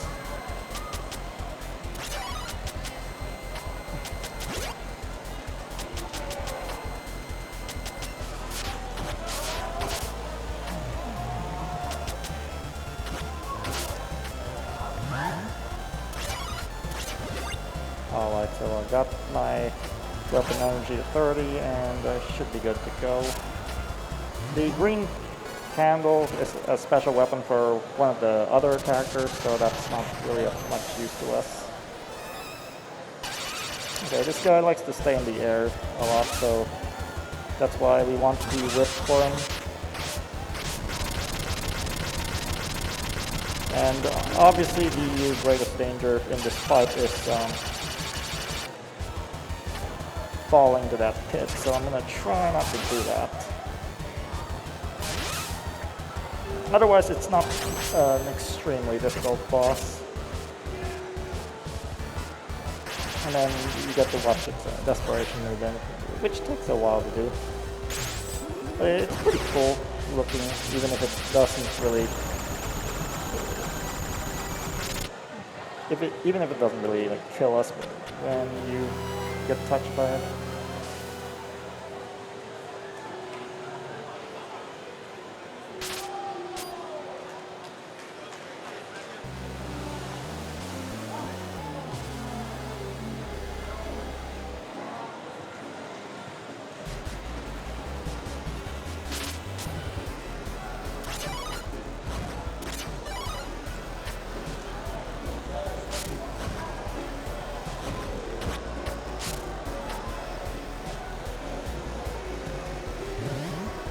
Oh, and here's a power-up, the gauntlet.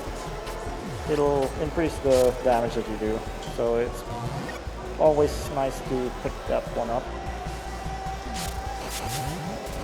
And yeah, some rooms you can just bypass the enemies with the double jump, so you don't really have to kill most of them, most enemies come across.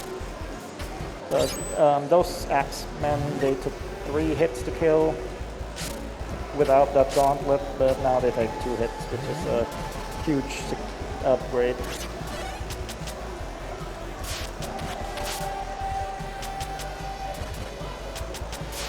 Alright. Could just take a hit and then use the invincibility to go.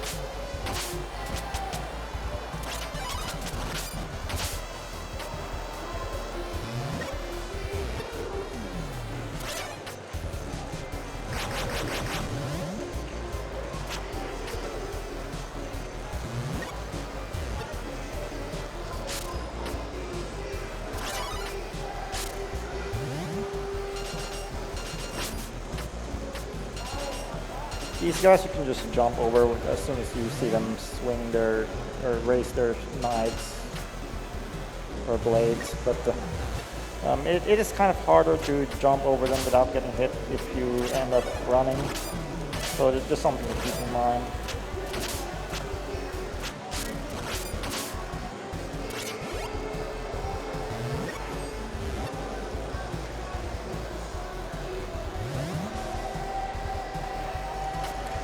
These bunny girls, you can just run past them. Just make sure to jump before they land, otherwise you're probably going to get hit.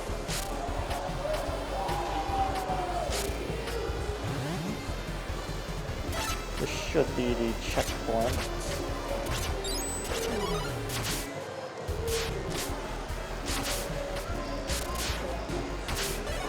And then we have another one of those archer guys that do a lot of damage. It's better to touch that archer enemy rather than get hit by its actual arrows. And then I should be at the boss corridor. I just need to get past all these Medusa head enemies and these guys that throw their giant axes. There we go. And we got full weapon energy and the whip, that's good. We're gonna need that for this boss because it's another one of those bosses that likes to stay in the air. If you have the whip, it's not too bad, but if you don't, it's gonna be a bit of a pain to hit her because she's like, you can see here, the main way to hit her without the whip is to use to freeze, attack the umbrellas to freeze them, and then you have to get on them.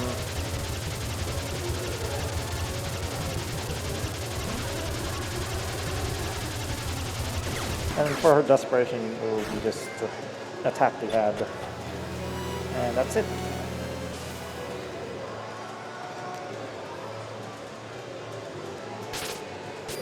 Alright, so this upcoming stage is pretty long. There are lots of vertical climbing. There is a big skip that you can do. That's one of the only other skips. So I'm gonna try to see if I can pull that off. I have 8 lives to work with. So eventually, I might have to retry it more than once, but I'll have to see if I can. Eventually, should be able to pull it off.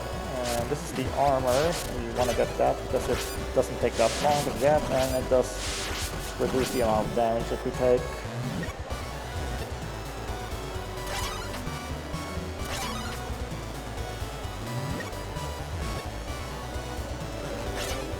And these bookcases are like Yoku blocks from Mega Man games. You just gotta wait for them to materialize, then you can jump on them. There's not much we can do because we don't have the other characters. They'd be able to get us through this much quicker. I forgot about that guy.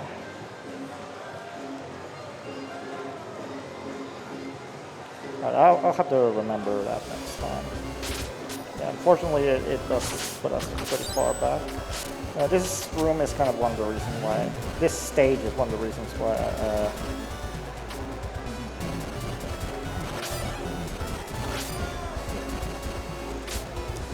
why my run may take longer than anticipated, because it is not exactly that easy to do. There's a lot of the skip itself is pretty complex, and then you have to go through all these rooms without dying.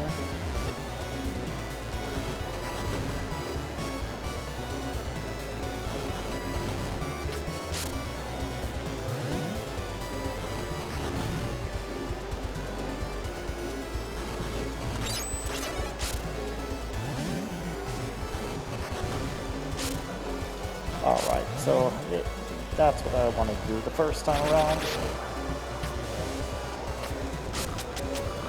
Okay, so I'm gonna run past all these enemies because I need to get a damage boost to get past this fire golem. That fire golem is one of those super enemies that if you get hit by it, you're gonna like die pretty quickly. Alright, so here's the skip. So you go on top of that wall, then you hold up, then you get all this glitchy looking palette.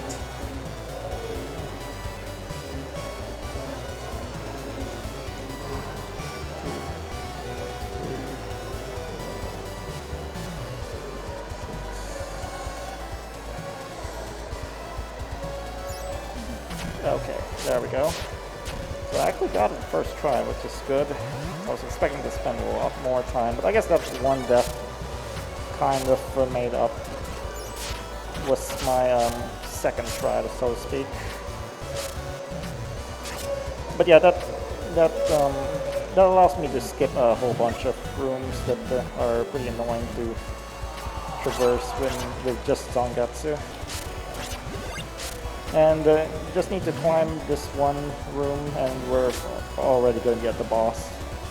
And this boss is a little easier compared to some of the other bosses. Especially with the armor, it shouldn't take that long to finish it off.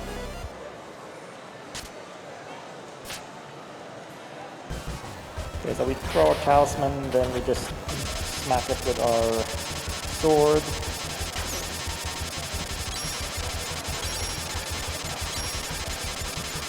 I have the armor, so I can just take whatever hits it does.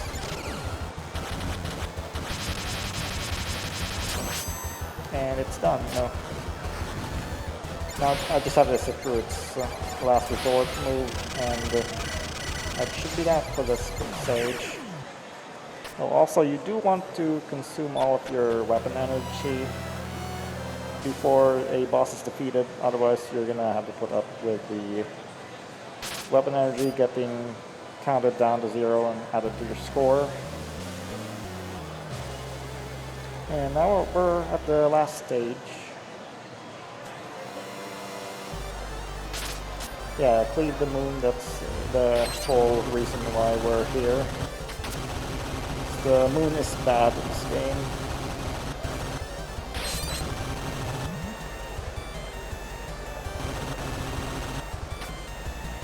Alright. Probably shouldn't have done that, but that works out, I guess.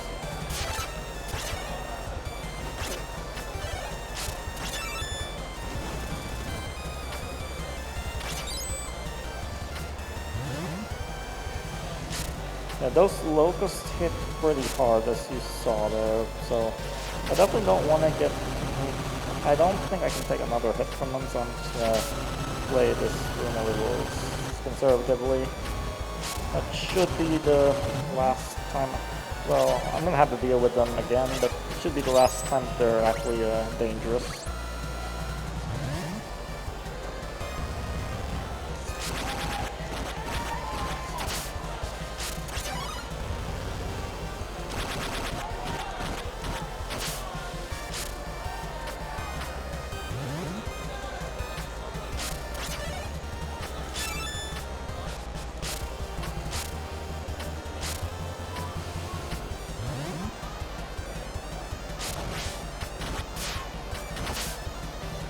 I could run past those guys, but you're very likely to take a hit if you just go through them.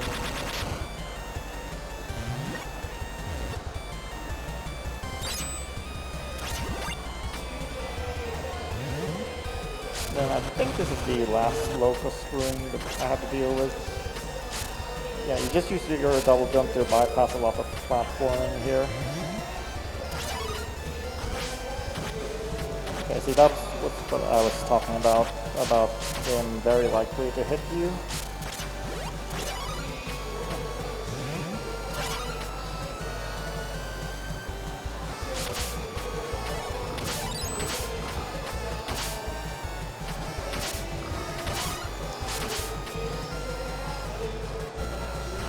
Then this should be the boss room.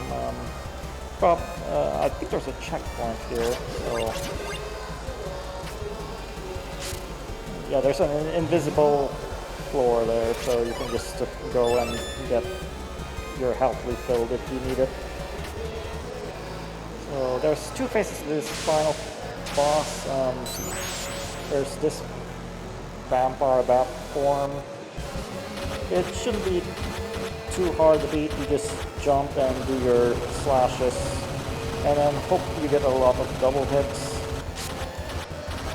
I can also stand like to the very left of it, like near its cape, and I shouldn't be getting hit. But yeah, I only took one hit there, or 2 hits. Still have a lot of HP to work with.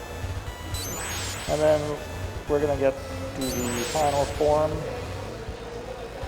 And this is another one that's where the weak point is, likes to stay up in the air. So unfortunately, I am gonna have to use the whip to damage it for most of the fight.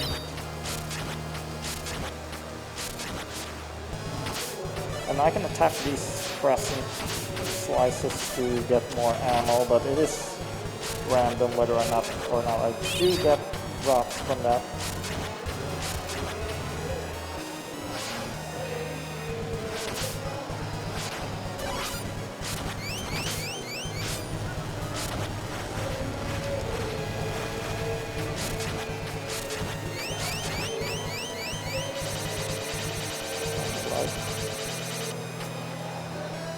For this attack, you just stay on the left or right edge and you'll dodge it, no problem. But yeah, now I'm out of weapon energy, so I have to wait for more weapon drops.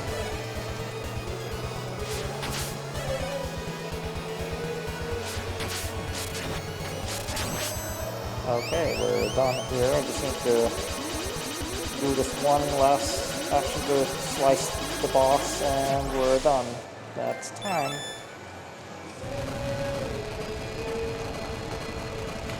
And we get this ending where Zangetsu takes on the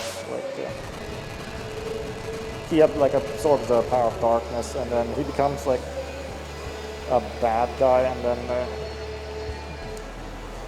the other characters will bring him back to his senses in one of the other modes. But yeah, that's if you want to see what happens with that resolution, then you can play the game yourself and find out. But so we did get a bad end, so to speak, but as a result of that bad end, we do unlock ultimate mode at the end of this. So I don't know if you want to sit through the ending scene to see it unlocked, but do we have time for that?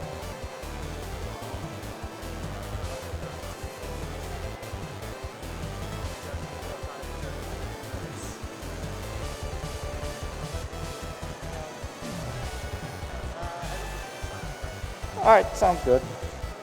But yeah, after all this, ultimate mode should be unlocked, and then you can really have some fun. But yeah, thanks for having me, and I had fun at this convention, and hope you do too. And hope to be back at some point in another convention doing something like this. So, well, that'll be it, and you all take care.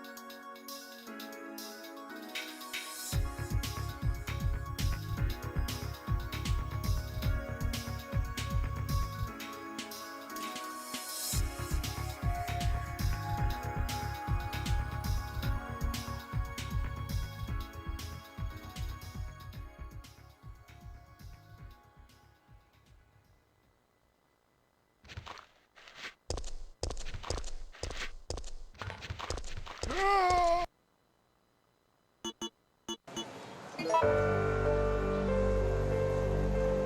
right, cool, awesome. So, hey holmat 2021, what's up? I'm Carcinogen, and I'm gonna be doing a no damage attempt in Resident Evil 3 Classic. So this is the PC version of the game, run with the Classic Rebirth patch. It's got quite a lot of nice little quality of life fixes. I actually say it makes running PC pretty good. But anyway, just gonna go ahead and jump into the run. 3, 2, 1. Hang on. Yeah, wait for that. Okay, yep. 3, 2, 1, go. Biohazard. All right. So to start, there's several ways we can negotiate this first zombie. Either we can space him out, or we can shoot him. I would say that shooting him is definitely by and far the more consistent option for being able to pass by him without taking a hit. One could attempt to use the emergency evade, but the emergency evade should actually only be used in the event of an emergency. Hence its namesake. So, you know. For an oh crap button, it's not a very good button, especially in the context of a no damage run where the idea is to try and get things working in the most successful way possible. So this isn't really a speedrun, it's like speedrun adjacent. And the idea is to just try to avoid damage as much as possible. I'm probably not going to avoid damage, but I will do my best. We're going to start by putting away these 2 playing manuals. Pick up these 2 gunpowders. Reason being, I want to be able to mix every gunpowder A that I can get my hands on one at a time. If you mix gunpowder A's 8 times, then you get enhanced bullets for the handgun. And enhanced bullets for the handgun are basically really, really, really overpowered against Nemesis because it stuns them with every shot. So if you can get them hung up on a ledge and just use enhanced bullets, you can just stun loop them to death. It's pretty great. Gonna exit and re-enter here in order to reset the aggro of these zombies. It'll actually make them a little bit slower. You might have noticed that I'm actually firing the handgun a little bit faster than average. This can be done by tapping the aim button over and over again while you're firing. It's actually a hidden mechanic called quick shotting. Ooh. That was a little close. I think I would have gotten ankle bit right there.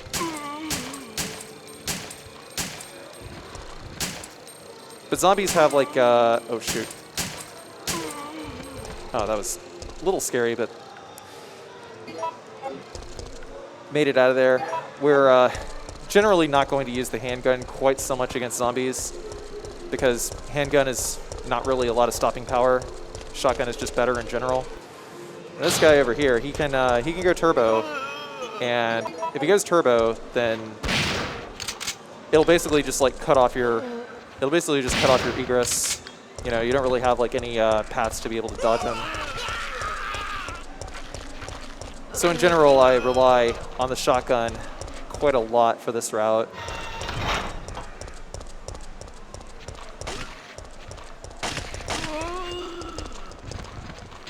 Just gonna wait for these guys here. Let's go ahead and get rid of them.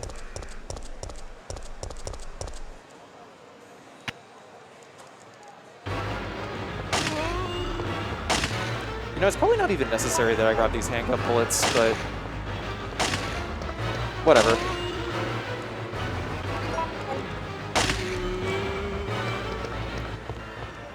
Also, another glaringly obvious thing you might have noticed is you have the ability to skip doors. This is also a thing you can do on PC. So it makes the game go by pretty quick.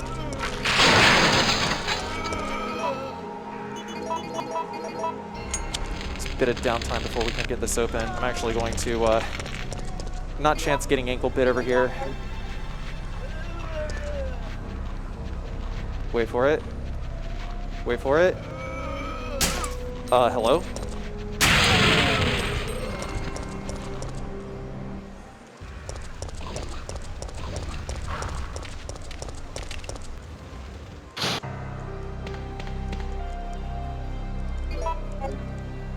Once again, gonna mix the gunpowder A, try to get more enhanced bullets. Well, try and get it to a state where I can mix up enhanced bullets a little quicker.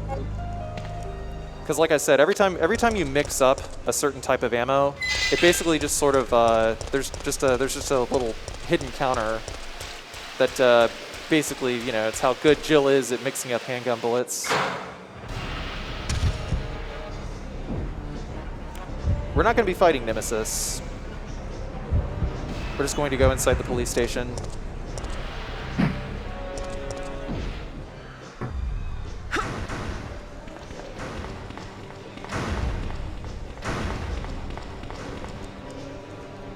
Oh, wait, what am I? This isn't Resident Evil 2. I already know the codes anyway. What am I doing? All right, so they're all in there. That's good. Means our escape from the RPD on the way out is going to be a lot easier.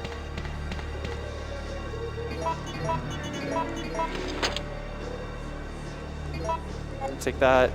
I should have put away the. I'm actually going to take a second to.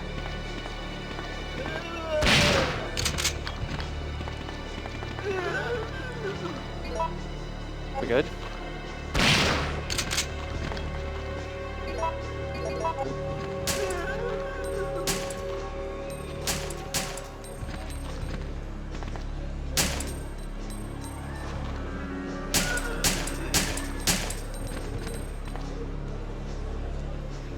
Okay. I just had to do a couple more aims just to make sure that zombie was dead. Right. This first. This always first. And then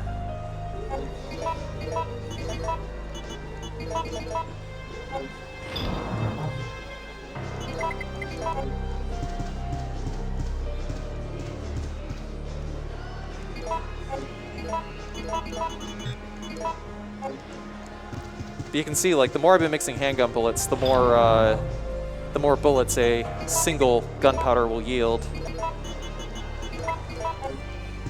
I think I should probably prepare my inventory for leaving the RPD. All right, this is kind of scary.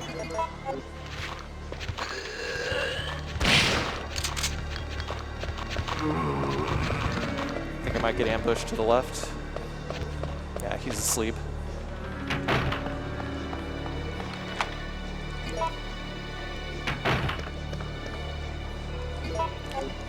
Take the lockpick. Skip this cutscene. What is it going to be? Is it going to be Magnum? Grenade launcher, okay. So Resident Evil 3, for those of you in the crowd who haven't played it, there's certain areas where there's going to be random item spawns. I mean, they're more like preset item spawns. Also, we can just run straight through, get out of here. Take this gunpowder though, because the zombies are in Marvin's office over there. We can just skedaddle. But as I was saying, yeah, there's basically items just sort of spawn in sets and are generally seated like whenever you enter one of the rooms where there are like variables for the first time. So in the case of the STARS office, you can either get a Magnum or a grenade launcher. There is nothing that you definitively want, I would say. Oh, you know? No, it'll be fine. It'll be fine, actually. I'll just run right through.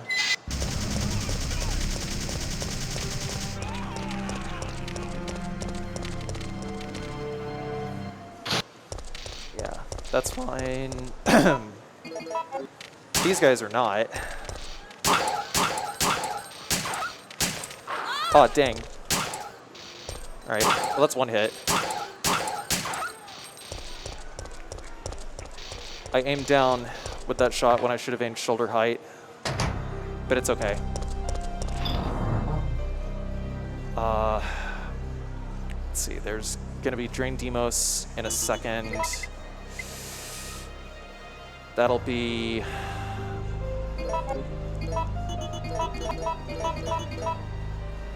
Yeah, probably just pop it a couple of times with a grenade launcher. Do I want... Yeah, I can put that. No, no, no. I need that.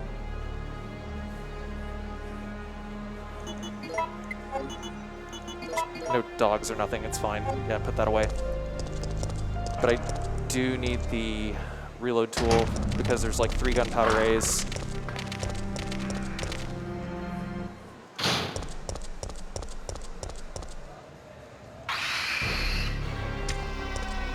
This one's gonna pop down. Pull out the grenade launcher. Sometimes it takes 2 grenade rounds to kill these guys.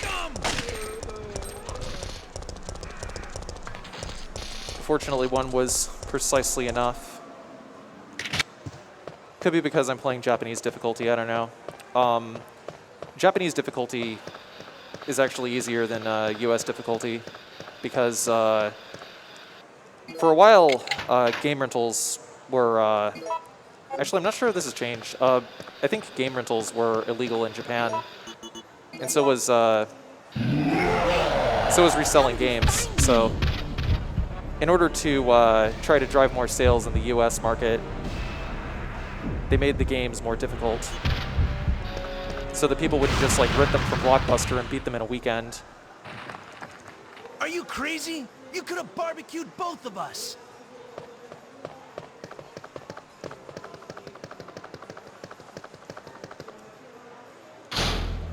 On hard difficulty, Nemesis drops items.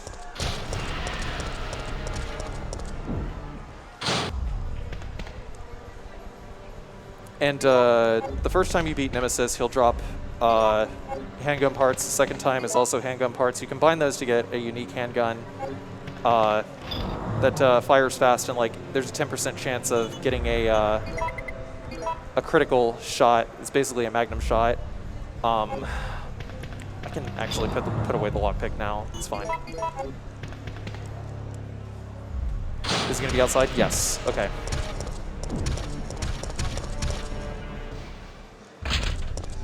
It's actually good that he's back there. Can I cut around? Ooh.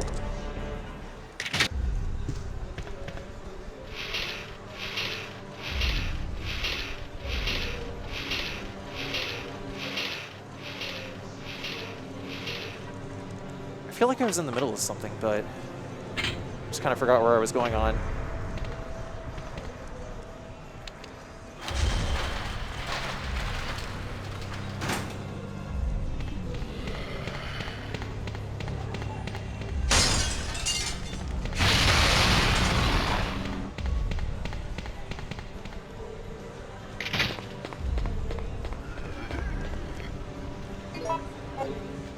Before we exit here, there's two more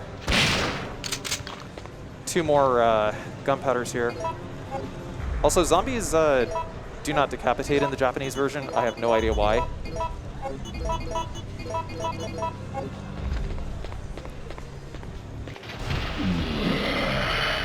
If he charges at you, that's actually the easier dodge, believe it or not.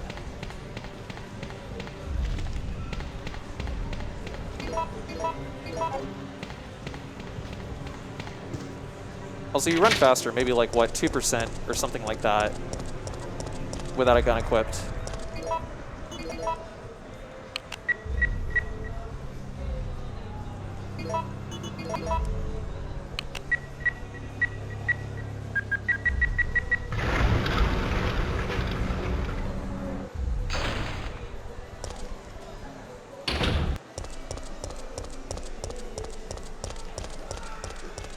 So zombies could either be asleep or awake when we come through here. Okay, they're asleep. It's actually kind of ideal because then it means when they wake up, we can just like run right through them. I'm gonna go ahead and pop these dogs over here. The barrel. Oh, he lives.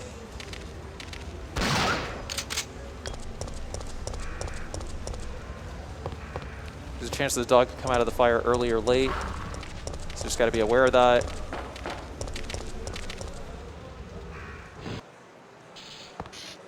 You're one of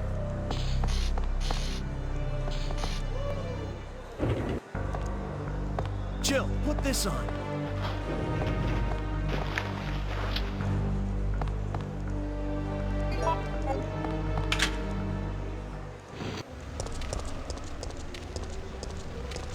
Gonna try to walk around here because walking actually stops dogs from aggroing quite as fast.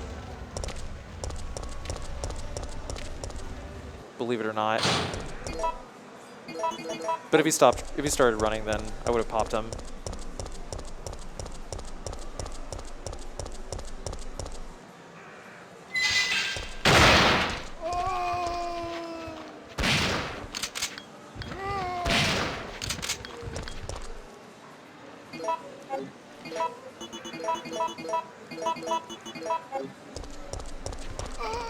Oh, shoot.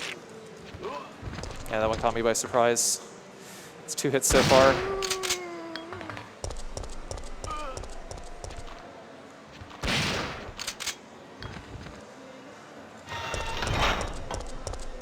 I actually wonder if I would have been safer just running right through them or not.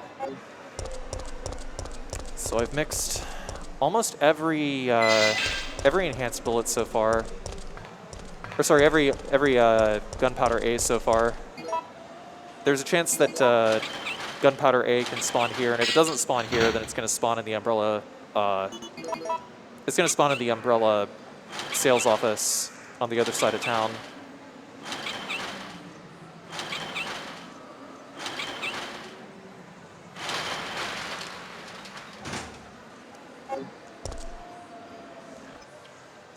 Okay, it's not here. Jill!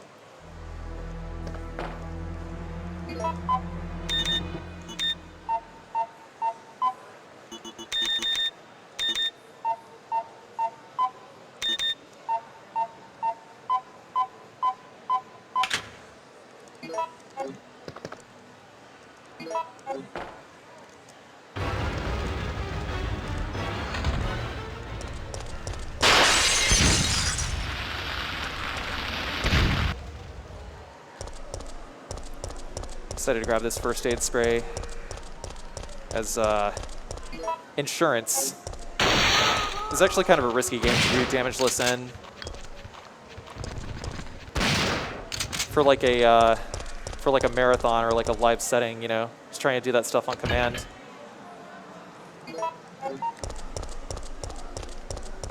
Trying to get better at it, consistency-wise.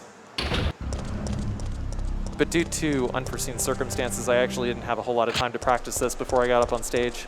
I hope you can forgive me. No!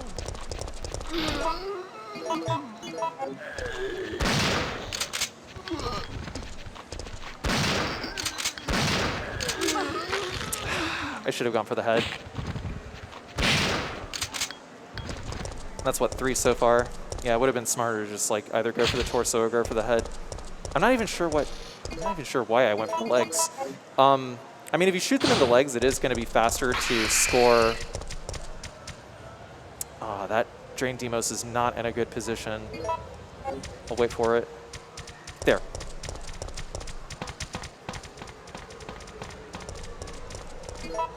Wait, what am I doing? I don't even have the battery.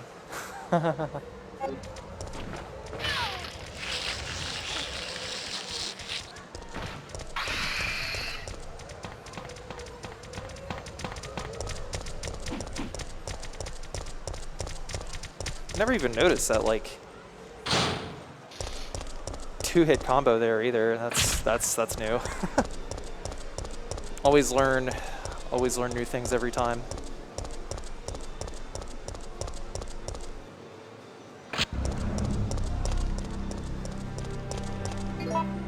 Wait, no.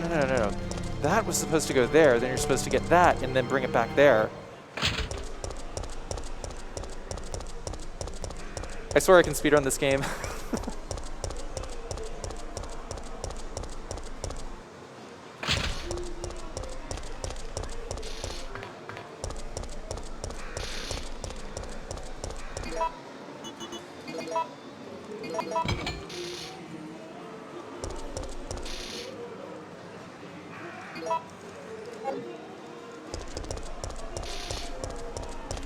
It's just that this, like I said, it's like the first time actually getting, actually like playing this game in like months, so.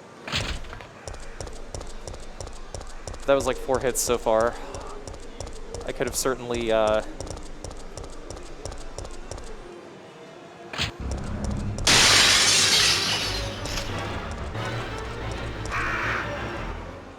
could have certainly been a little more consistent, and that is because I didn't stick to the route.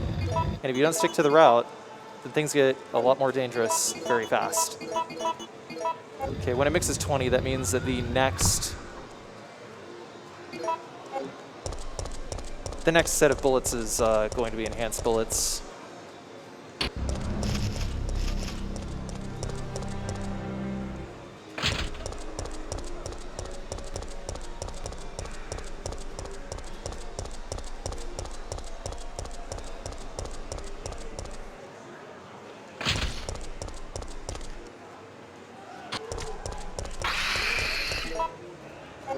So we got this battery now. That was actually a very, very risky maneuver I just made. I'm surprised that Drain Demos didn't actually hit me there.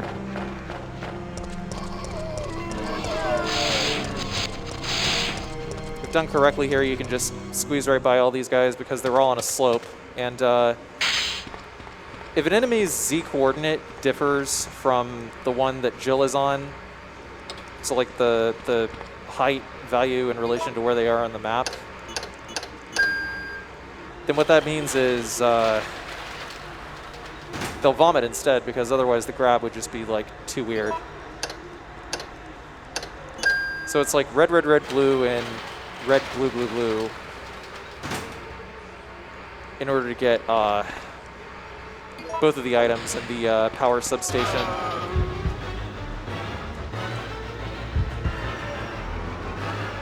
We're just going to zap these guys. That's the second option here.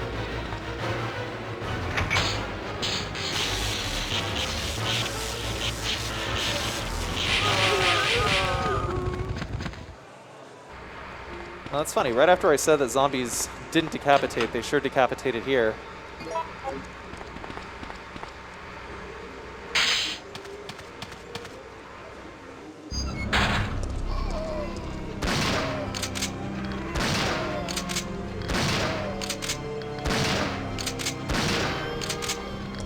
They're all on their backs, so I can just leave.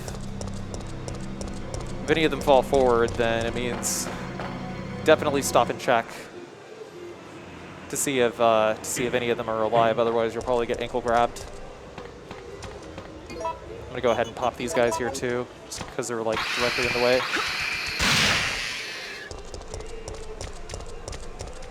They're actually gonna not be here whenever I come back, so I can just run by that second guy. A couple of shotgun shells from long distance. Even if a zombie is like way far away, there's a chance that the shotgun will proc headshot. Uh-oh. I forgot that he could bash out there. I don't know. It's like the last, like, I don't know, 10 times that happened. It's usually like on the way back. So that's 5 hits.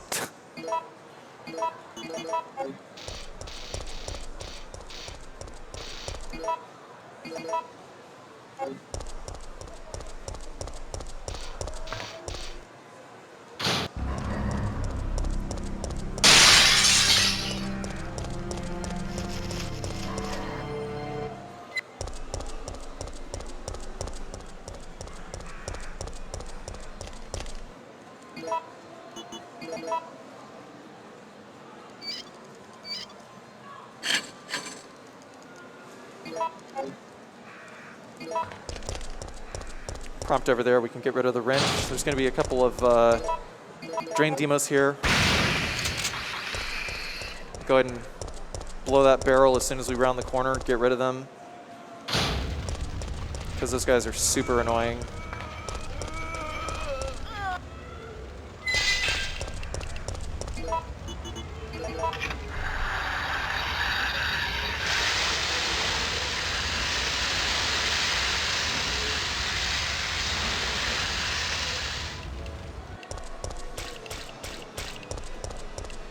Trying to dodge drain demos usually results in about a 50% chance of getting hit.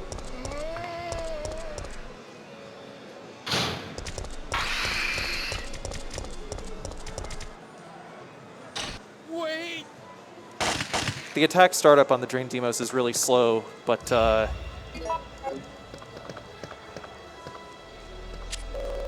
their hit radius is very wide.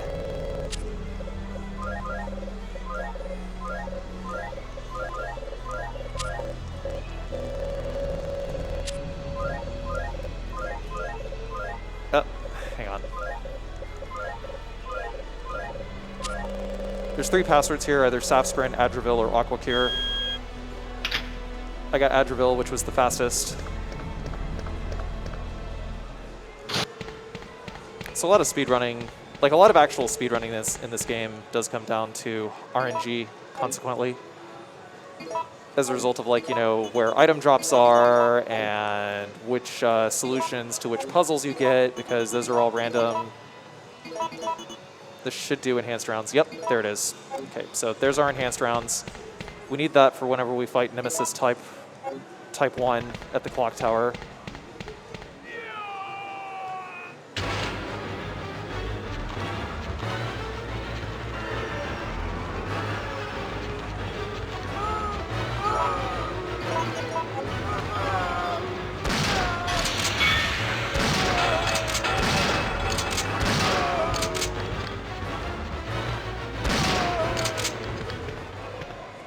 Any alive? Okay, good.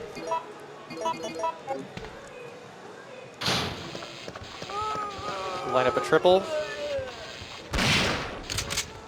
Get out of here.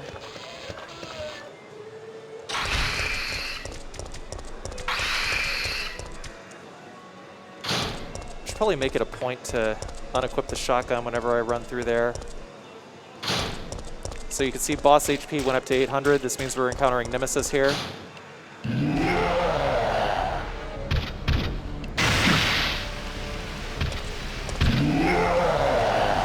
When Nemesis has a rocket launcher, he has 5 rockets. Oh, uh-oh. I should have shot these guys on the way in. Still a good dodge. Yeah, this is another thing that Nemesis can do, which is really annoying. Is he has this slide punch that is like nearly unavoidable.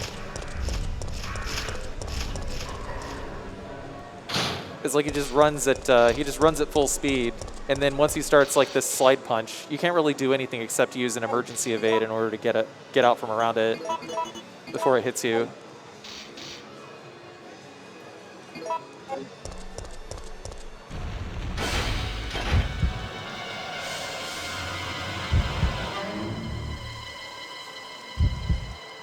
We're gonna climb up here because if we just drop down, there's gonna be a bunch of sliding worms and just a gravedigger carcass. There's like nothing interesting there. Go ahead and drop this. Take that. I don't need this for a while. I don't think I actually need it ever again now that I think about it. Keep that first aid spray, because like I said, bad things can happen.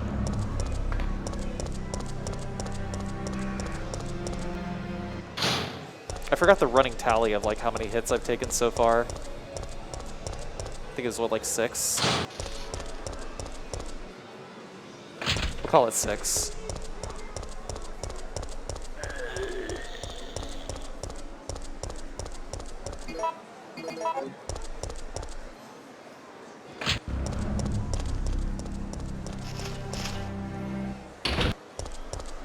As soon as we hit this camera angle here, we're going to encounter Nemesis. Stars. Rotate here. Just wait for him to do his slide punch. That way he will have committed his inertia to that direction, making him very easy to slip around.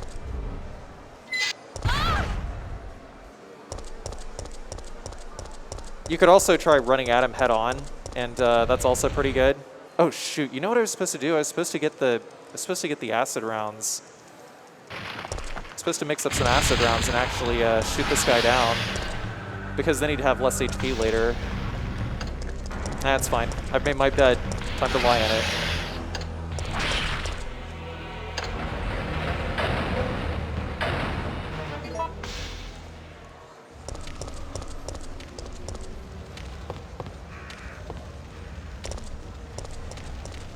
This RK9 over here has been very, very docile this whole time, thank God.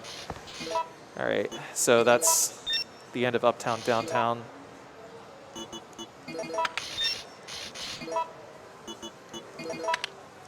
And Carlos will give us some flame rounds. Ready to go. If you Here, choose to hide in the kitchen during the second live selection in the restaurant, Nikolai won't. then Carlos will give you some flame rounds here. I'll operate the cable car. Let's go. Flame rounds can generally kill most enemies in one shot. They're also pretty good against Nemesis. Mikhail!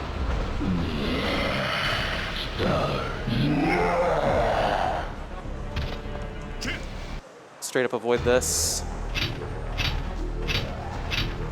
No, the brakes are out.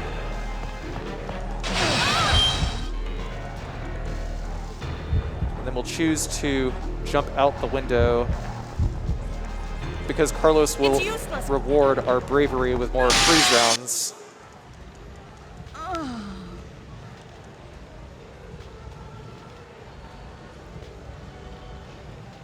Got everything that I need in order to be able to fight Nemesis as well. Take this. Ooh. Oh, that's right. We move just one pixel to the right. We trigger this spawn of zombies over here.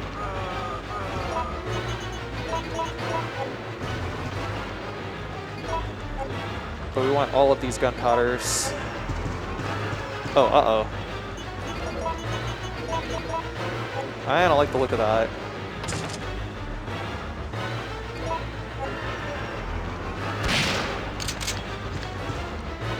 That's what I was talking about when I was saying that zombies could go turbo.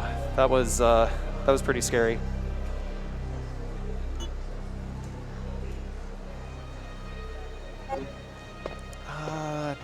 I'll put it. Yeah, I'll put the flame rounds away here. In this, and this, and I'll just like pick them up on the way out probably. Yeah, that seems like a good idea. Here's a gift for you. It's actually very important that I pick up these grenade rounds here. I'll pick them up on the way out, actually.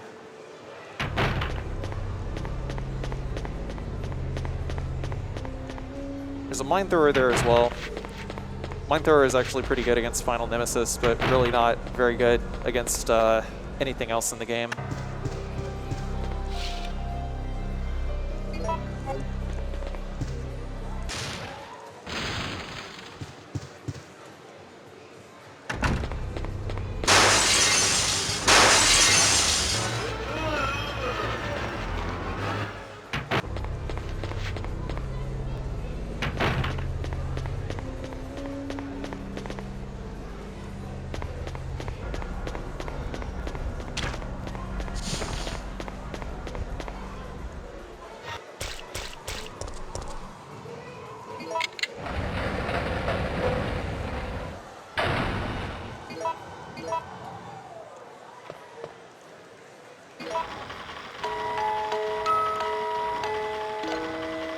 At the top of the clock tower, this puzzle here, every version of the game after the original PlayStation version has the puzzle as the same solution every time, presumably to make it easier for those who are hard of hearing or like tone deaf. Makes sense because the audio replication in the PC version is not that great.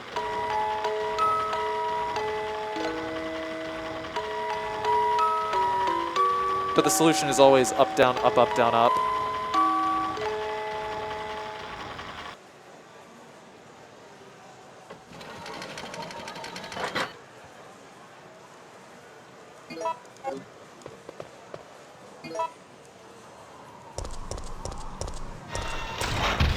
Nemesis shows up again. Stars. We're just going to use the light in order to blind him and shove him over. Doing so, we'll just go ahead and get rid of him, or just take him out of the equation. So don't gotta worry about like dodging him or having him show up at like an awkward position or like charging us.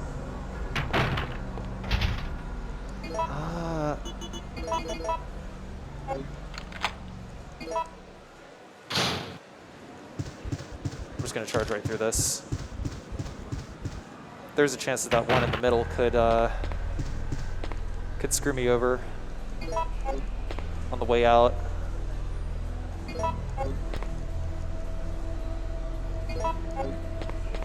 Because sometimes he likes to open with poison.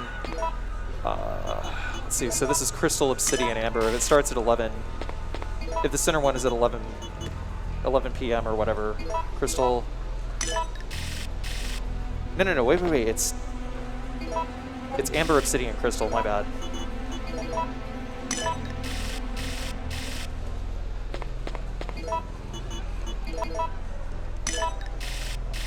Because the Amber one is the strongest one, so if the clock was at 5, then it would have been Amber, Obsidian, Crystal.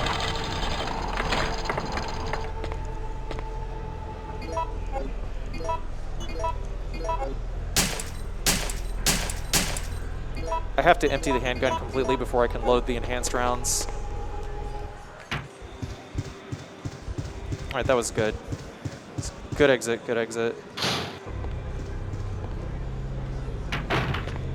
It's like the run is already kind of dead anyway, so I'm just kind of winging it now. Try to de-rust some of the mole speedrun dodges, because I haven't actually run this game as like a speedrun in a very long time.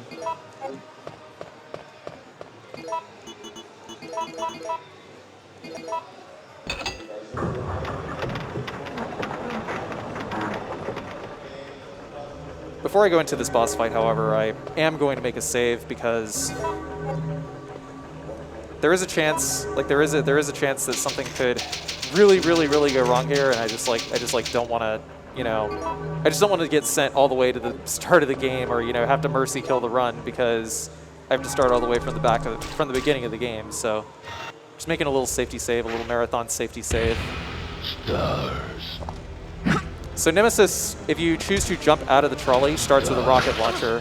If we chose the other option, then there would be like an alternate form of like Nemesis, where he has like different punches and stuff, and he would have like a tentacle and whatnot. But this enables us to dodge his attacks easier.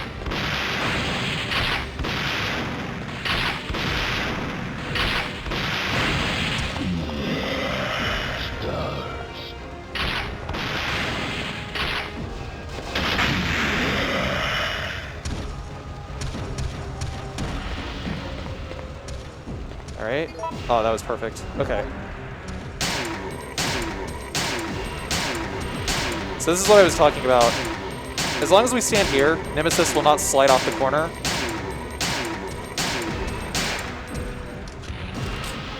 And these enhanced rounds will just completely lay waste to him. So this fight is completely free, as you can see.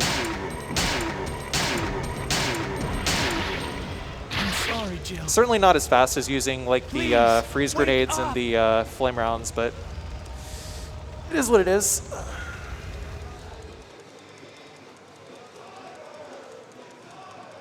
October 1st, night. I woke up to the sound of falling rain. I can't believe I'm still alive. But the way I set that up, I just had to get him past the corner that I wanted him hung up on, and then run right by, get him right back there. If you stand too far away, then he'll like slip off the corner. Uh-oh. Yeah, that's fine. I don't care anymore.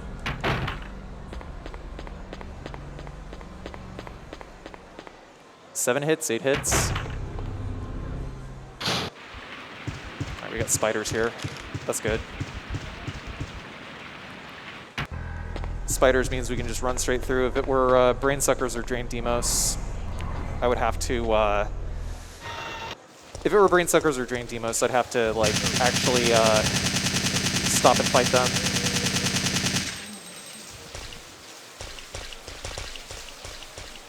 And there'd still be a chance that I'd wind up taking a hit.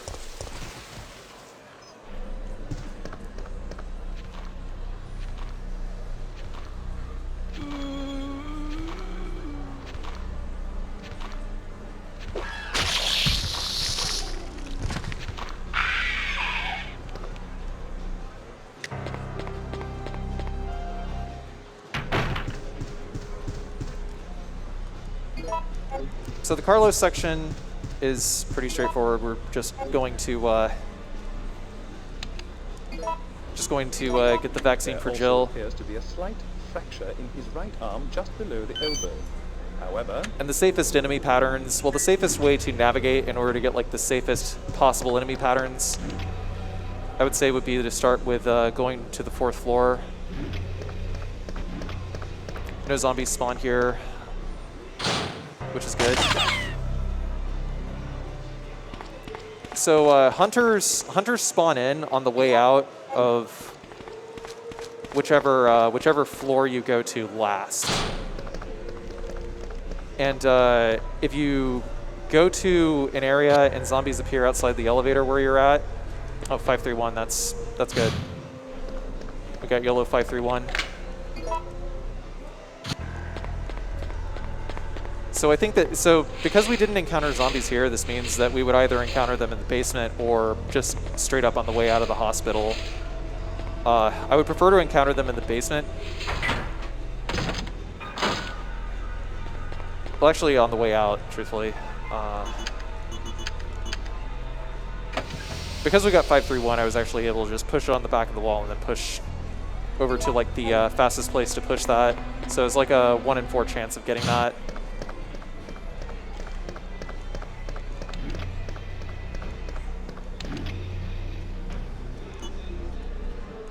Let's see, we got zombies. Don't hear any zombies. Okay, we going. This means that on the way out, we have to pop the dynamite on the wall. Hello? Oh, interesting. He's caught. I think maybe I should reset the room because I have no idea like what he's going to do if I get too close.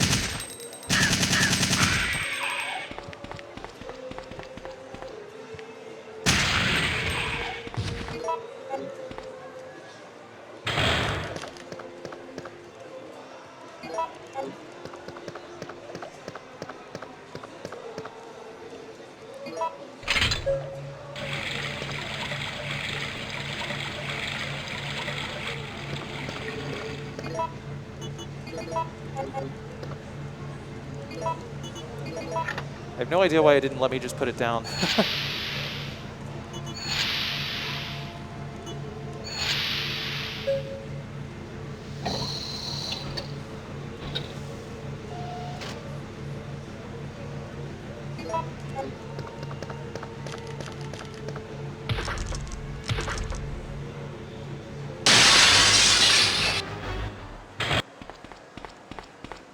So there's going to be hunters on the way out here.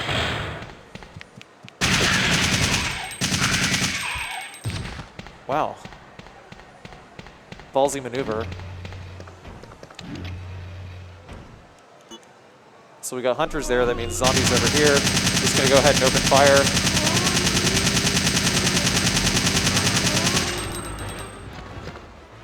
Aim down. Just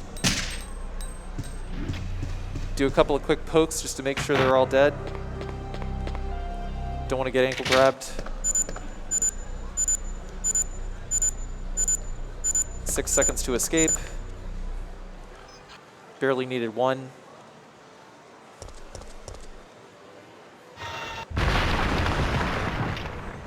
There could be worms and zombies here, and it is worms.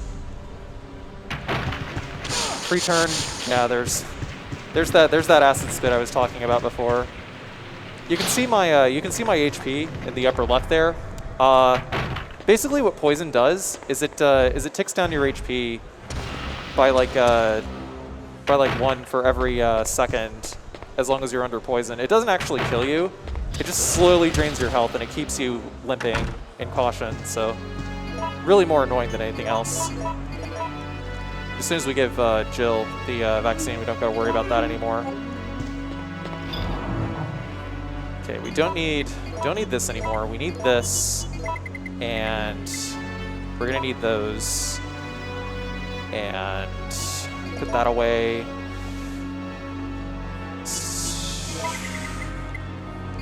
Yeah, and I'll get the 2 grenade rounds on the way out.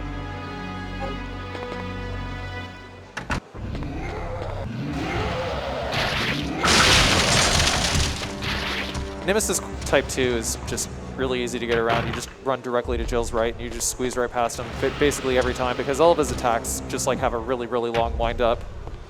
They're really strong though. Can I turn around here? Is he gonna show up here? Yeah, okay. I could tell he was gonna show up there because the game lagged for a second when I reloaded the room. That means it's trying to load in the boss music.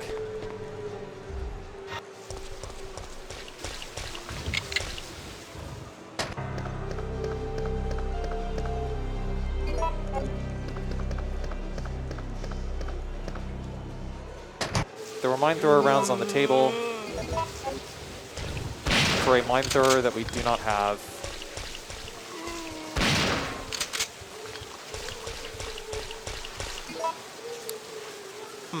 You know?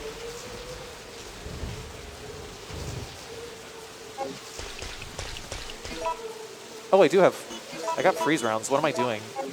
I'm good.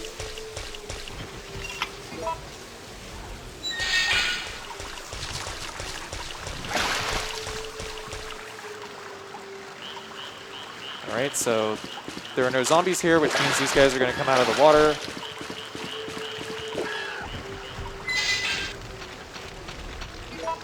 Okay, we got dogs here then.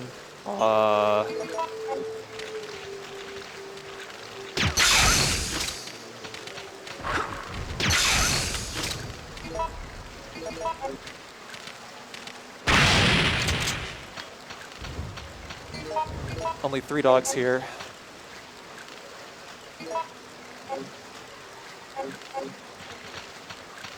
Got the key to the shed.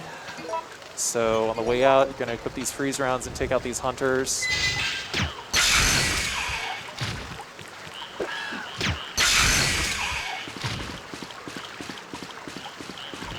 It's like, while they're not terribly difficult to dodge, you know, still don't want any nasty surprises.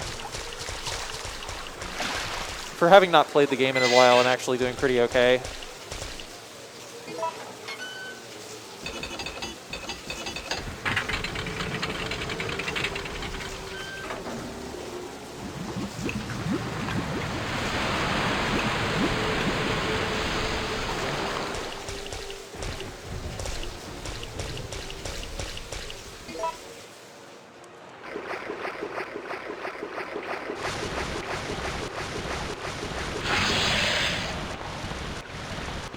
Go straight to the ladder. We can just completely ignore these worms coming out of the top.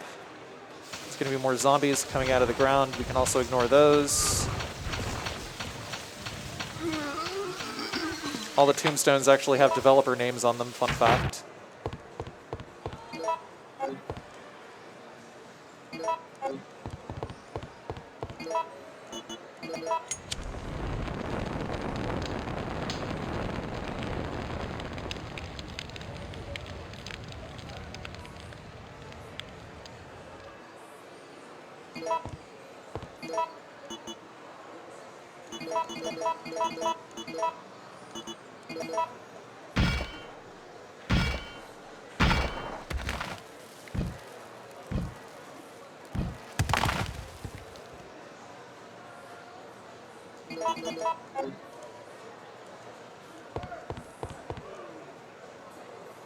Take these grenade rounds here because I need those in order to be able to mix some flame rounds for Nemesis in the waste disposal area.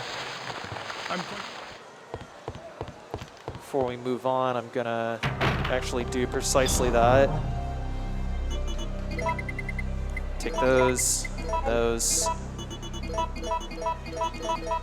18 is good. And gonna use this opportunity to save the game again. I'll keep those regular grenades on me just in case. Yeah, that works.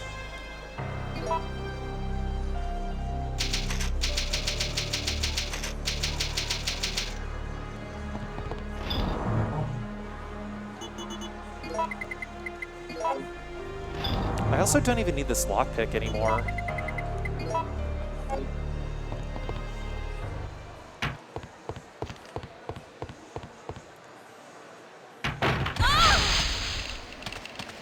So the way I'm going to handle Gravedigger is 1, 2, 3, 4, 5. Wait.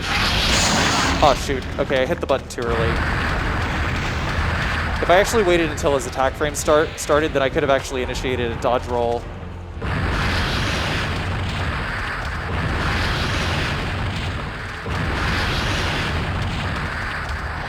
But it seems I don't remember the timing for that.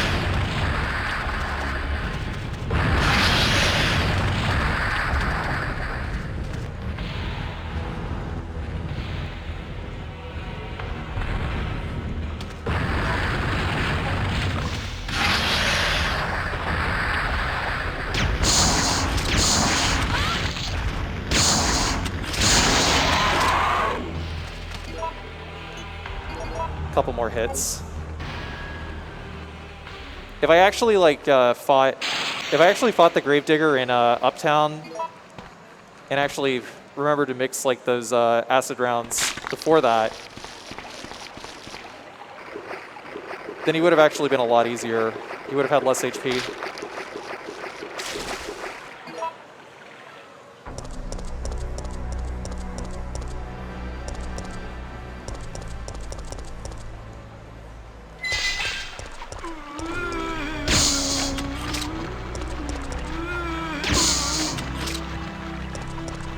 Go ahead and get rid of those, free up our inventory. Once we get to the dead factory, the safest path is always going to be to jump down, because if we choose to take the speedrun route, which is, oh, you know, maybe I can actually pick up these Magnum rounds. Yeah, that'll come in handy. Right. If you choose to push them off, which is the speedrun route, which would result in fewer cutscenes that you have to skip, then there's like a waterway, which we're about to get up on, that's going to be populated with some very dangerous enemies. The second option, jump off.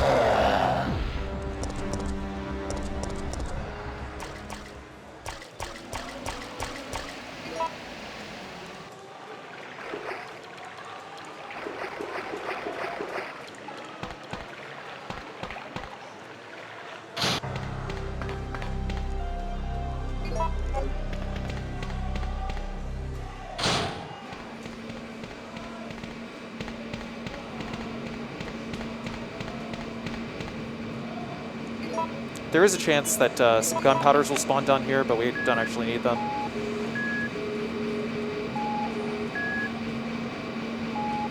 So for this, we're going to say, we're going to flip slide A to the right once. Slide B, I think, to the right once.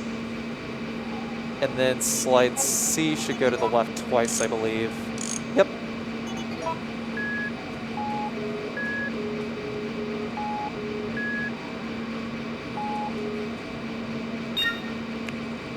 It's actually very difficult to explain how this puzzle works. Don't ask me how I know this. but most people who speedrun this game just like have the like the fastest solutions to like each permutation, and just like look for a specific set of blocks, you know, high, low, mid, low, or something like that. Carlos just waxed all these zombies for us. Oh dang! I don't have the Magnum. Let me rectify this situation.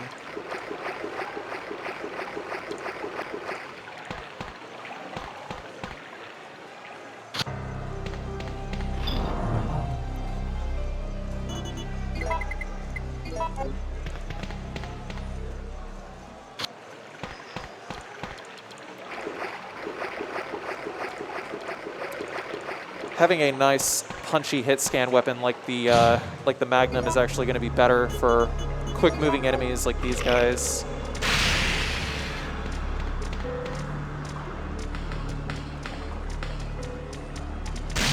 Uh-oh.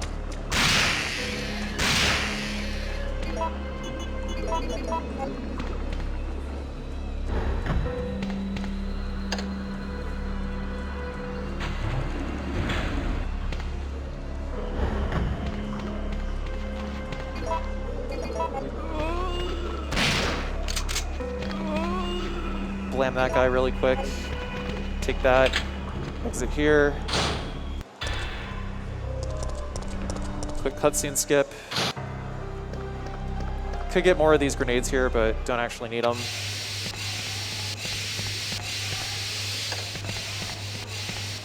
And then flick this switch here.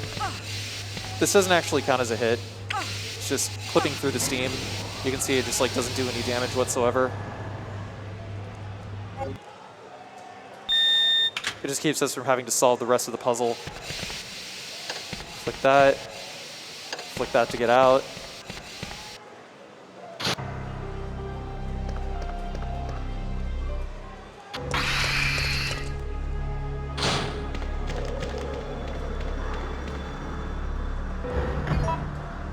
Gotta watch out for there could be like one of 3 sets of enemies. It could either be hunters, it could be Drain Demos, it could be zombies, and I don't know which one I'm gonna get whenever I come back through here. Drain Demos again, it's fine.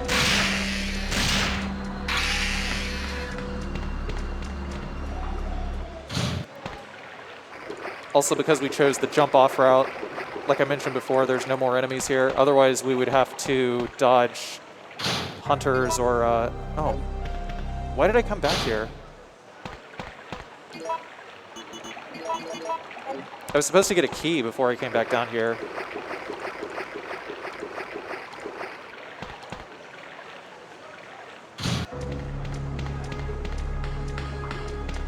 I left one of them alive, so I don't know. Maybe that actually prevents them from spawning in even more. I haven't actually played around with that room very much. Let's see if that remains consistent whenever we go back through.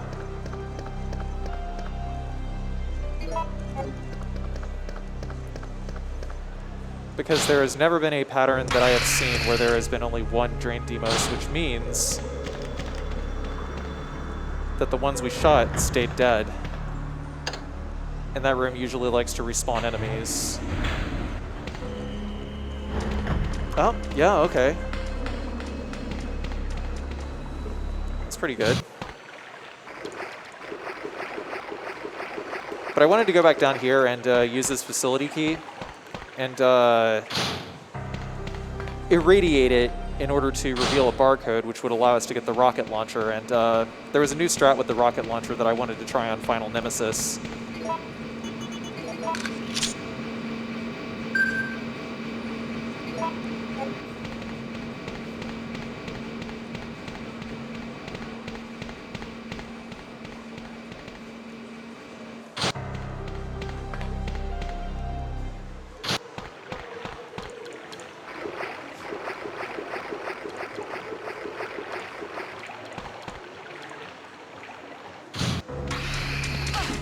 Ah, never mind. Okay, so more spawned in after I used that key. So that would mean that the spawn trigger is not what I thought it was. There's a zombie over here. We're gonna go ahead and Get rid of him.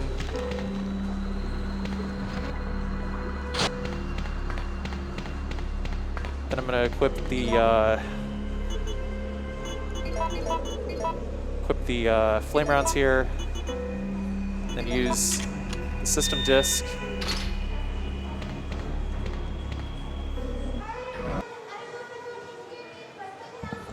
Warning. Proceeding with operation in 3. Please evacuate immediately.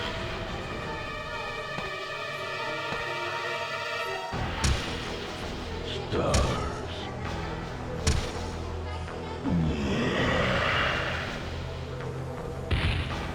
Stars.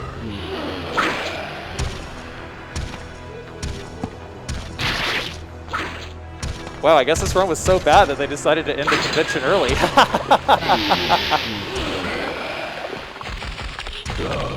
Whatever. Anyway, so we're gonna fire like 5 rounds here.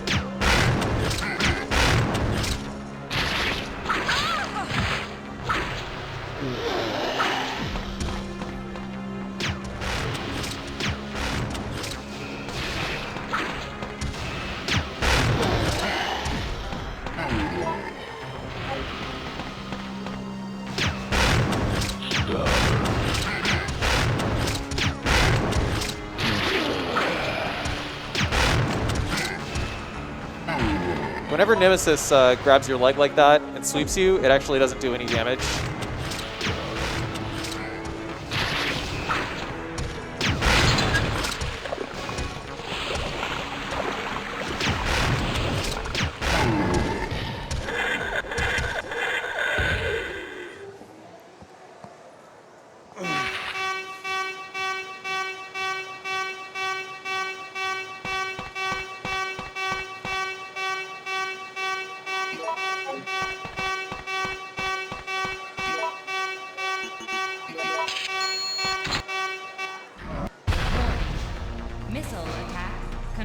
On the American difficulty, you could actually just keep spamming freeze rounds, and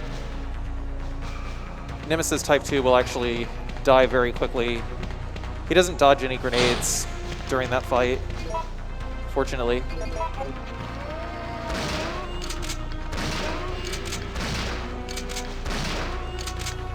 All of them fell on their back. Just leave.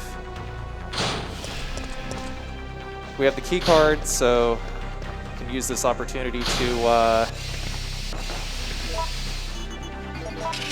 activate this elevator and go down. And then we'll use this key in order to get a well-hidden rocket launcher.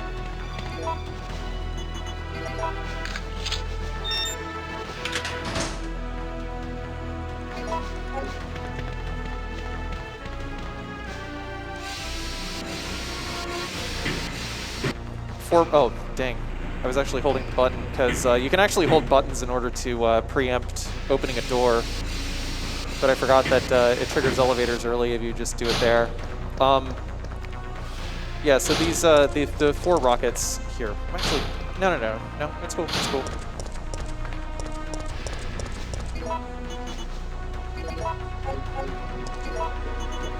I'll just come back and save after this cutscene, just in case something horrendous happens.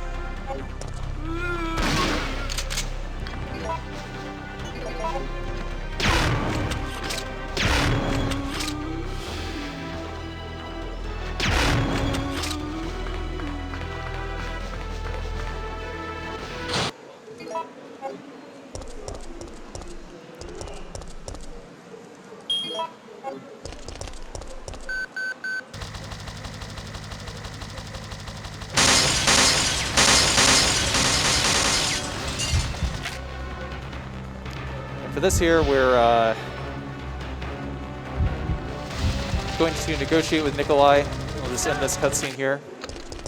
There's also a hidden cutscene that happens whenever you exit and re-enter this room. Basically, the game just gives you one more opportunity to turn around and save, but whenever you go back, there's actually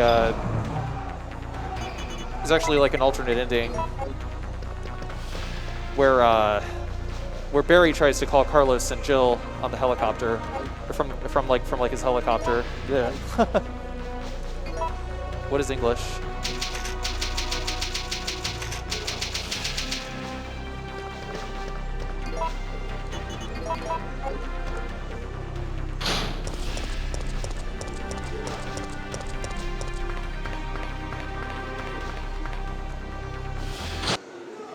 Chill.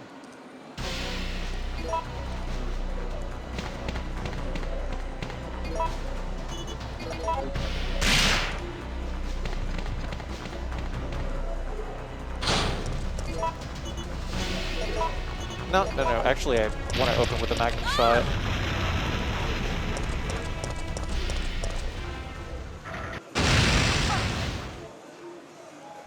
So I'm trying gonna try a new strat here that I actually learned. Let's see if it actually, let's see if it's one of those strats that can actually just be flash. You know, you try it once, you get it. Warning. There is not enough power to activate the system. So far, I've only seen this on video once, or a couple of times.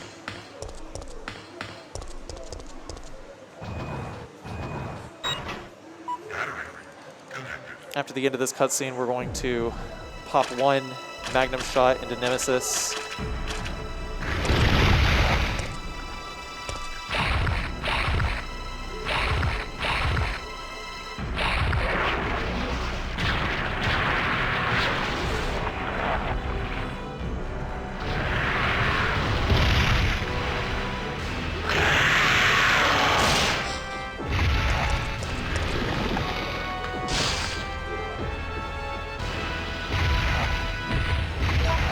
Oh, uh-oh. That was not what I wanted.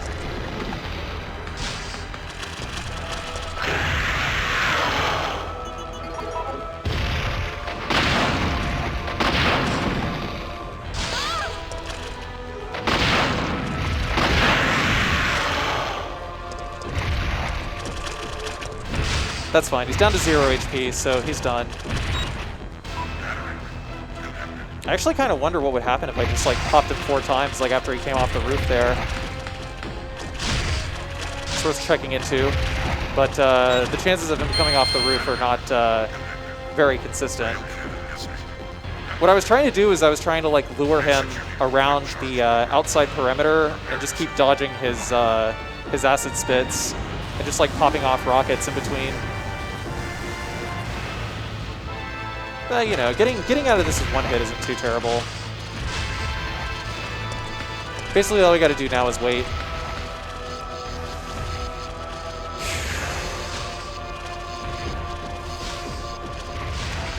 Well, hopefully you guys all enjoyed Holiday Matsuri. I had a lot of fun.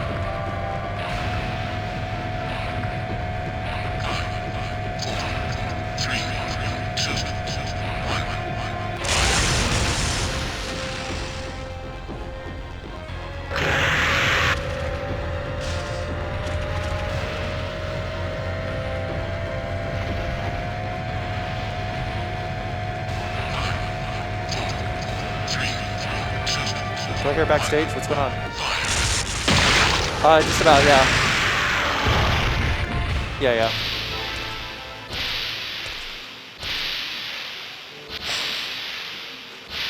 Warning. System overheating. Enter cooldown.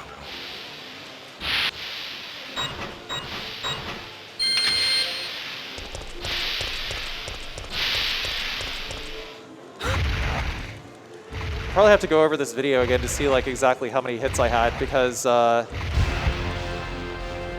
Purblind actually helped me keep track of how many hits that I took like the last few times. Or like the last like 2 times when they were commentating with me.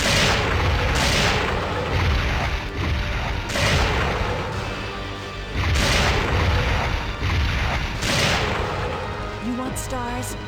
I'll give you stars.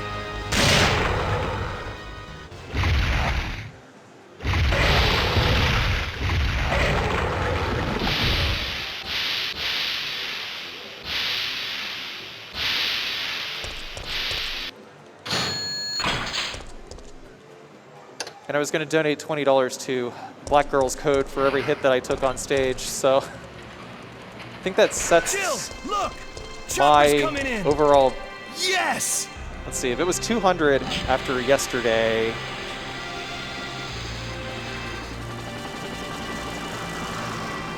Yeah. Yeah, that's a lot. That's about like $460 to Black Girls Code. Okay, yeah, I'll work with that. And now we have a rather unfortunate turn of But anyway, that's time. Sorry. And that's Resident Evil 3.